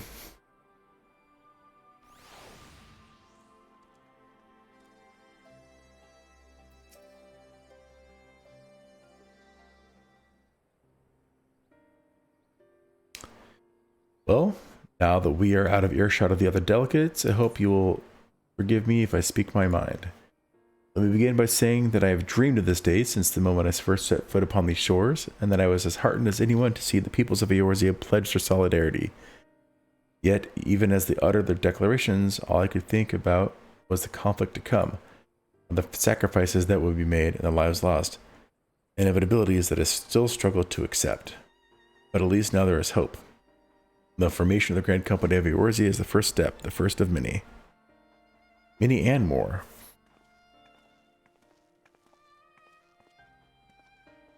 Elder Seedseer, how might we be of service? I seek Master Alphinaud's assistance in a matter involving Gridania's neighbors, the Sylphs. I know that you and yours have long kept a weather eye upon the crystal trade, the better to protect the coming of primals, and so you will be familiar with the Sylphs of the Ash-Crowned Consortium. Through their dealings, they have cultivated relations not only with the city-states, but many other communities besides. Communities such as the Beast Tribes. So, it is our hope that we may make use of the Sylphs' established lines of communication to coordinate the efforts of our new fellowship. Yet there remain certain practical differences between a trade consortium and a grand company. If the Sylphs are to perform their task effectively, they will require the Council of One versed in the operational aspects of an armed force. An armed force founded with the self-same goal in mind, no less.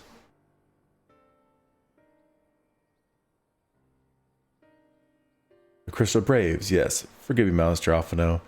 I know that it was a painful chapter in your life, but the experience may yet be made to serve the realm.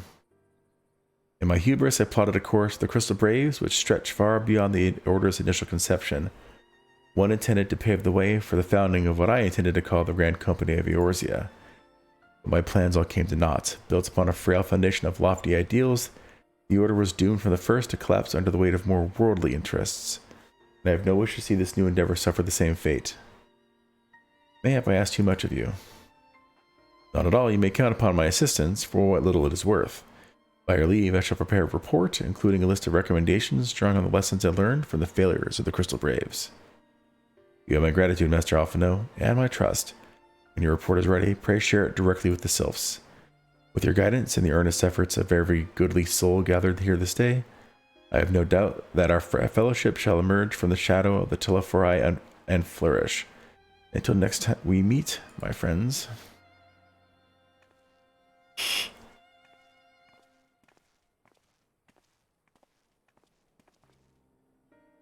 Before committing anything to writing, there are a number of people whose thoughts I should like to hear.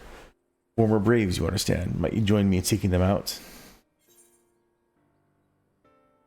As if you have to ask.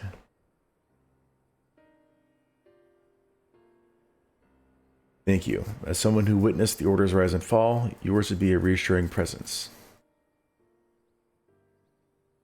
I'll join you. If you're planning to canvass the opinions of your former comrades, it'll be a lot quicker if we share the task of questioning them.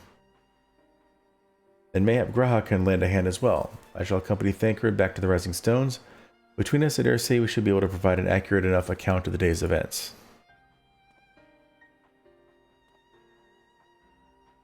We should be glad of your company, Graha. I shall explain the details on the way.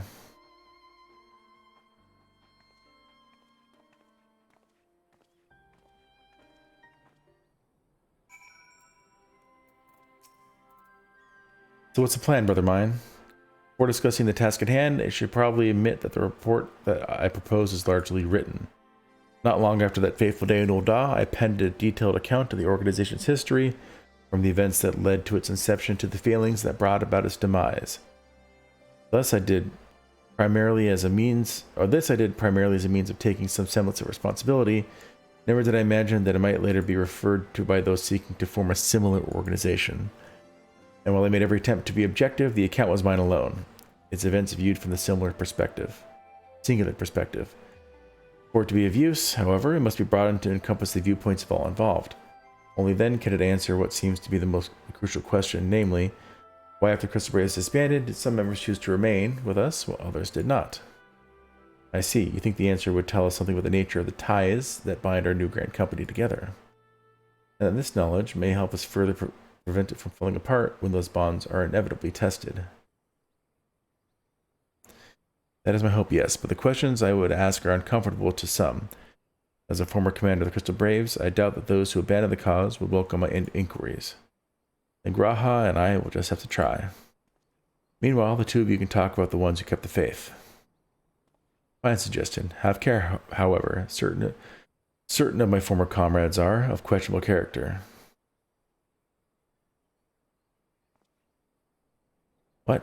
Have care, however. Certain of my former comrades are of questionable... Yeah. For some reason that doesn't read well to me. Maybe it's just late. So keep your wits about you, and let us reconvene in Gridania later on.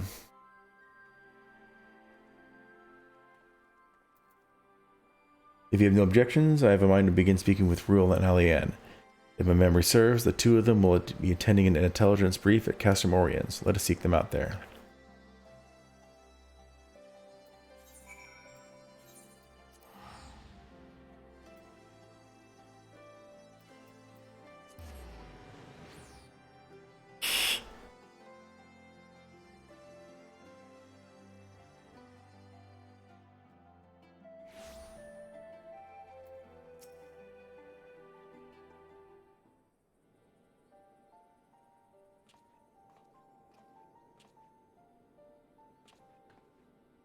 Well, look who it is, and what brings you two here. Wouldn't have anything to do with the big meeting, would it? In a manner of speaking, I have been assigned a task, you see, for which I require the assistance of former members of the Crystal Braves.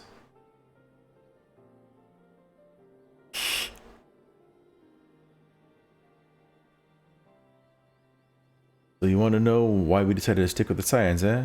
Ain't an easy thing to put into words, that.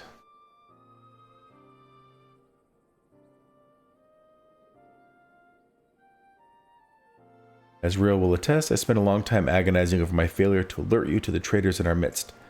For my negligence, I was captured along with many others, and we were powerless to prevent the tragedies that ensued. Not a day goes by that I did not think back to those fateful events. By joining the Scions, I hoped to redeem myself, and will continue to serve the cause for as long as I am able. But that wasn't my only reason. When we were finally reunited in the Rising Stones, you refused to blame anyone but yourself for the fall of the Crystal Braves. And in spite of everything that had happened, everything you had suffered, you took us back without a moment's hesitation. We would not have blamed you had you turned us away, but when you gave us your trust instead, what else can we do but to try to repay it? Nothing, that's what. As for my own tale, well, I've always felt the Scions have something in common with my old crew. The duty of the strong is to protect the weak. That was our creed, and I still strive to live by it to this day. But as time has gone on, I've learned that strength comes in many shapes and sizes. From Hoary Boulder to Mistress Tataru, all of us got something to offer. And none of us is doing it for personal gain, because we believe there's more important things than that, things worth protecting, which is what being a Scion is all about. I am at a loss for words. Thank you, my friends. To hear this from you means more than you know. Forgive me, Malchazar, could you...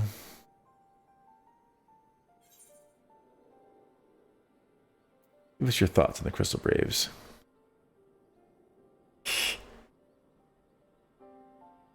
Well, its founding ideals were something to be proud of, but ideals alone don't make a crew. For every swab who signed up with good intentions, there was another who was only in it for coin, the glory, or both. Ours was quite a disparate band, and while I'll never forgive Ilberd, the fact that we managed to function at all was thanks in large parts to his efforts. Just a pity he was doing it all for the wrong reasons, eh? Only takes one bad apple, they say, and the Braves had a barrel full of them. Not like the Scions. We might look like a ragtag bunch of misfits, but deep down we've all got the shared sense of purpose. And why? Because Tataru sifted out all the glory hunters before they made it through the door. I see. While our ranks comprise a diverse range of people, each with their own individual strengths, we were all united in purpose.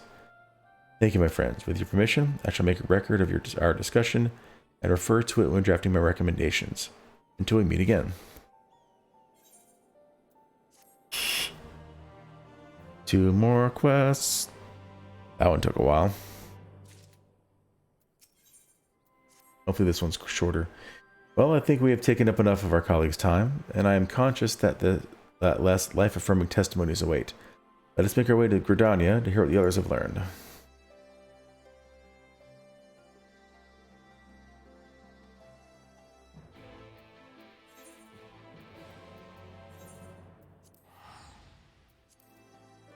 I haven't been to Gridania in quite a while either.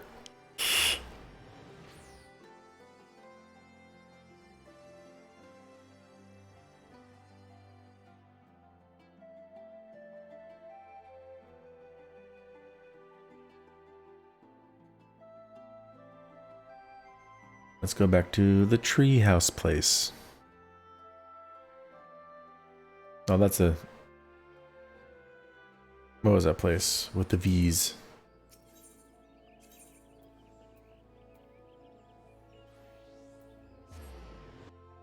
Yeah, she's right next to an Aetheryte. That's awesome. Saves a little bit of time.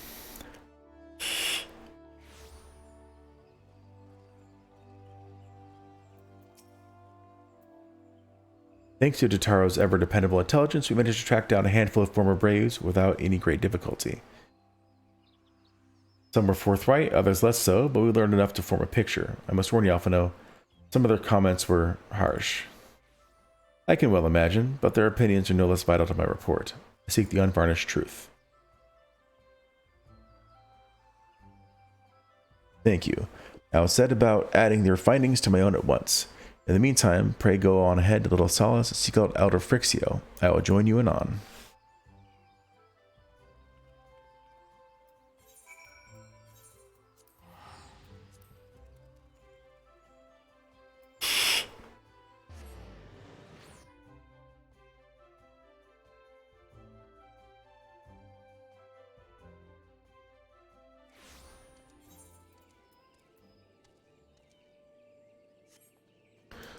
Just checking something. When I do continue after I finish the main story,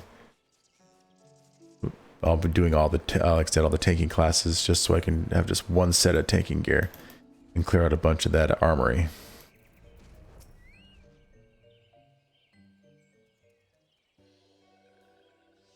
Welcome, Brave One and friends of Brave One. How good it is to see walking ones again so soon after the meeting. It's been a while since we last spoke. Indeed it has, though the palace was very pretty, the meeting was far too noisy for this one. So many shouting ones and squawking ones and cheering ones, with no chance for carefree conversation. Still, this one has pleased all ones can be friends. Horned One Kanesena said that walking ones would be coming to Little Solace. Imperial ones also invaded Sylphlands and abducted many of these ones, so these ones will be glad to bear messages between fighting friendly ones. That is heartening to hear, Elder. It will require all ones to work in unison to stop the Telophoroi. These ones will try very hard, of course, but in matters of war, these ones have little experience. Any advice walking ones can provide will be most welcome. Oh?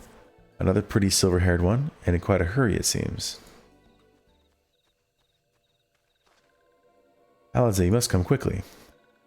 Whatever's the matter, Alphino? Don't tell me. You couldn't read my handwriting. What? No, a twin Hatter officer accosted me as I was about to set out. Charlie, an ascended envoy, who was due to arrive in Gridania at any moment.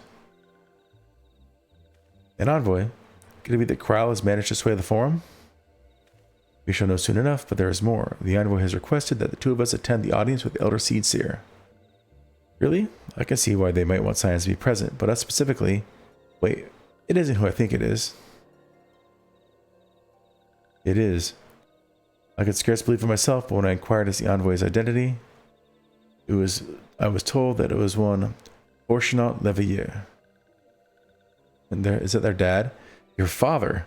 Well now, the fact that a serving member of the Forum had journeyed here would be surprise enough, but him?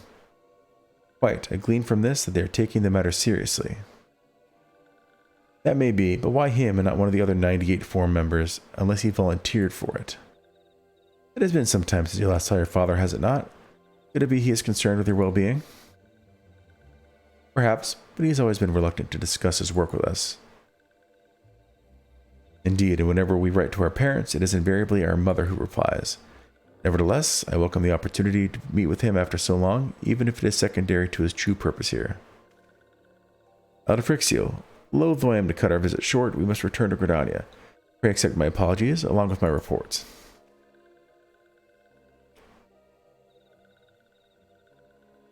Never mind. There will be time to talk later. This one won't keep walking once for more urgent matters. Go. The audience will be held at Lotus Stand where the Elder Seedseer waits even now. Let us be on our way.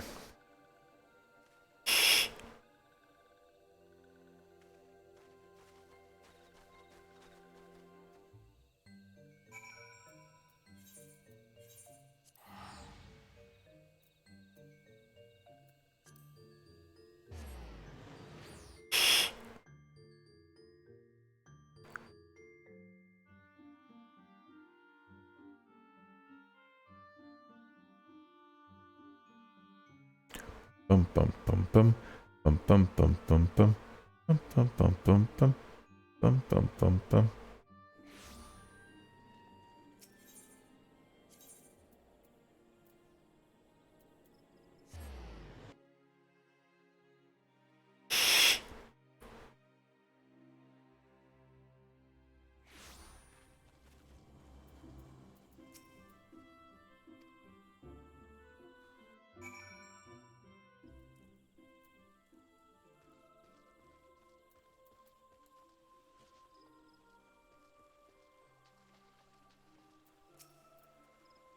My friends, I thank you all for coming so swiftly. Word of Master Forchenal's visit took us quite by surprise. When the Alliance granted Mrs. Kral permission to request Charlene's aid, we did not anticipate so prompt a reply, much less that it be delivered by a member of the Forum. What the nature of the reply may be, we shall soon discover.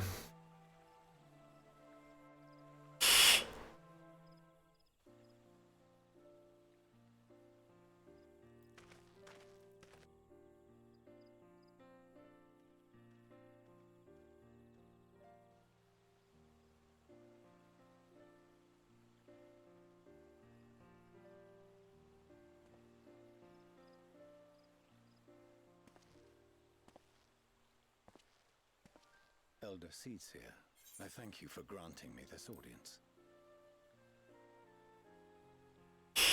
I am Forchenal Leveilleur, here in my capacity as representative of the Forum.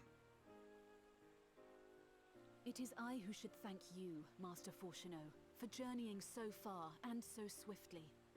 Would that our first meeting could have been under happier circumstances.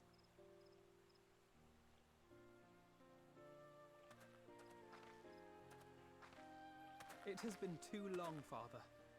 You look well. As do you both. Ameliance will be glad to hear that you are taking care of yourselves. How is Mother? She misses you terribly, of course, but is otherwise a picture of health.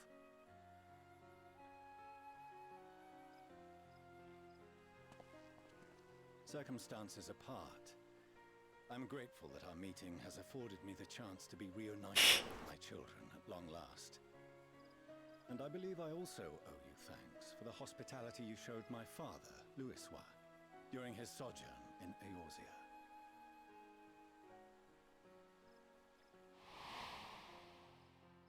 All thanks we owe to him.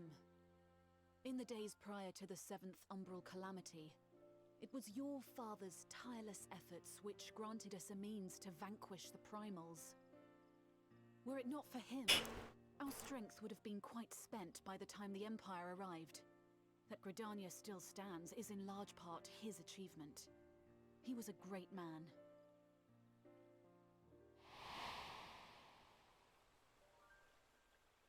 He would doubtless have been moved to hear you say so.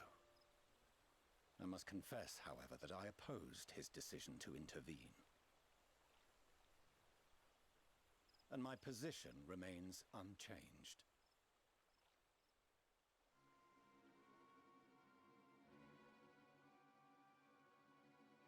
To chart the course of history, not to change it.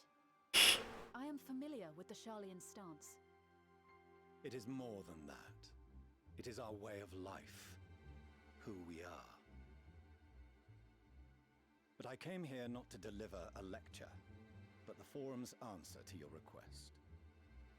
Sharlayan will under no circumstances intervene in the conflict between Eorzea and the Garlean Empire.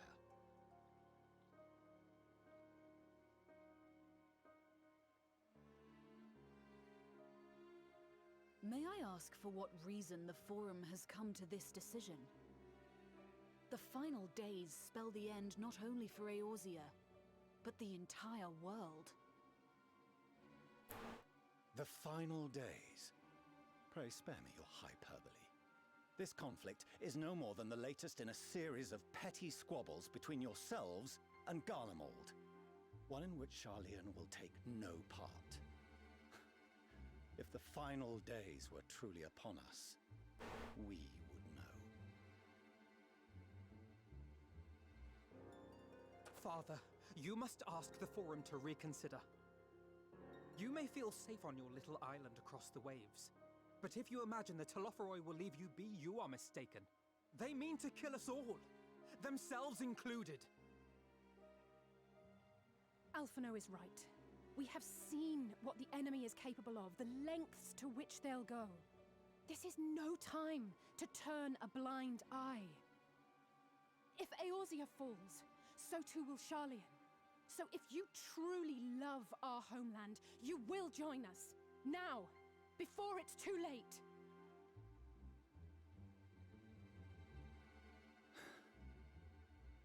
I thought you knew better than to raise your voice to your elders. It seems I was wrong. Wrong to ever let you leave, Sharlayan. I consoled myself that your time abroad would instill in you some hint of restraint, of discipline. But I see now that Eorzea has made fools of you both.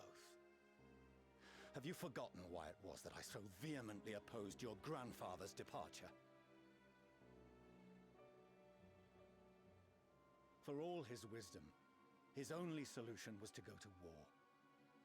Death, devastation, ruin. Even those who claim victory are scarred for life. What prize could ever justify such sacrifice? It is the duty of the learned to avert such tragedy. By fanning the flames of war, you forsake all you once held dear.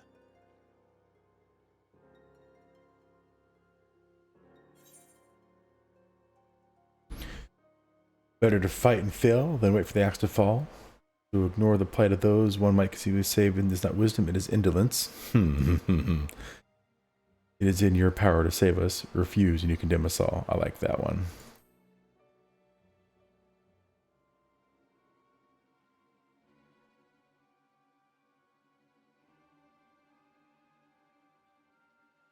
I see your friend shares your misguided ideals. But unlike him, you should know better. By espousing such barbaric notions, you subvert the teachings of Sharlayan and place all we have worked for in jeopardy. Alphino, Alizé, as of this moment, you shall no longer bear the name of Leveilleur. Dang. What? Father. How you choose to live your lives is no longer my concern. If you wish to walk the path of ruin, I will not stand in your way. Master Fourcheneau, while Sharlayan may have no intention of intervening in this conflict, we can still part as friends. Will you not stay and speak with us, that we might learn of Sharlayan's hopes for the morrow? I have said what I came here to say. Any further discussion would be meaningless.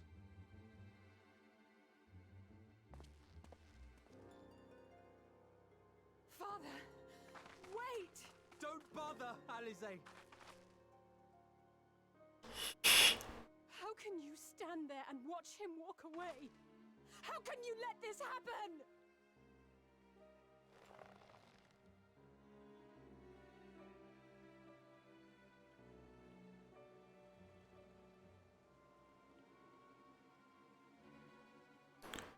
Didn't know their dad was going to be such a jerk.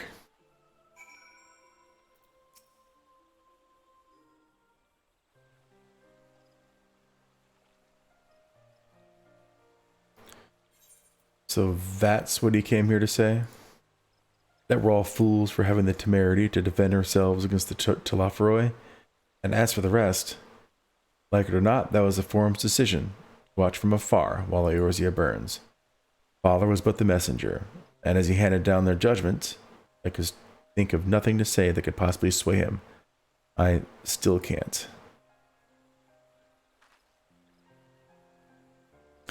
To have prolonged the discussion would have changed little, for it is not only Master Fourcheneau who must be persuaded, but the forum as a whole.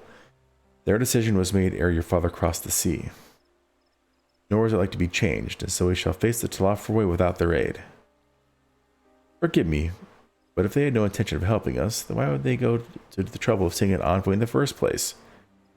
Why did they not simply keep their counsel, as they are wont to do?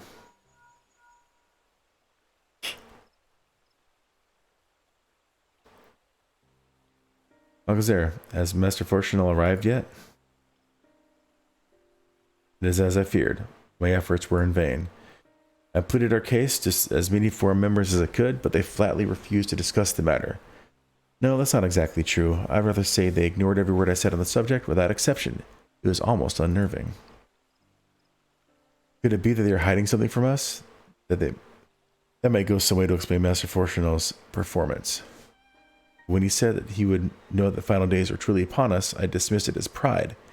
But what if they genuinely believe that they know how the world will end, and simply disagree with us about the circumstances? That I don't know, but something tells me they are not as unconcerned about the Telophoroi as they claim. If the threat weren't real, why else would they be so standoffish and secretive? I'd very much like to delve deeper into this, but I'm afraid I've exhausted every avenue of inquiry. Nor have I fared any better in my other mission, researching Heidelin and the Ethereal Sea. I tried enlisting the help of the other experts in the field, but it appears the Forum has forbidden anyone from cooperating with us. Obstructed at every turn. So it would seem, but don't lose heart just yet. With all the knowledge and acquaintances we have between us, we can still find a way forward. To that end, I would like you all to join me here, when the time is right, of course. I am aware the matters in Eorzea stand on a knife edge, but with your permission, I can at least start making the necessary arrangements. I've always wanted to visit Sharlayan. Please do. I've always wanted to visit Sharlayan. And so you shall, albeit under less than happy circumstances. It may take a while to secure entry for you all, but I'll let you know when everything is in order. Look after yourselves in the meantime, won't you? Your speculations give me cause to hope. Yet if these seeds will bear fruits, I cannot say. While it is possible Charlieans hide some secret truth from us, there can be no certainty that its exposure will prompt in them a change of heart. And so for the present, we must needs confront the plight in which we find ourselves. The Forum has refused our request for aid, and it falls to us alone to contend with the Telephoroi. Even with all the Eors standing united, there is no guarantee that we will prevail. What does Charlian intend to do if we fail?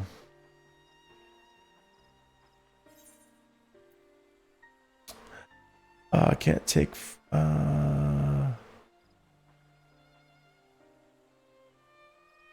that one. That's the tank one.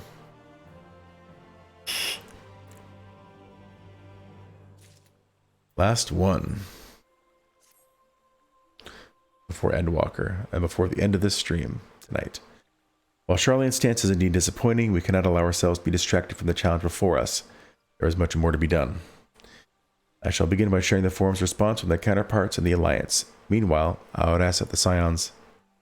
Grave tidings, walking ones. Grave tidings.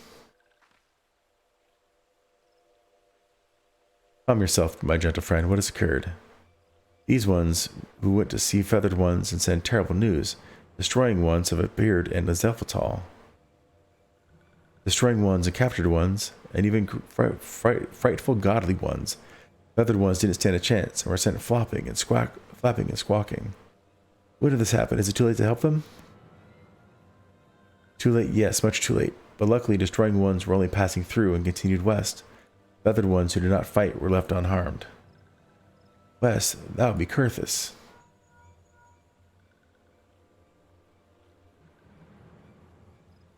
My lady, these guardians report that the Telephoroi have emerged from the eastern highlands of Kurthus and are marching speed. Though their purpose is yet to be undetermined, the Cartno Flats would seem their most likely destination. Lord Emmerich has already dispatched his forces and requests our immediate support. Tell me he shall have it. The time has come for the Grand Company of Eorzea to prove its worth.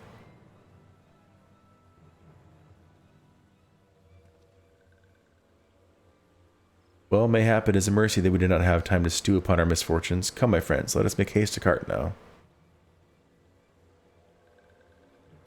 Wait, this one almost forgot. Destroying ones were said to be led by a calculated row-up one.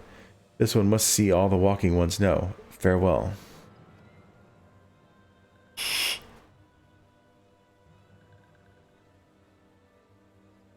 And Daniel? Who else? It was only a matter of time before that grinning maniac showed himself again. I shall have an airship ready to bear you to Cartno. Pray see to your preparations and report to landing with all haste. At once, my lady. Let us away.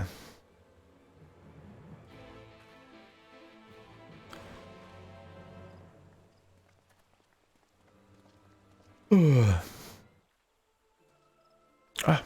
we go.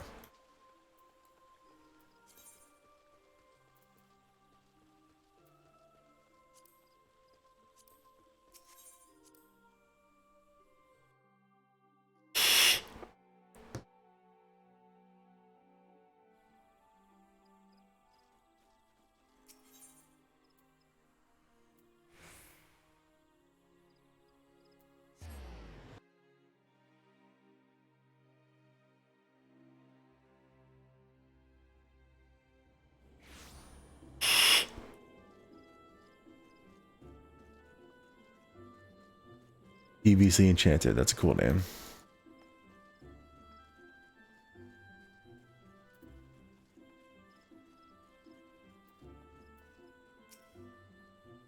Balgazar, it would seem Fordola here has come all the way to Gradania to find us. I have explained the situation, but she insists her business is urgent. Aye, and it'll be over soon if you shut up and come with me. Alright, where are we going?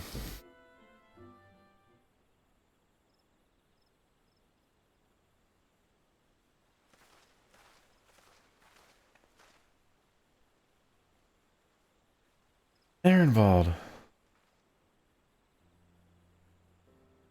Is he in a wheelchair? Ehrenwald! I can't tell you how good it is to see you.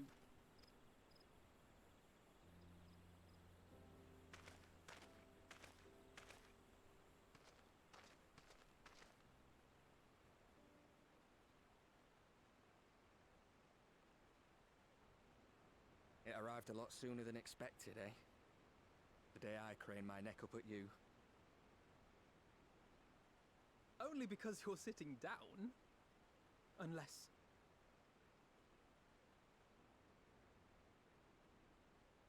Afraid so. The Chirurgeons say I may never walk again.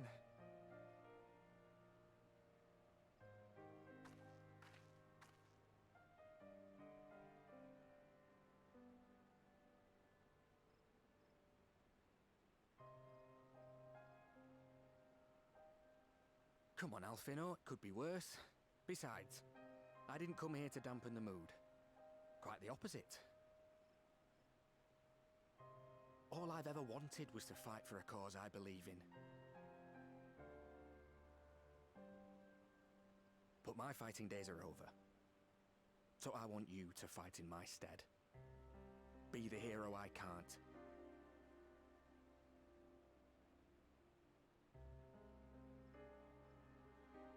I am no hero. That's what they all say, though. No one ever calls themselves a hero. Even the ones who eat primals for breakfast. It's for others to decide.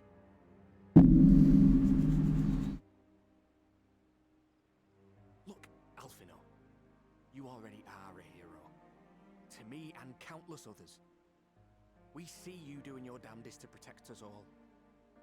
And you're not alone, are you? There are people who believe in you, just as you believe in them.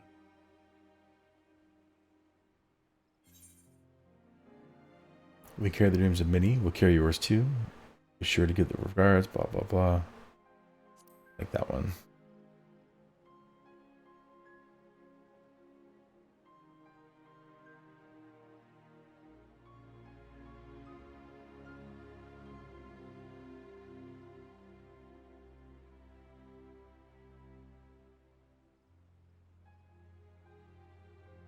I know what's at stake, and how many people are depending on you.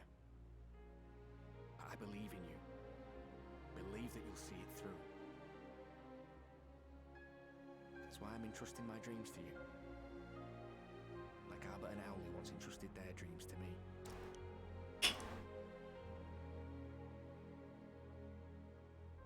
There was a time when I would have borne the weight of such expectations without a second thought.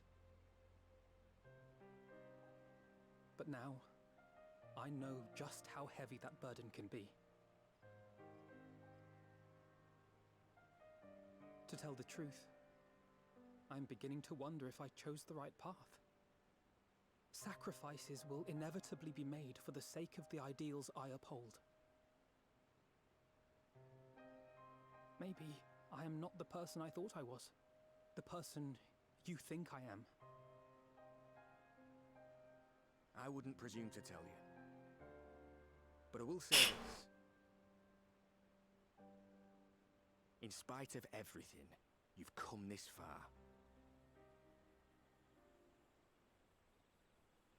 The road ahead might not always be clear, but you've never been one to give up or take the easy way out. And everything you do for others. For a brighter future. I'm proud to call you my friend. Well, I've said my piece, so I'll let you go. I know you've got more important things to be doing. Just give what I've said some thought, all right?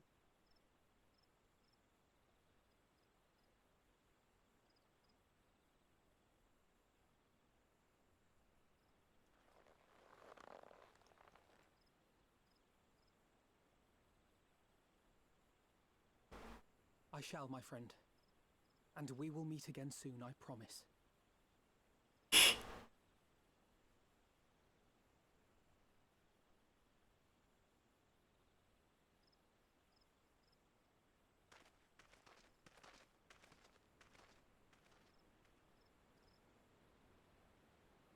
Nothing left for me to do but wave and smile.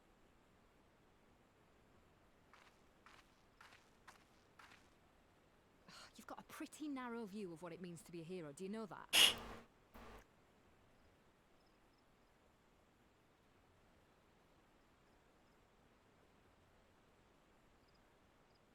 You think they're all forged in the fires of battle? That it's all about being brave and killing villains? Alphino and the others will carry on their fight. But theirs isn't the only one. There are other ways you can make a difference. If you stop feeling sorry for yourself and put your bloody mind to it.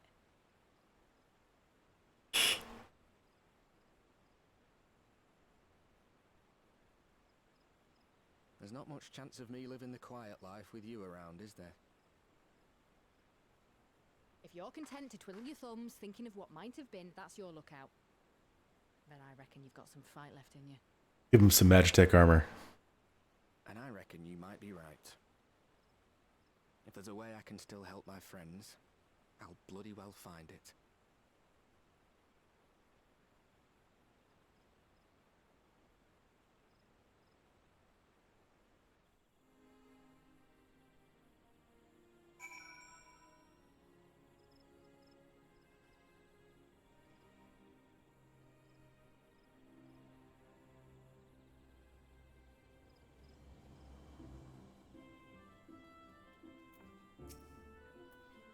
A duty. You can tell me later what that was all about, but judging by the set of Alphino's jaw, it appears to have done him some good. Tancred and the others have already left the Rising Stones, and according to the communications officer, Amalja and Kobold forces are also bound for Cartno as we speak. They mean to keep the promise they made in El Amigo. We must do the same by saving as many of their tempered kin as possible. Anyway, the airship is ready to depart. We should get going. Several cutscenes.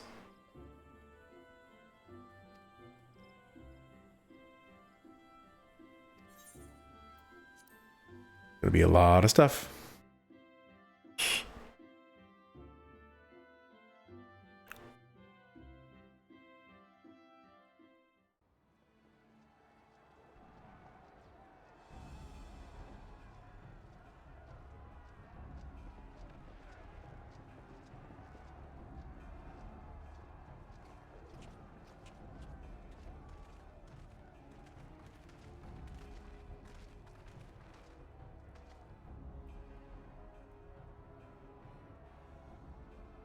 My fellow Scions, as I am sure you will have heard, we can expect no help from Charlian, nor are we any closer to discerning the Telophoroid's grand design.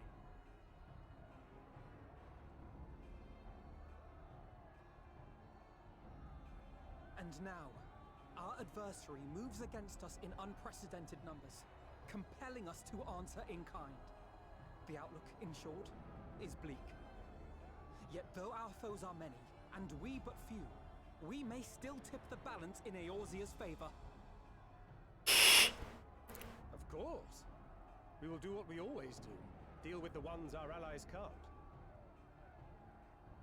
A less than daunting prospect, judging by your expression. Could it be that you've dispelled your lingering doubts, Alphino?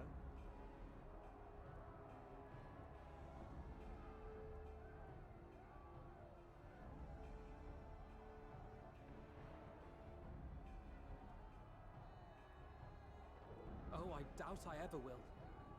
But as my friends kindly reminded me, I have come this far, and that must count for something.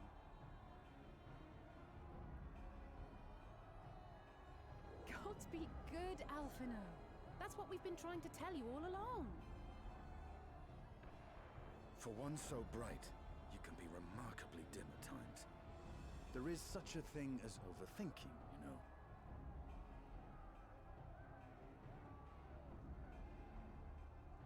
Might I suggest that we continue this conversation after the battle? It would appear that Telophoroid have already arrived. I'll do what I can to cure the Tempered, but they'll have to be incapacitated first. Have care, my friends, for none can say wherefore our foe did choose this fateful field to be our battleground. Whatever may transpire, pray grant him not the pleasure of deterring you.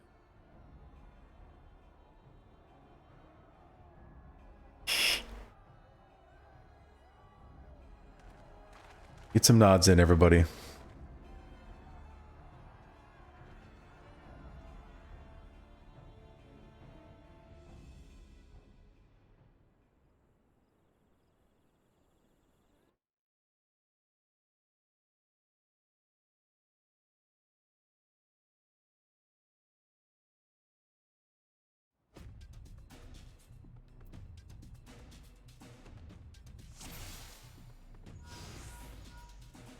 Listen well, friends. The Telafroi are sweeping across Cartano. As for the Ascian, he was briefly sighted above the battleground, but has since vanished. He likely intends to watch events unfold from afar. Thus far, movements of the lunar primals have proven difficult to predict. Even when poised to ambush our troops, they instead withdraw for some unknown reason. Whatever the Telafroi's plan may be, the primals are our primary targets. Understood. We will not elude the Scions for long.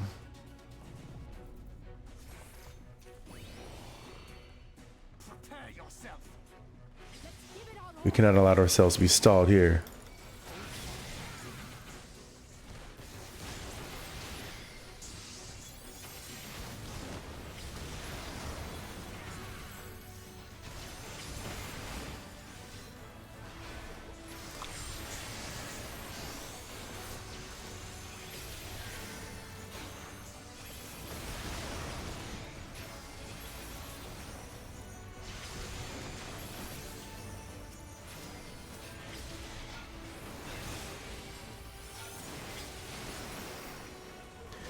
They would overwhelm us with sheer numbers.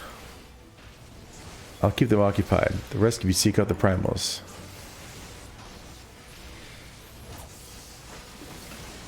Let us divide our forces that we may locate primals more swiftly. Then I carry to Y'shtola and I shall head east.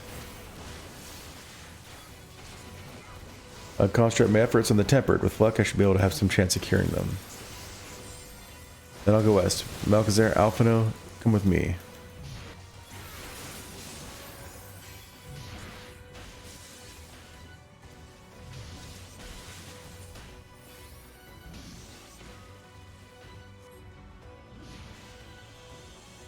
This way, let's get moving.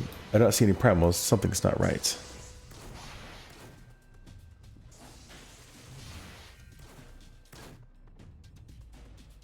That's a trap.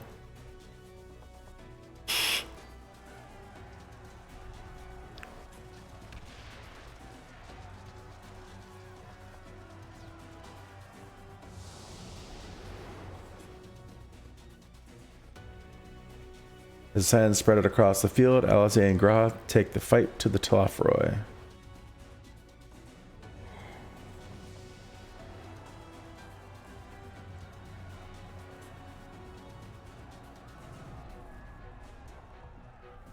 I get to control Alisaie.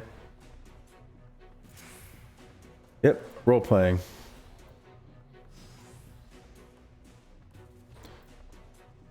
There are so many of them.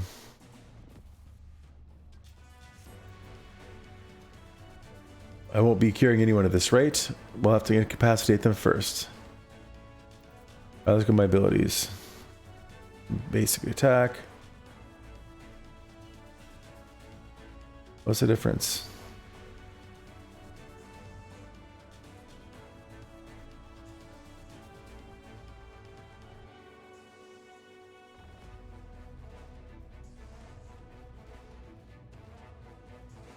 Oh, that's AoE. Cool. That's a recast. An explosion and a heal. Okay. Oh, that one's melee. That's why.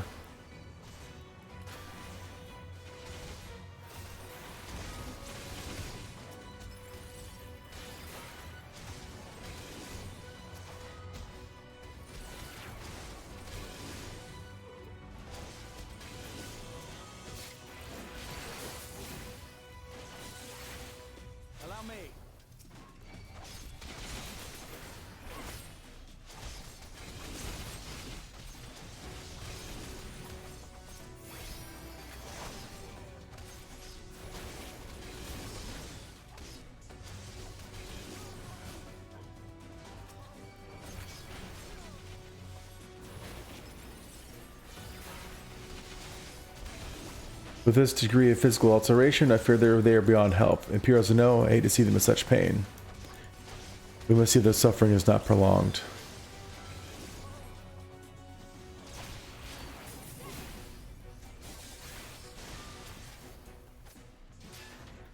Just the beginning.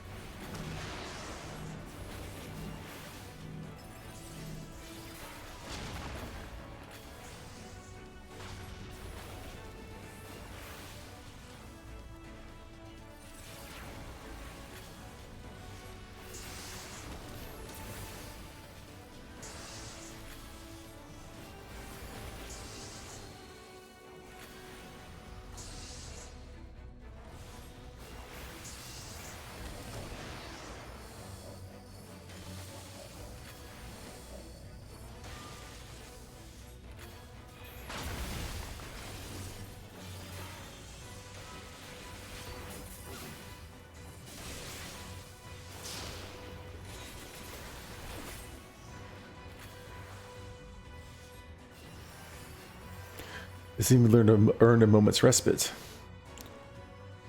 Let us take this opportunity to cure the tempered.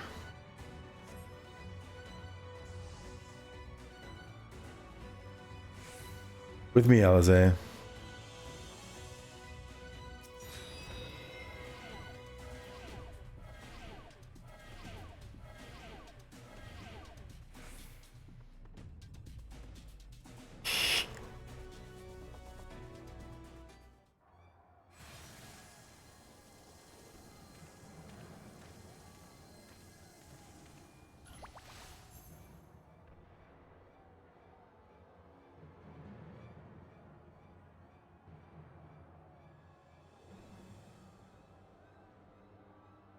There's that jerk.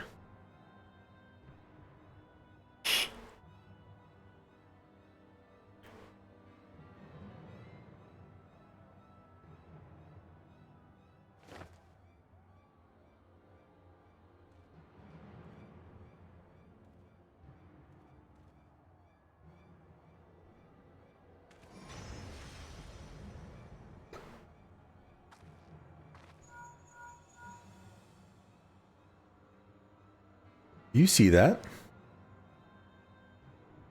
The glyph? Yes. How worried should we be?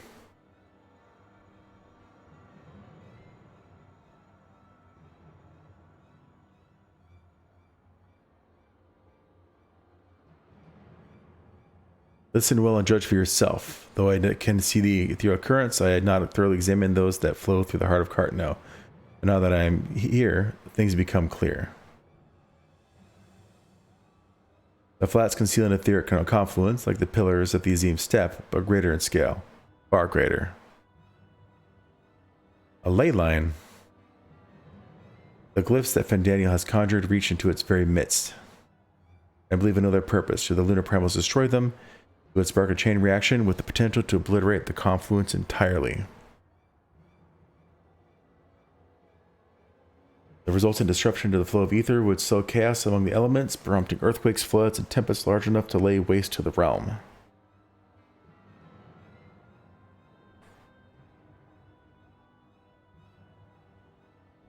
That he goes so far cometh as little surprise.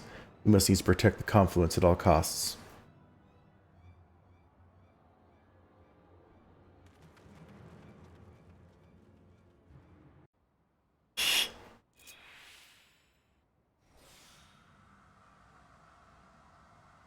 Defeat Lunar Odin? Is that Odin? So the time has come to pit my blade against his. Follow my lead. Well, give me a second here. Just regular damage. I'm the healer. Cool. I don't know how to play this cast at all.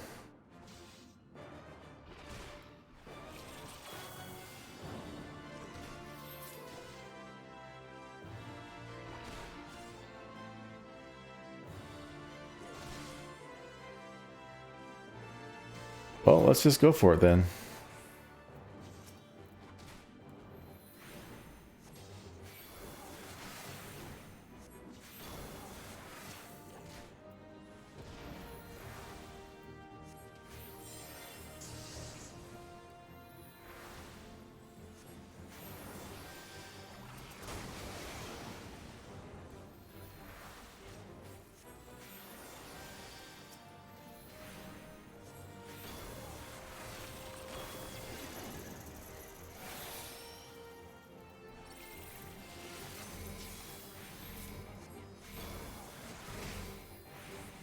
Protect me.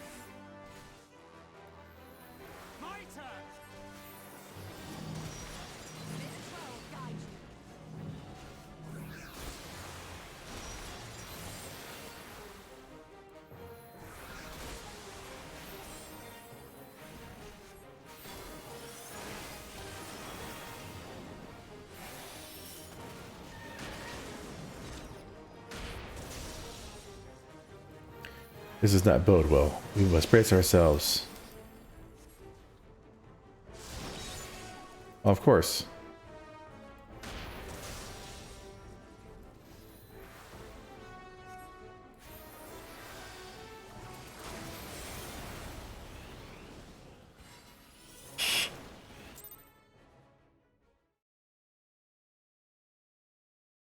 Well, hopefully I don't have to do all that all over again.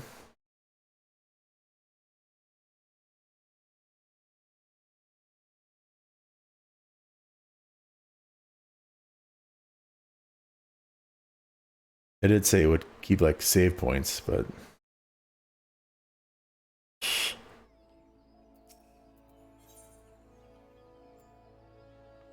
resume for midway. Speed.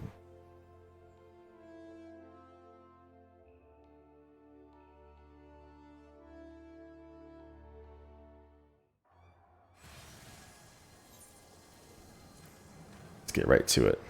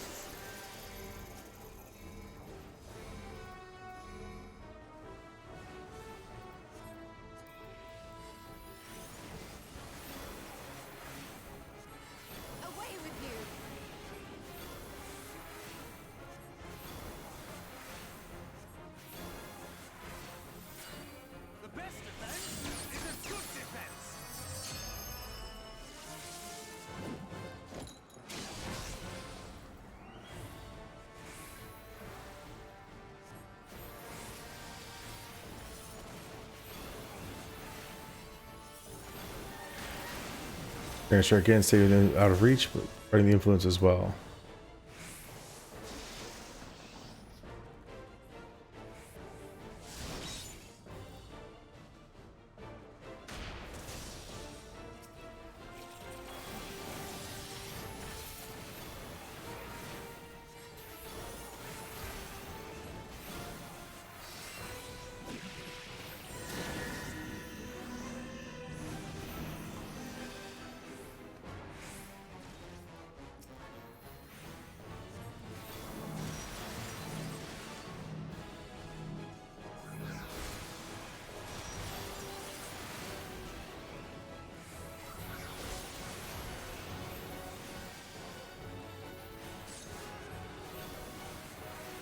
And yet he stands, a glutton for punishment, it would seem.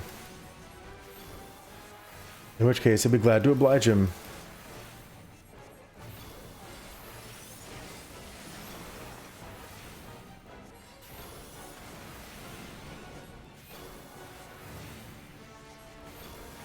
Got him.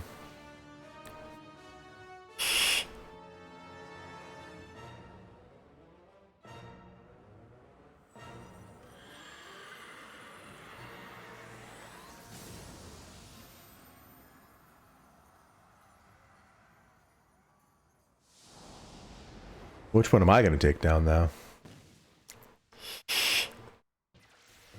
Milo Gratia and Alize prepare to lock swords with Lunar Ravana. Ooh.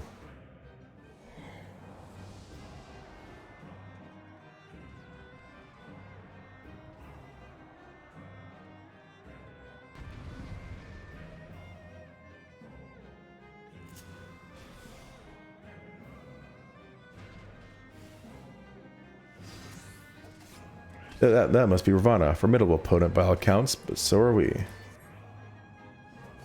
Oh, different. Oh, I'm Gratia now. Okay.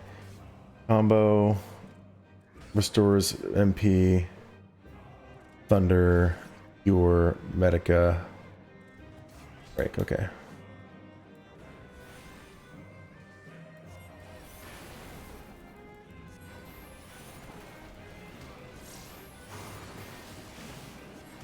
Lafaz wants to protect the confluence from this fiend.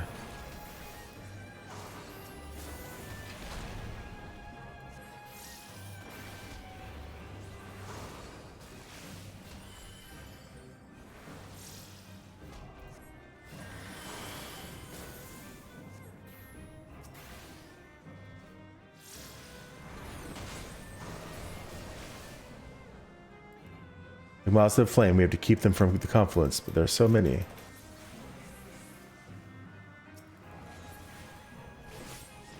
Then allow me a quick casting a break, which will buy us some time.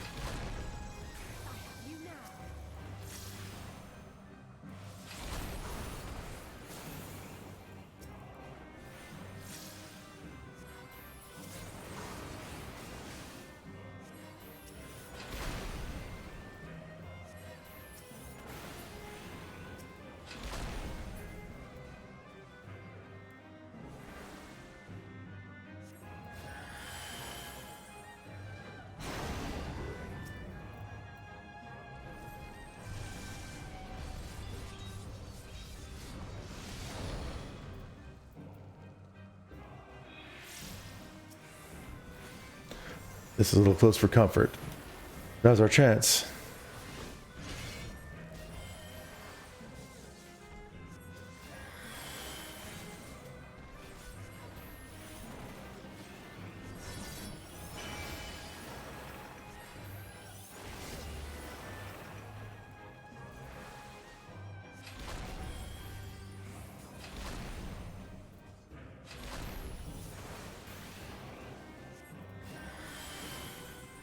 Hit him on the sides.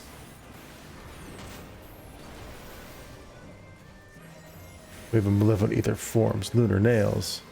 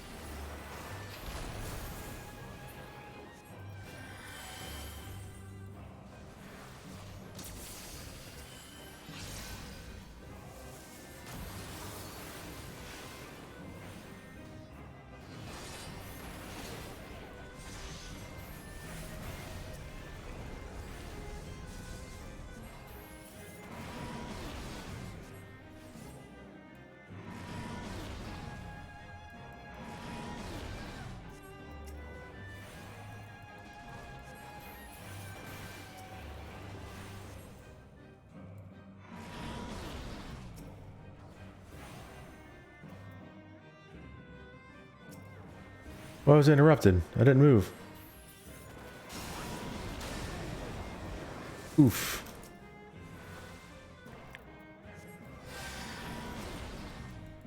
Alright, I'm ready. It's now or never. There you go.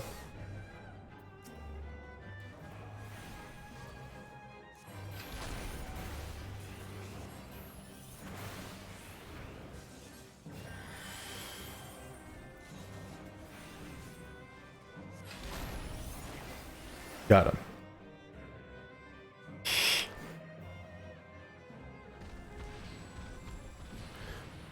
The whole role-playing thing is a cool idea, but it's pretty frustrating.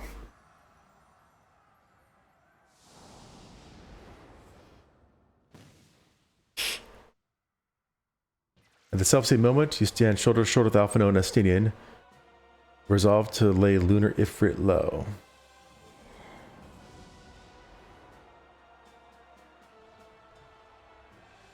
It's Ifrit, so it should not be that difficult. One, I'm playing myself. And two, I know how to fight Ifrit.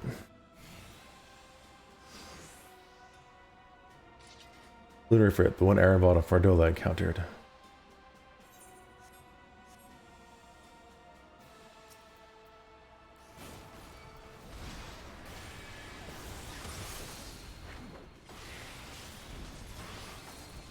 This will not be taken lightly. Be on your guard.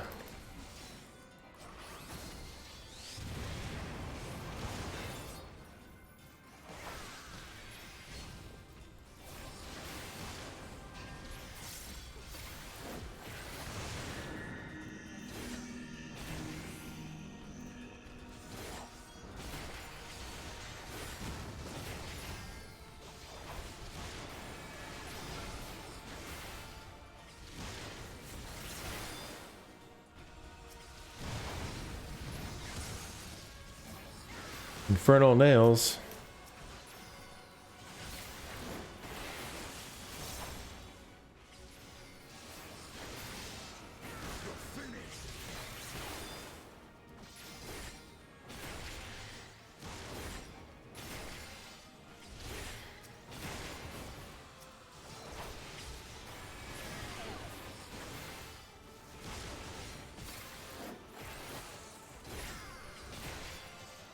Come on, guys.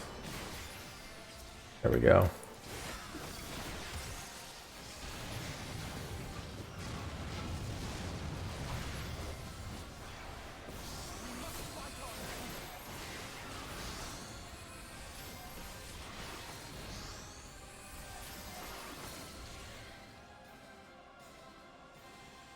Really?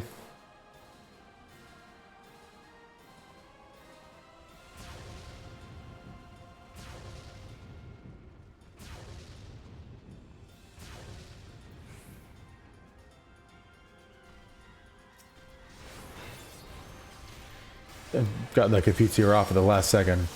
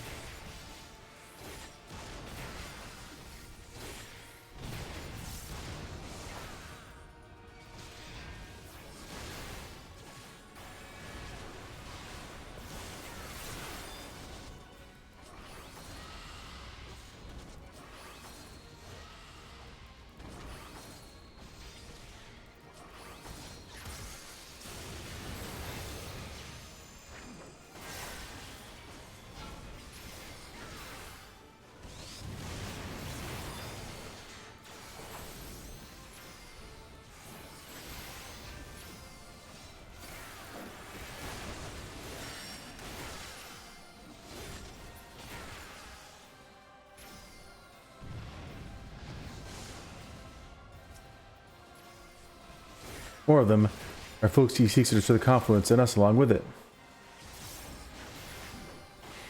So it's come to this. What does it come to, Estinian?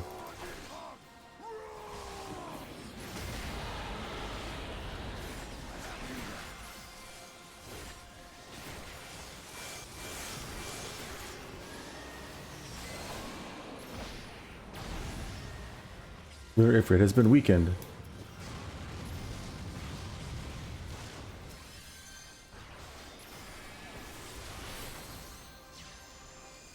Not what I was expecting.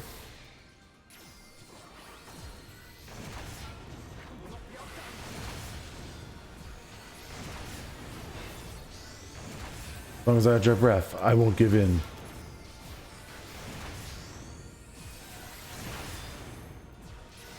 Oh, he's just gonna keep doing this over and over again. This time we ended this.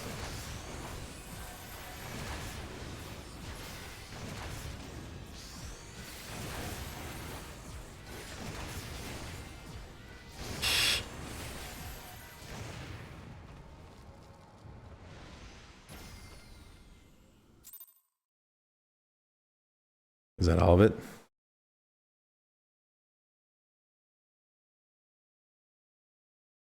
As frustrating as that was, it was pretty cool.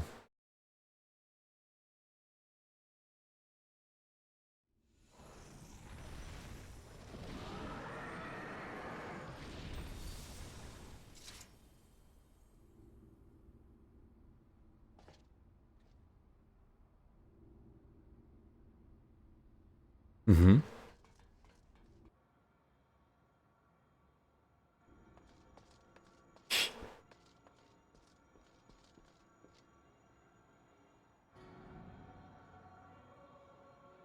And thus another plan went up in smoke.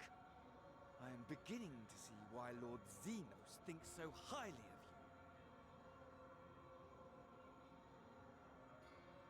you. Not that this changes anything, you understand. You have merely earned yourself a stay of execution. Mm-hmm.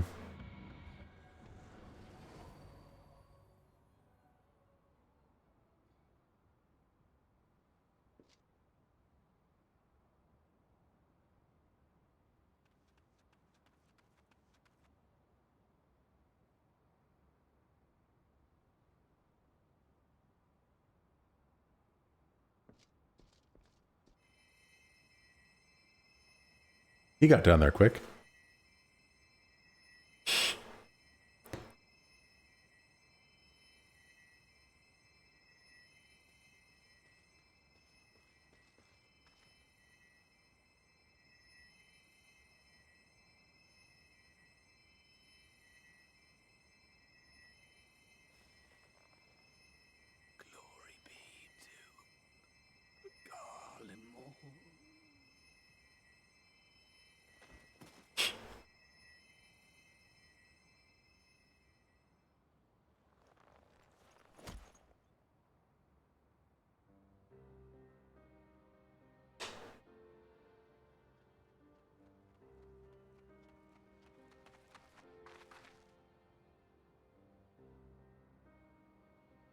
How fare the tempered?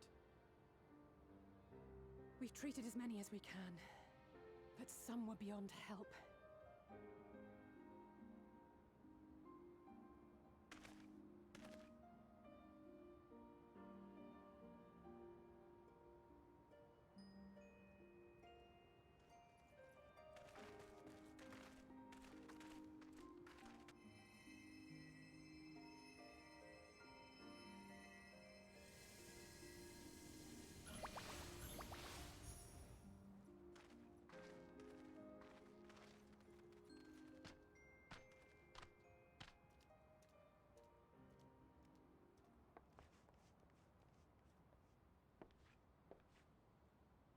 Do not hang your head so, brave scions. Though not all of our captured brethren could be saved, we are grateful for those whose minds have been restored. You could do no more, and that is enough. So please hold your heads high.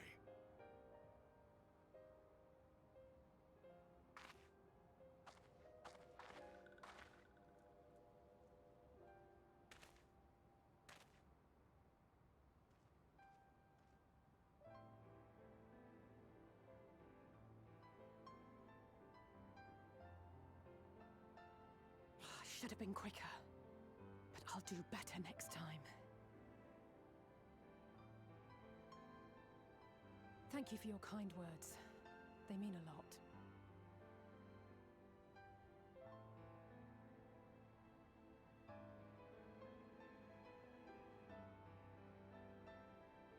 A victory at great cost, but a victory nonetheless.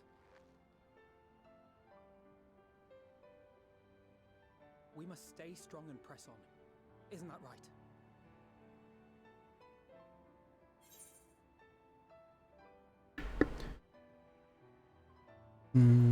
To the very end. I like that one.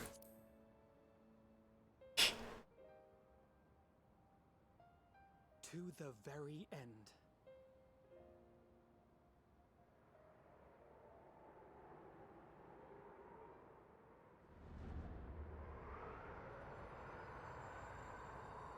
Hey, it's a moon.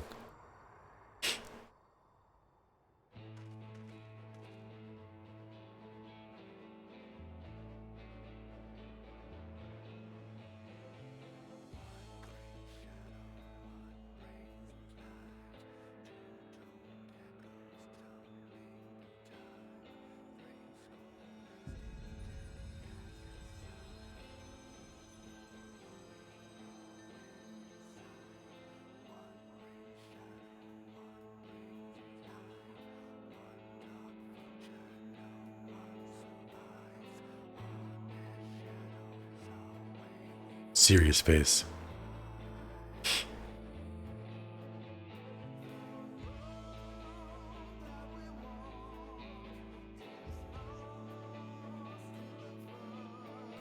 As much as I love the song, I'm going to skip the credits.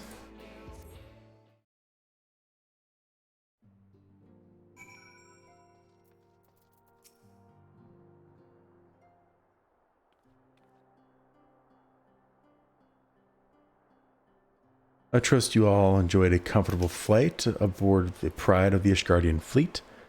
Lest you worry, the Bonanza has been towed to a nearby location to be retrieved at your convenience. You've thought of everything, Lord Emmerich, and may I say how much I appreciated the hospitality you afforded us on the way home. Think nothing of it. Our destination lay in the same direction, and it afforded me the perfect opportunity to learn how my errant friend has been since last he took his leave. It would seem you have finally found a place to settle down. I really grew weary of wandering the Far East.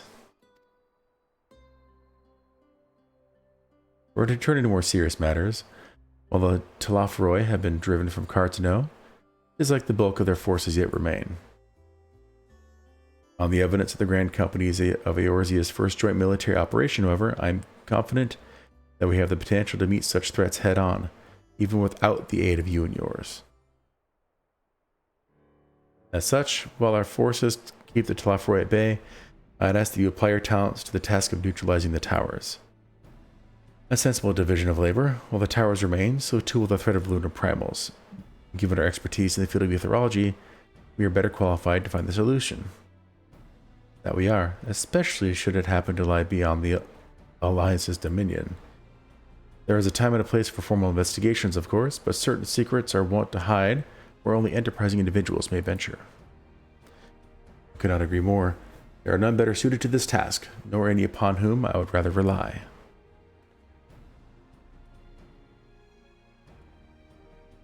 On behalf of the Alliance, I thank you.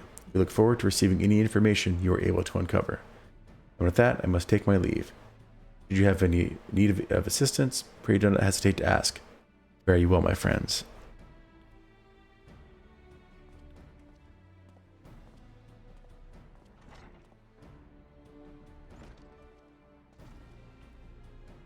I confess I'd hoped to be able to study the towers more closely, vital as they plainly are to Talafroi's plans. If we can discern their ultimate function, we'll be one step closer to understanding our enemy's grand scheme. If we succeed in neutralizing them, of course, it is almost certain that the Talafroi will mount an all-out invasion. And then it will begin. The one who awaits at the very heart of the heart of chaos will come for us, for you. And in the end, our true nemesis may be the calamity to end all calamities, the final days themselves. Yes, all right, Alphino. We need a plan, not portents. As Thancred so eloquently pointed out, we are in a position to seek information from all manner of places, not least Charlian. According to Krau, the Forum have been more secretive than ever of late. While this may be related to the appearance of the Telophoroi, that remains a matter of speculation. But one thing is clear. The Forum is determined to keep us from discovering the truth. Master Chanel's performance at the Lotus Stand was enough to convince me of that. The matter beareth further investigation, I do heartily concur. Nor can I think of a more promising place to look for answers we seek on the matter of the towers. Charlian hath ever been the wellspring of etherical knowledge. I care not where we go. Here or there, my lance will be ready. What of you, Malchezair? Might you be persuaded to join us? Not a course for Charlian.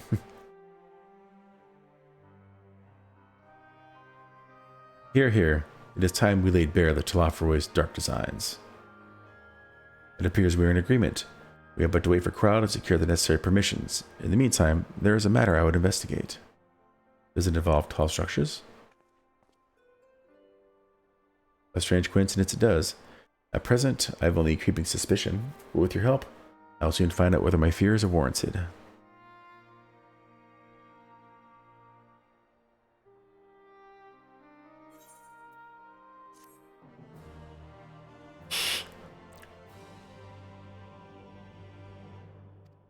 I've learned the emote shush for some reason.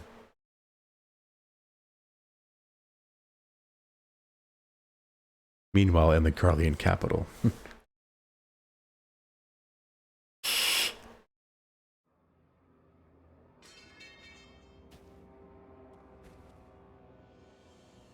Ooh, what is that?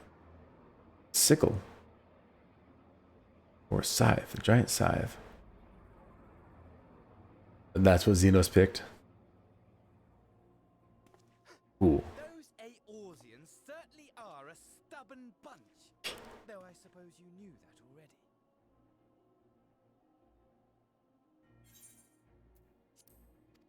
My plan to redirect the ether from Cartano came to a rather less than satisfactory conclusion. It was, in many respects, an abject failure. Which does, of course, raise the question of where we are going to procure the requisite amount. The obvious solution would be to draw on resources a little closer to home, though that would require our dreamer to dream a trifle more deeply. The dreamer? So be it. The dreamer will not complain. Then let us begin the preparations at once. With the gateway of the gods complete, all that remains is to gather the necessary ether, and our prize shall be within reach.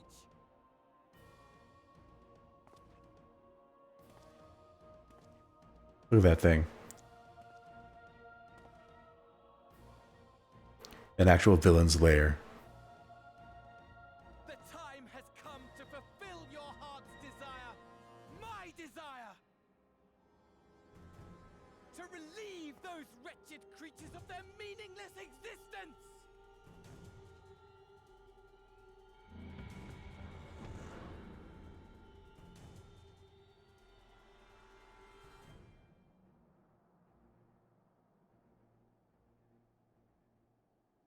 While I await you, I shall drink a sea of souls and gorge myself upon the darkened moon.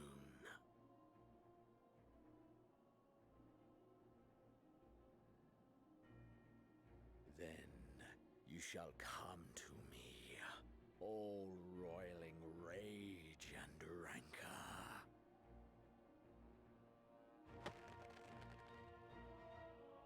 And the stars shall bear witness to our final contest.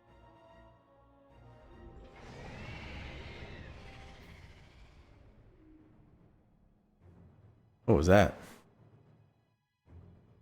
You're a dreamer?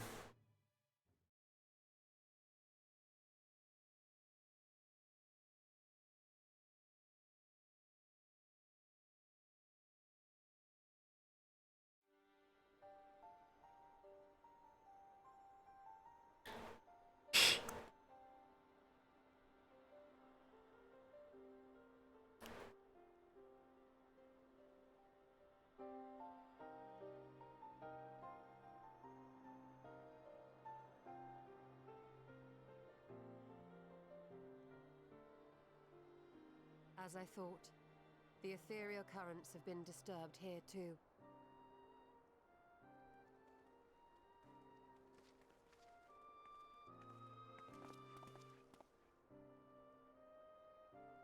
It was the same in Thanalan.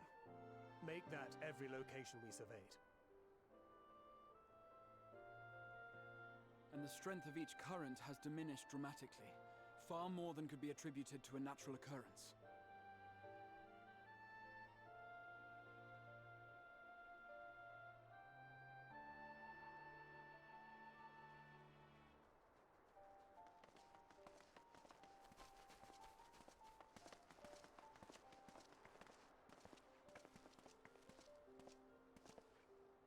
What tidings bringest thou from Dravania? We took a number of readings, and noticed that the closer we were to the tower, the lower the etheric density became. In short, The towers are drawing upon the land's ether, which would explain how they were able to carry out the summonings.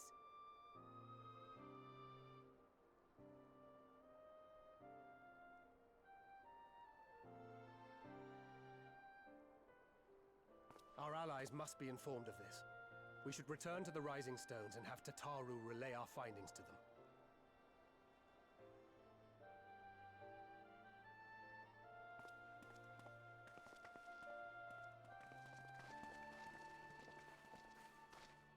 Hear me.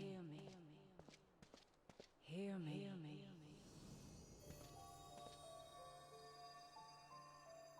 Darkness comes, and with it, the end. The fate of the star is in your hands.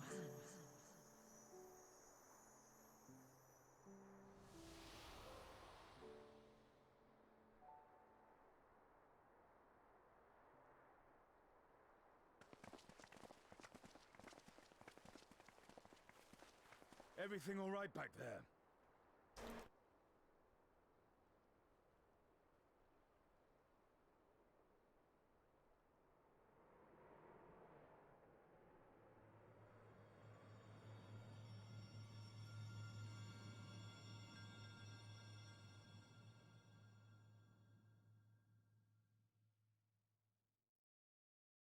At solemn dawn, grim purpose shines, and gazes cast towards moonlit sky. Thus does our final curtain rise, your steps to guide what ends and betides. Ooh. Final curtain, eh? I know they said that this final expansion is going to be the end of their main story. It doesn't mean that's going to be the final thing they do, but alright, well, as much as I would like to continue playing, I did just end the final pieces of the Shadowbringers bridge quests. This one will begin the Endwalker main scenario quests. I'm going to go ahead and end the stream here. Thank you everyone for watching.